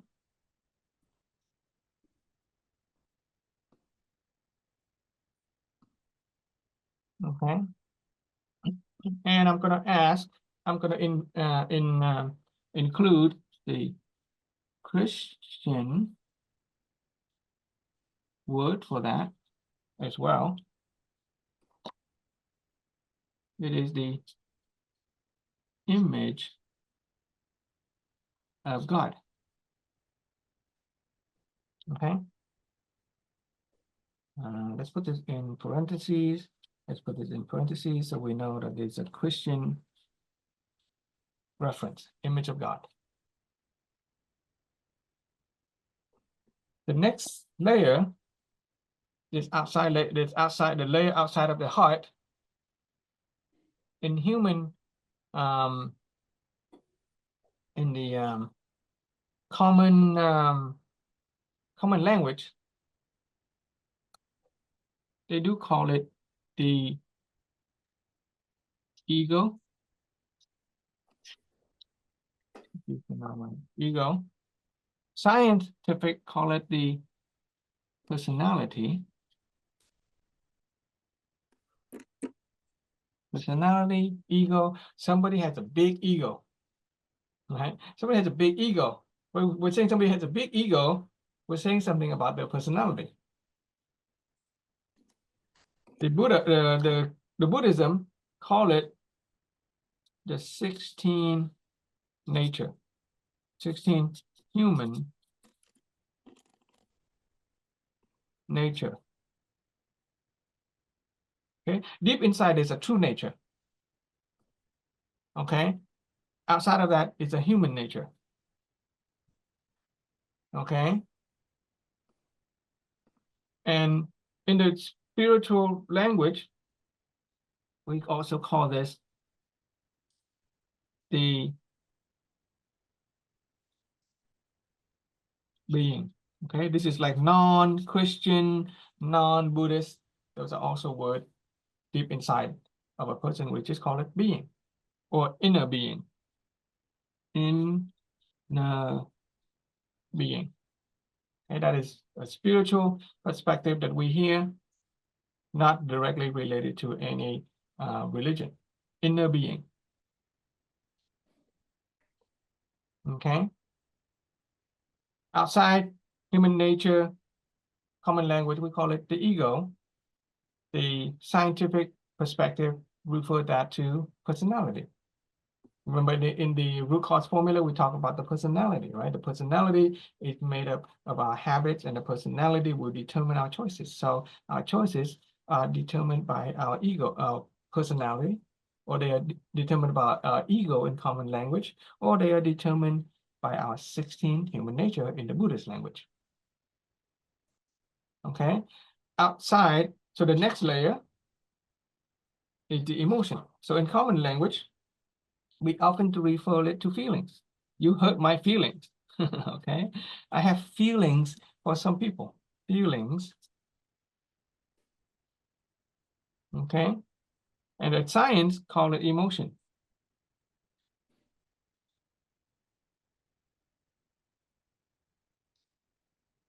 The Buddhists call it 84,000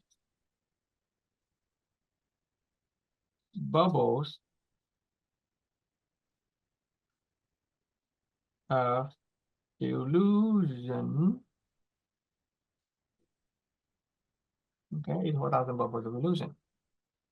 That's in the Buddhist language. Outside of our feelings, okay, beyond the feelings and the emotion, we have the body.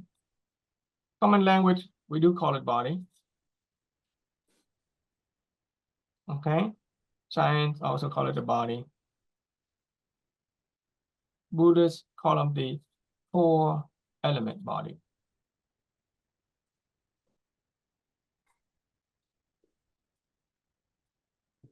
Okay, so you will hear me use this language, and sometimes depending on the context, I may use one word or another. When it comes to our heart, it is rare that I will say the word, the center part being the heart. I may call it the inner being. Okay, I may refer it to the Buddha nature. I may call it true nature. I may call it the image of God. All of them. I may call it the truth within, or our true self. Okay, so let's see if we can check mark some of the words that we are going to use. Okay, the truth within. We may call it Buddha nature, true nature, image of God, inner being, or our true self. right? True self is the non, it is a spiritual but non-religious. It's not a Buddhist thing, it's not a Christian thing. Okay, so you may call it, may hear me say those words. The 16 human nature, you may hear me refer it to it as 16 human nature. You may hear me say the ego. You may even hear me say ego personality. Okay. When it comes to the emotional level layer, I'm not going to use the 84,000 bubbles of illusion. That's too long. We'll just say emotions.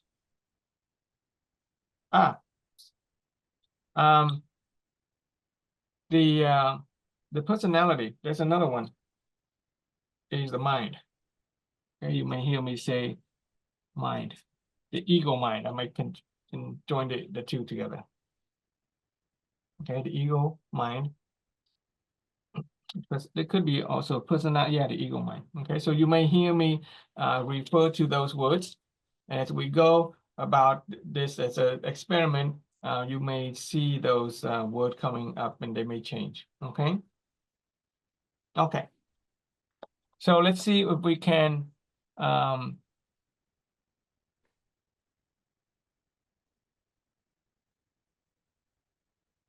yeah. Let's see if we can explain the different layers. Okay.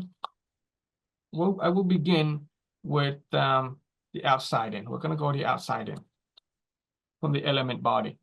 Okay. According to the Buddha, representation, we have 4 elements: earth, water, air, and fire. Earth represents the minerals, right? That is in our body. That those minerals, those nutrition that we eat, they turn into the cells, which turn into the organs and make up our physical body. It is the physical element that is in our body. That's why it's represented by earth. When we die, our body breaks up, it goes back to the earth. At a funeral, people would say earth to earth, ashes to ashes, dust to dust. Okay, we go back to the earth when our body falls apart. So our former element body can be thought of as having made up of the component of the earth. Our body also made up of water. We have 70% of water. Okay, and we have air.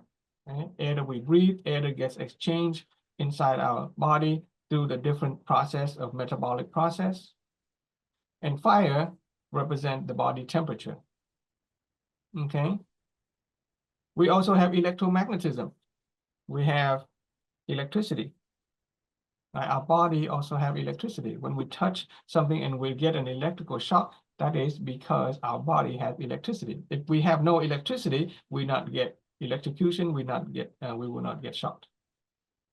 Okay, so that is from the outside in the body. The body is very close to the emotion. It is next to emotion. In fact, when we feel emotion, we feel them in our body. Right? Whether you're in love, you feel it in your body. When you're angry, you feel it in your body. When you're happy, you feel it in your body. So your body is like a reaction to, it is a expression of our emotion. Okay. Emotion and our body, they go up and down. They get positive and they get negative, depending on our state of mind at that time. Okay, so it fluctuates. There's a positive and negative, and when we come to grasp that positive and negativity, we would be able to take control of our emotion and thus our body. A person who, okay, we'll go back to the positive and negative later when we explain the polarity. So the next part is our 16 human nature, or our mind, our ego mind. In fact, the way we refer to these layers is we have a certain verb that comes with it. when it comes to our emotion, right? How we interact with the world is we just react. Okay, emotion is just we react.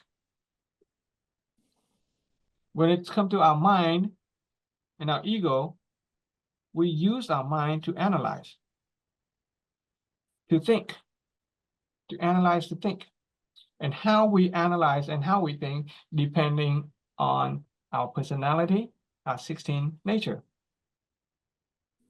Okay, and then when it comes to our true nature, or our true selves, or the truth within ourselves, we simply receive. And I will explain that later. Okay. So this inner part, reception, ideation, expression, and cognition, they don't really have any polarity to them. You just receive or you don't receive. You think or you don't think.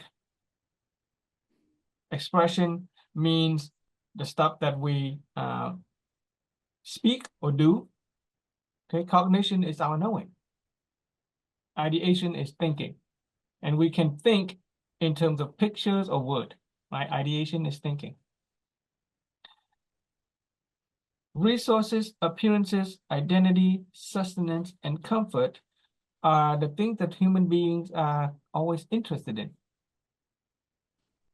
They kind of make up our need, want, and need. Resources have two types. There's the financial resource. Everybody wants money.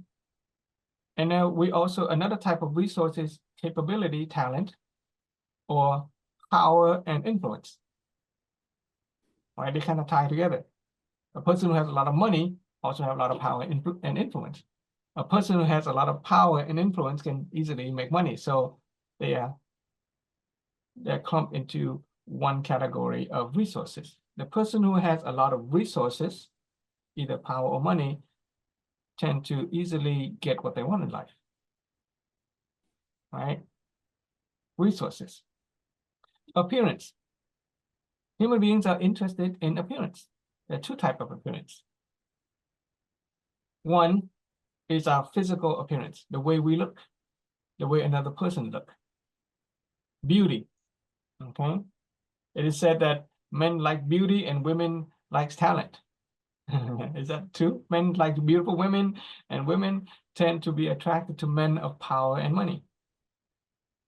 That's human nature. We tend to be that way. When it comes to appearance, there's two types of appearance. Our physical look, and then there is the appearance of the space around us. Our spatial appearance, the way things are arranged, the way the room looks, the way our drawer are arranged, the way our desk is organized.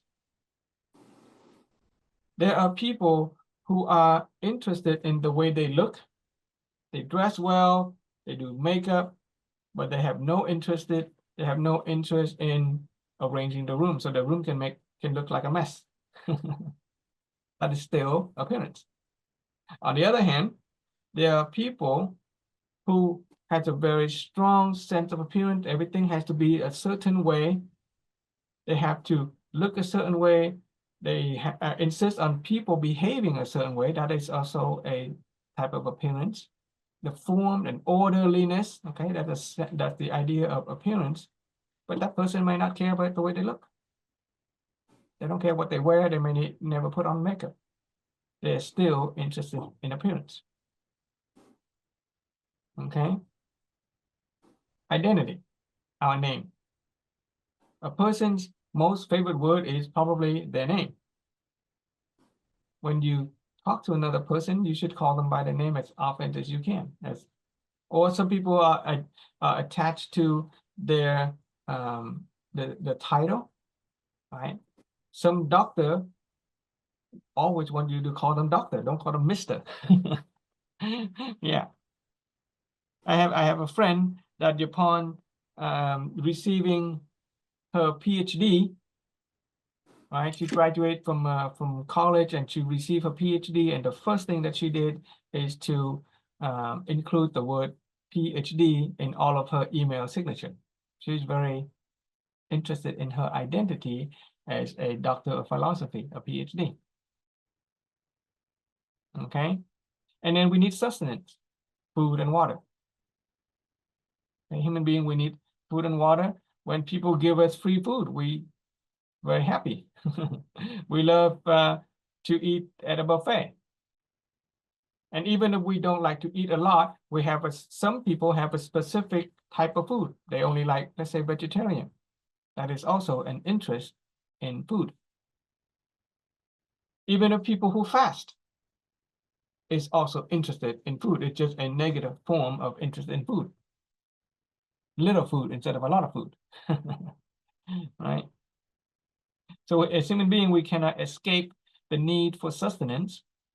And some people try to minimize the amount of physical sustenance, and that is still a form of sustenance.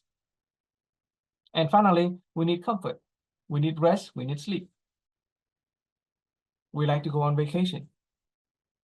If we can, we like to stay at 4-star, 5-star hotel. If we can, if we have money, we'd like to travel business class and first class on airplane instead of economy. And so human being, we are also always interested in comfort and rest. And comfort and rest can be extended to things like laziness, unwillingness to use our mind to think, unwillingness to understand other people is also a form of comfort. Right? We talk about a comfort zone, staying inside our shell, the sixth barrier, it protects us from pain and suffering. That is a form of comfort. Right? When we get hurt, we get out of our comfort zone, we get hurt, we come back into our comfort zone because it is safe. It is our interest in comfort. Okay, so those are the basic things that humans need, and everything else you can find that it derives from these basic needs. Need for love, also comfort. Okay, and then we have desire. Everybody wants things. We desire. We are constantly wanting things. We're here in this Zoom because we want something. We want knowledge. We want to transform our desire into reality. We are always wanting to something. If we're not wanting anything, then we're not exactly human. We're something else. We are easily prone to anger, different degrees of anger, different degrees of displeasure. We have something called ignorance. In fact, oftentimes for some people, ignorance is very comfortable. Sometimes I just rather not know. Right? We have different degrees of ignorance. And then having pride, we have pride. We take pride in being our identity. We take pride in having resources. Okay. Oftentimes we see a person who is very prideful. We say they have a big ego, all part of the 16 personality. And we have skepticism, different degrees of skepticism. If we believe in something, that is a form of, that is the degree of skepticism. We'll talk about the positive and negative polarity of skepticism later. We ask questions, we wonder if this thing is true or not. And we have ethic. We have good and evil. Some of us are more benevolent, others tend to be cruel. That's part of human nature. And we judge, right? We have judgment of other people and have things, other things. Right? So you can get a sense that all of our personality, you can take any person's personality and then you can identify how much of each of this aspect of the personality make up that personality. There's 16 natures. And the central to human nature, or the focus of human nature is desire and ideation. Okay, so I'm just gonna circle that one.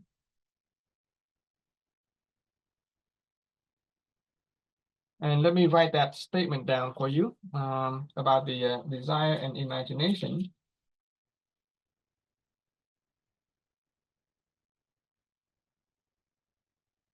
It's important that we identify and know this part and say focus, okay?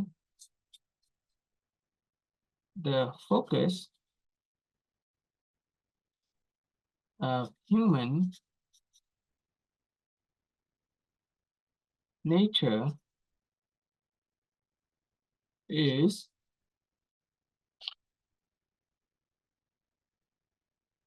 desire and ideation is in orange.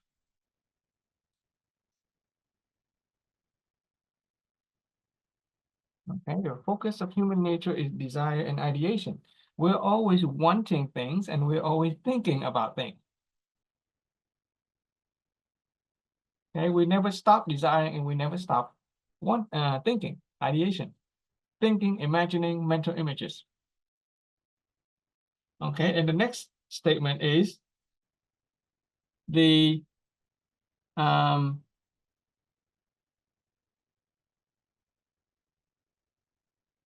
let's see, let me think. Don't do that. Người là tham vật tưởng do tham. Okay, due to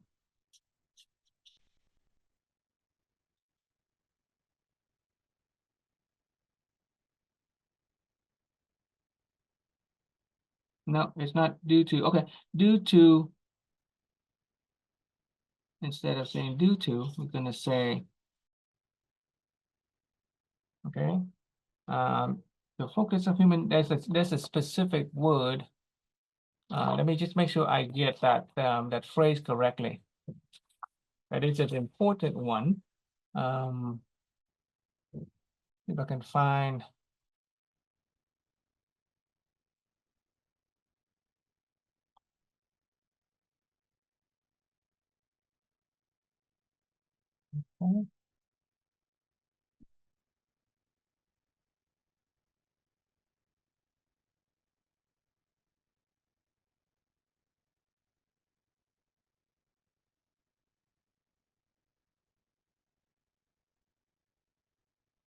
Okay. The focus of human nature is desire and ideation. And desire and ideation about, okay, there you go. I got it. Desire and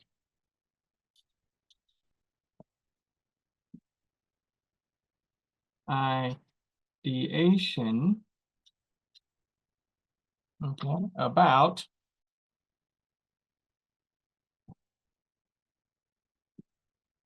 the green ones, okay, which are desire and ideation about resources. Hi, Minda. Hello. Say hello to the Zoom. Hello. Hello. Where's your face? Put your face out. Hello. Okay. Desire and ideation about resources, appearances,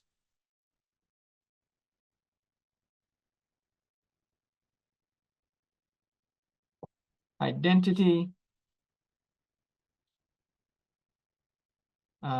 sustenance,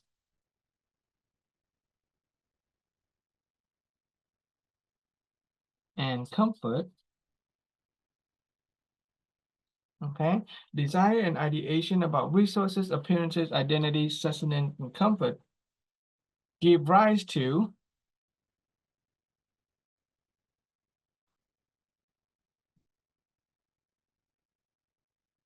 the other, the blue ones, which are, there we go, give rise to anger, okay, ignorance,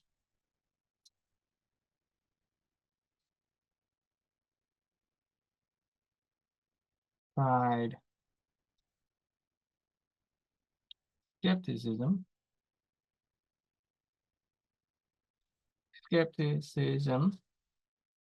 ethic, and judgment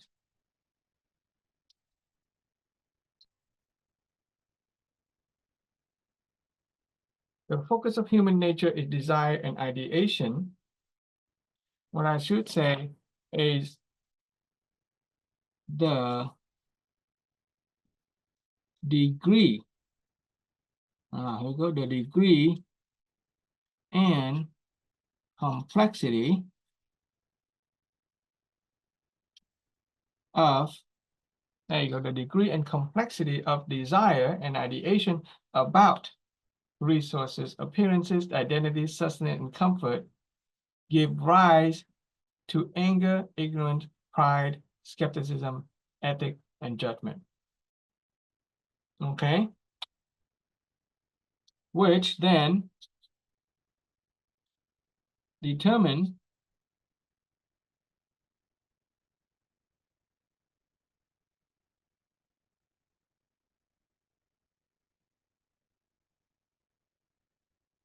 reception, expression,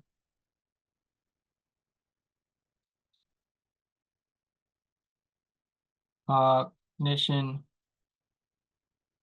and cognition. I think that's all the human nature. Okay, so once again, the focus of human nature is desire and ideation. That's the most important part. Once we understand that, it will help us truly understand ourselves and other people. Every time somebody behaves in some way, just know that is their desire and their ideation is operating, is activated. Okay? Whenever we behave a certain way, whenever we have a certain emotional or we have an analytical decision or judgment, it is our desire and ideation about something that is operating. What am I wanting? What am I thinking about something about it? And the degree and complexity of our wanting and thinking of our desire and ideation about resources, appearances, identity, sustenance, and comfort. Let's say I'm angry. Okay, you can stop and say, okay, I'm angry. What is it that I want? What is my desire and what I'm thinking about?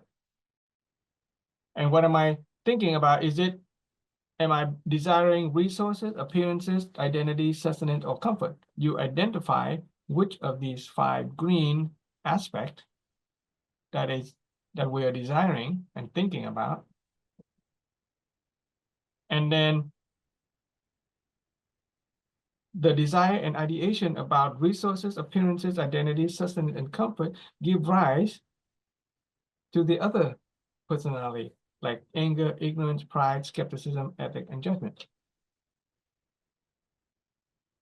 Which then would determine how we receive something, how we express something, and what we choose to know. Cognition. Frank, can I say something? Yeah. There was one day at the 10-day offline that I got discouraged. It changed everything in me where I couldn't focus on anything. We had dance class. I couldn't focus on dancing. I couldn't focus on studies. Okay. I just lost all awareness of what was happening to me and my. So I have a feeling this is all to do with what we're just talking about now. Is what I see. Yeah. Okay. Yeah. It turns out that there is an energy in the human construct. There is an energy at work here, and depending on your state of being, depending on your own energy level, some people, when they get exposed to this concept of the human construct, they may actually experience some changes in their body. Some people get it right away. Some people become mentally paralyzed. Other people get sick. because there is a lot of power and energy in the knowledge about the human construct. We're talking about energy. Some people will experience that. Okay, especially if you have not been exposed to these words in your life. Right now, it could, you know, when you were there, it could fall in your circle of don't know, right? It could fall into your circle of don't know, and you become paralyzed, and that's fine. Nothing wrong with that. Okay, even now, you know, when I'm trying to say this in English, you know, I can get a little bit of paralyzed myself. So even now, I'm still trying to make sense of it. But once you make sense of it, once it becomes part of you, when it becomes a part of your awareness, then it can really be powerful. You can really take control of your own inner being. You can really take control of your own mind and your emotion once you are able to grasp it as a tool to identify what it is that you're desiring and what you're thinking about. Let's take for an example, okay, very simple. Let's say let's say you are someone who has a spouse that likes to cook dinner. Okay, let's say you're at the end of the day, you're on your way home from work and your spouse usually cook dinner. So as you're driving home from work, you're desiring food, you're hungry, you're desiring food, sustenance. You're thinking about food, you're thinking, oh, what am I going to eat? You know, will he or she make a nice dish for me? And when you come home, instead of seeing the dinner on the table, you see nothing. And at that moment, depending on how desirous of us for food and what kind of mental image we have been creating for food, that will decide if we get angry or not, if we get upset, if there's the food or not. For those of us who aren't too hungry, I mean, we have a low desire for food, then it would not activate our anger. But if those of us who are really desirous, we really want food, if we have a strong attachment to food, and if we have been really building images and ideas of what food that we expect to eat, and if there's no food on the table, we may activate anger. And immediately we start to activate a judgment about our spouse. Ooh, maybe he didn't care about me. Maybe my spouse is neglecting me. Right? And then at that moment, we might activate some part of our ethic.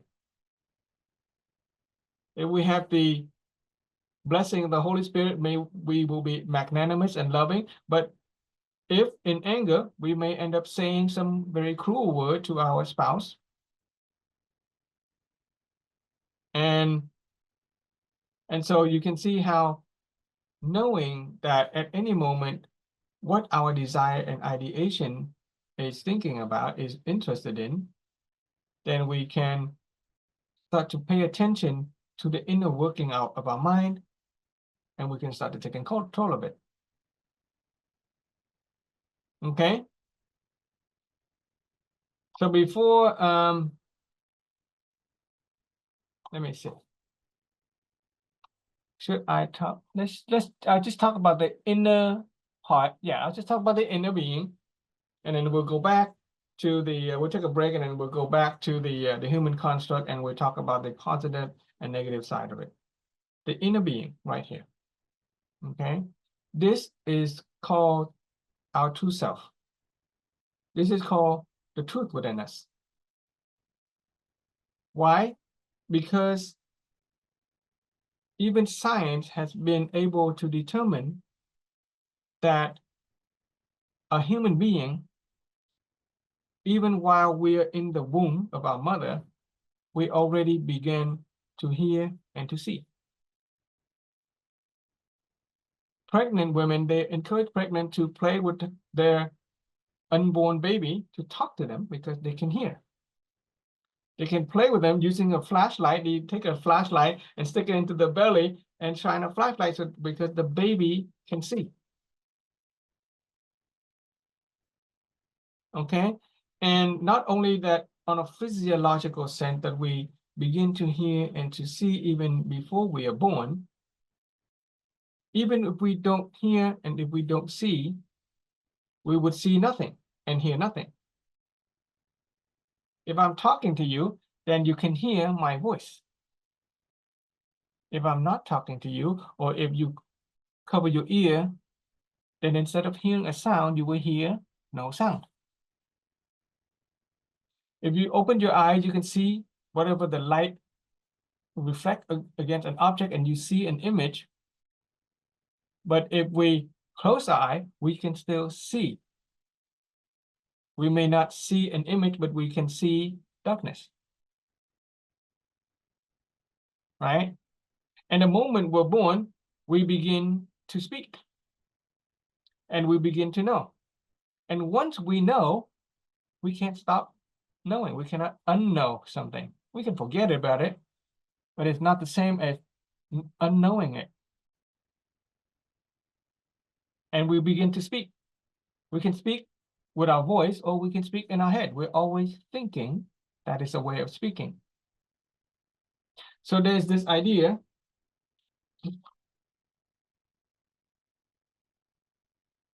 Okay, and this is a powerful idea if we get this. We are already always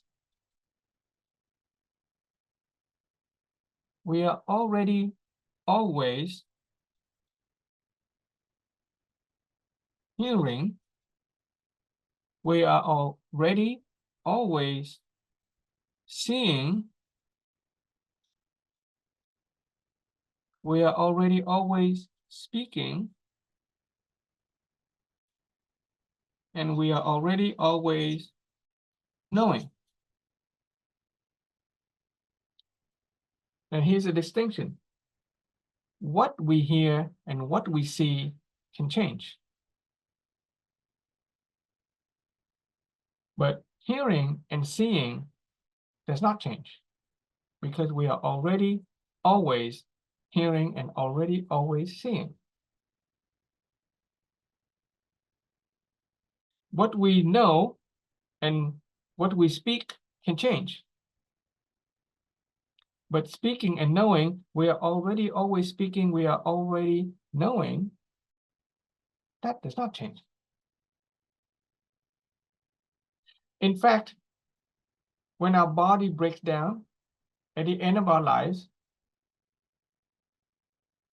when our body breaks down, we can no longer see with our eye, we can no longer hear with our ear, we cannot no longer speak with our mouth.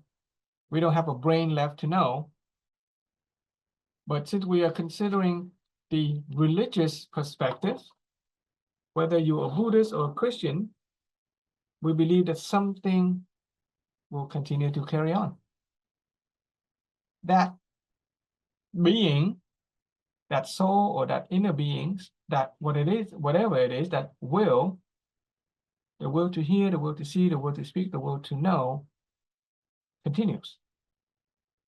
If you're a Buddhist, it may continue and you may reincarnate into another life.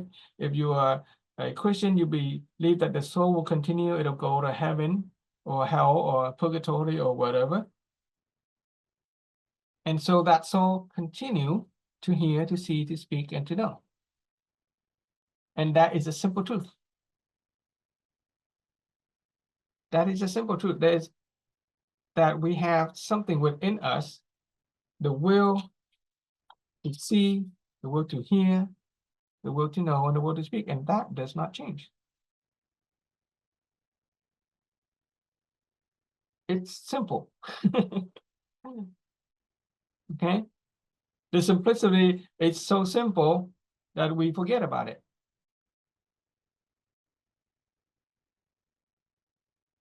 And so, and the will, the reason we use the will is because in the Christian Bible, okay, when the Christian Bible was written by John John is one of the writer of the Christian Bible. When he wrote the Bible, the first line he said, and he used he used the Greek language. The Greek language that he used for will is logos. Okay.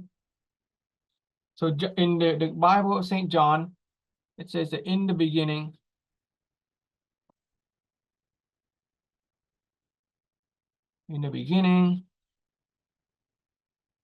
there was logos. That is the Greek word. When this word logos got translated into English, it became the word will. I'm sorry. When it got translated into the English language, they used the words. In the beginning, there was the Word. The Word was with God, and the Word was God. But the original language that was written was Greek, and the Greek word was logos. And logos had the meaning will. It is a broader it is a broader word than just mere word. Okay.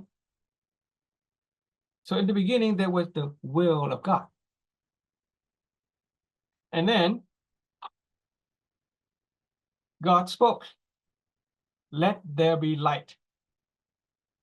The will of God, God spoke, the word to speak, let there be light, and there was light. This is the Zen Buddhist representation of the image of God. In the Bible, it also says that human being, we are created in the image of God. But what does God look like? We don't know what God looked like. But what we can deduce from the different part of the Bible, one of them is first line in St. John, John 1:1, in the beginning there was the will of God. And then in Genesis, God spoke, let there be light. And from there, all things were created. Okay, he created from God speaking, the will to speak. The will to speak is expression. From God's will to speak, he spoke, he expressed himself. God expressed himself in word, he expressed his will, and from that will, all things were created. And human beings, we are created in the image of God because we have the will to hear, the will to see, the will to know, and the will to speak. And that does not change. And from that will to hear, to see, to speak, we can have the will to express ourselves. We can speak, we can act. And from speaking and acting, we create our reality through choice, through the law of causality. You see the parallel between the will of God and the will of human and how we are similar? All right. And this will, this simple, this already always hearing, already always seeing, already always speaking, knowing, that is something that does not change. The Buddhists believe that this is a true self that does not change over space or time. Christians believe that we have a soul, something that carries on even after our body falls apart. That is the part that says the truth that does not change. You guys get that so far?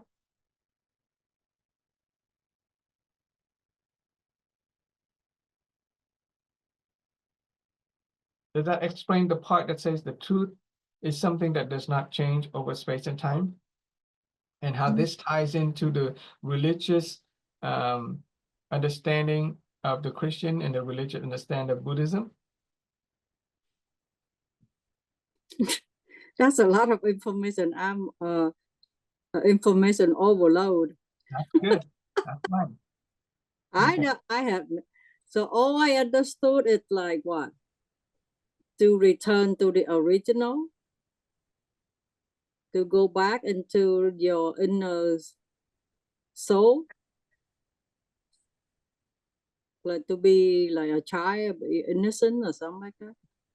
Okay. Yeah. So that's the next part.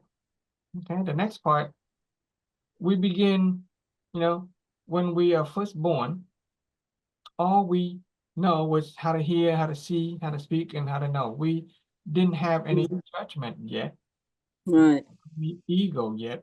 We did not have any of the personality yet. Mm-hmm. It is only through time and our interaction with other people that we begin to know this cognition part. We begin to receive our reception part. We start to take in images about other people, about things, that we develop the personality. To use a Christian reference, in the Bible, human beings were first created and God put us in the Garden of Eden. It is paradise. We had everything we needed. Okay? With everything we needed, God said you can eat whatever you want, except one thing. You cannot eat from the tree of knowledge of good and evil. You can eat everything you want. You cannot eat from the tree of knowledge of good and evil. Before that, we were innocent. All we know is what we hear, what we see. We were happy. Okay. But human being, instead of remaining happy, in fact, in the Garden of Eden, there are two trees. There's a tree of life, and there's a tree of eternal life, and the tree of knowledge of good and evil. Human being, we chose to eat the tree of knowledge of good and evil. What does that mean? What that means is that the moment we came to know good and evil, that means it's the moment that we acted, behaved good or evil. We begin to sin. That is using the Christian reference. So we have lots of merits and blessings. Exactly. Yeah, we'll get to that later. Yeah. Instead of choosing the fruit of eternal life, we choose to know good and evil. We let our human nature develop. Okay? We chose to know good and evil. We begin to judge. We begin to feel sin. We begin to feel embarrassed. We know that we have done wrong. In order to know good and evil, you have to have done evil. Adam and Eve, and then we pass on the cruelty to our children. Right? Abel, the story of Cain and Abel, right? The story of Cain and Abel is a story of human nature of cruelty. Out of selfishness, Cain killed his brother Abel, and we're descendant of that. That's an old allegory, okay? The story of Genesis, it's a Bible. It's a story of human being. It's a story about us. It's not a history book. It says something about the human construct. That instead of being true to ourselves, just being empty, just remaining pure and just know and see, we allow the personality to develop. We allow the ego to develop.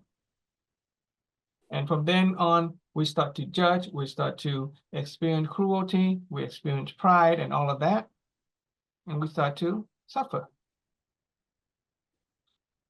Before that, inside this circle of inner being, there's no fluctuation, there's no polarity, no positive and negative polarity.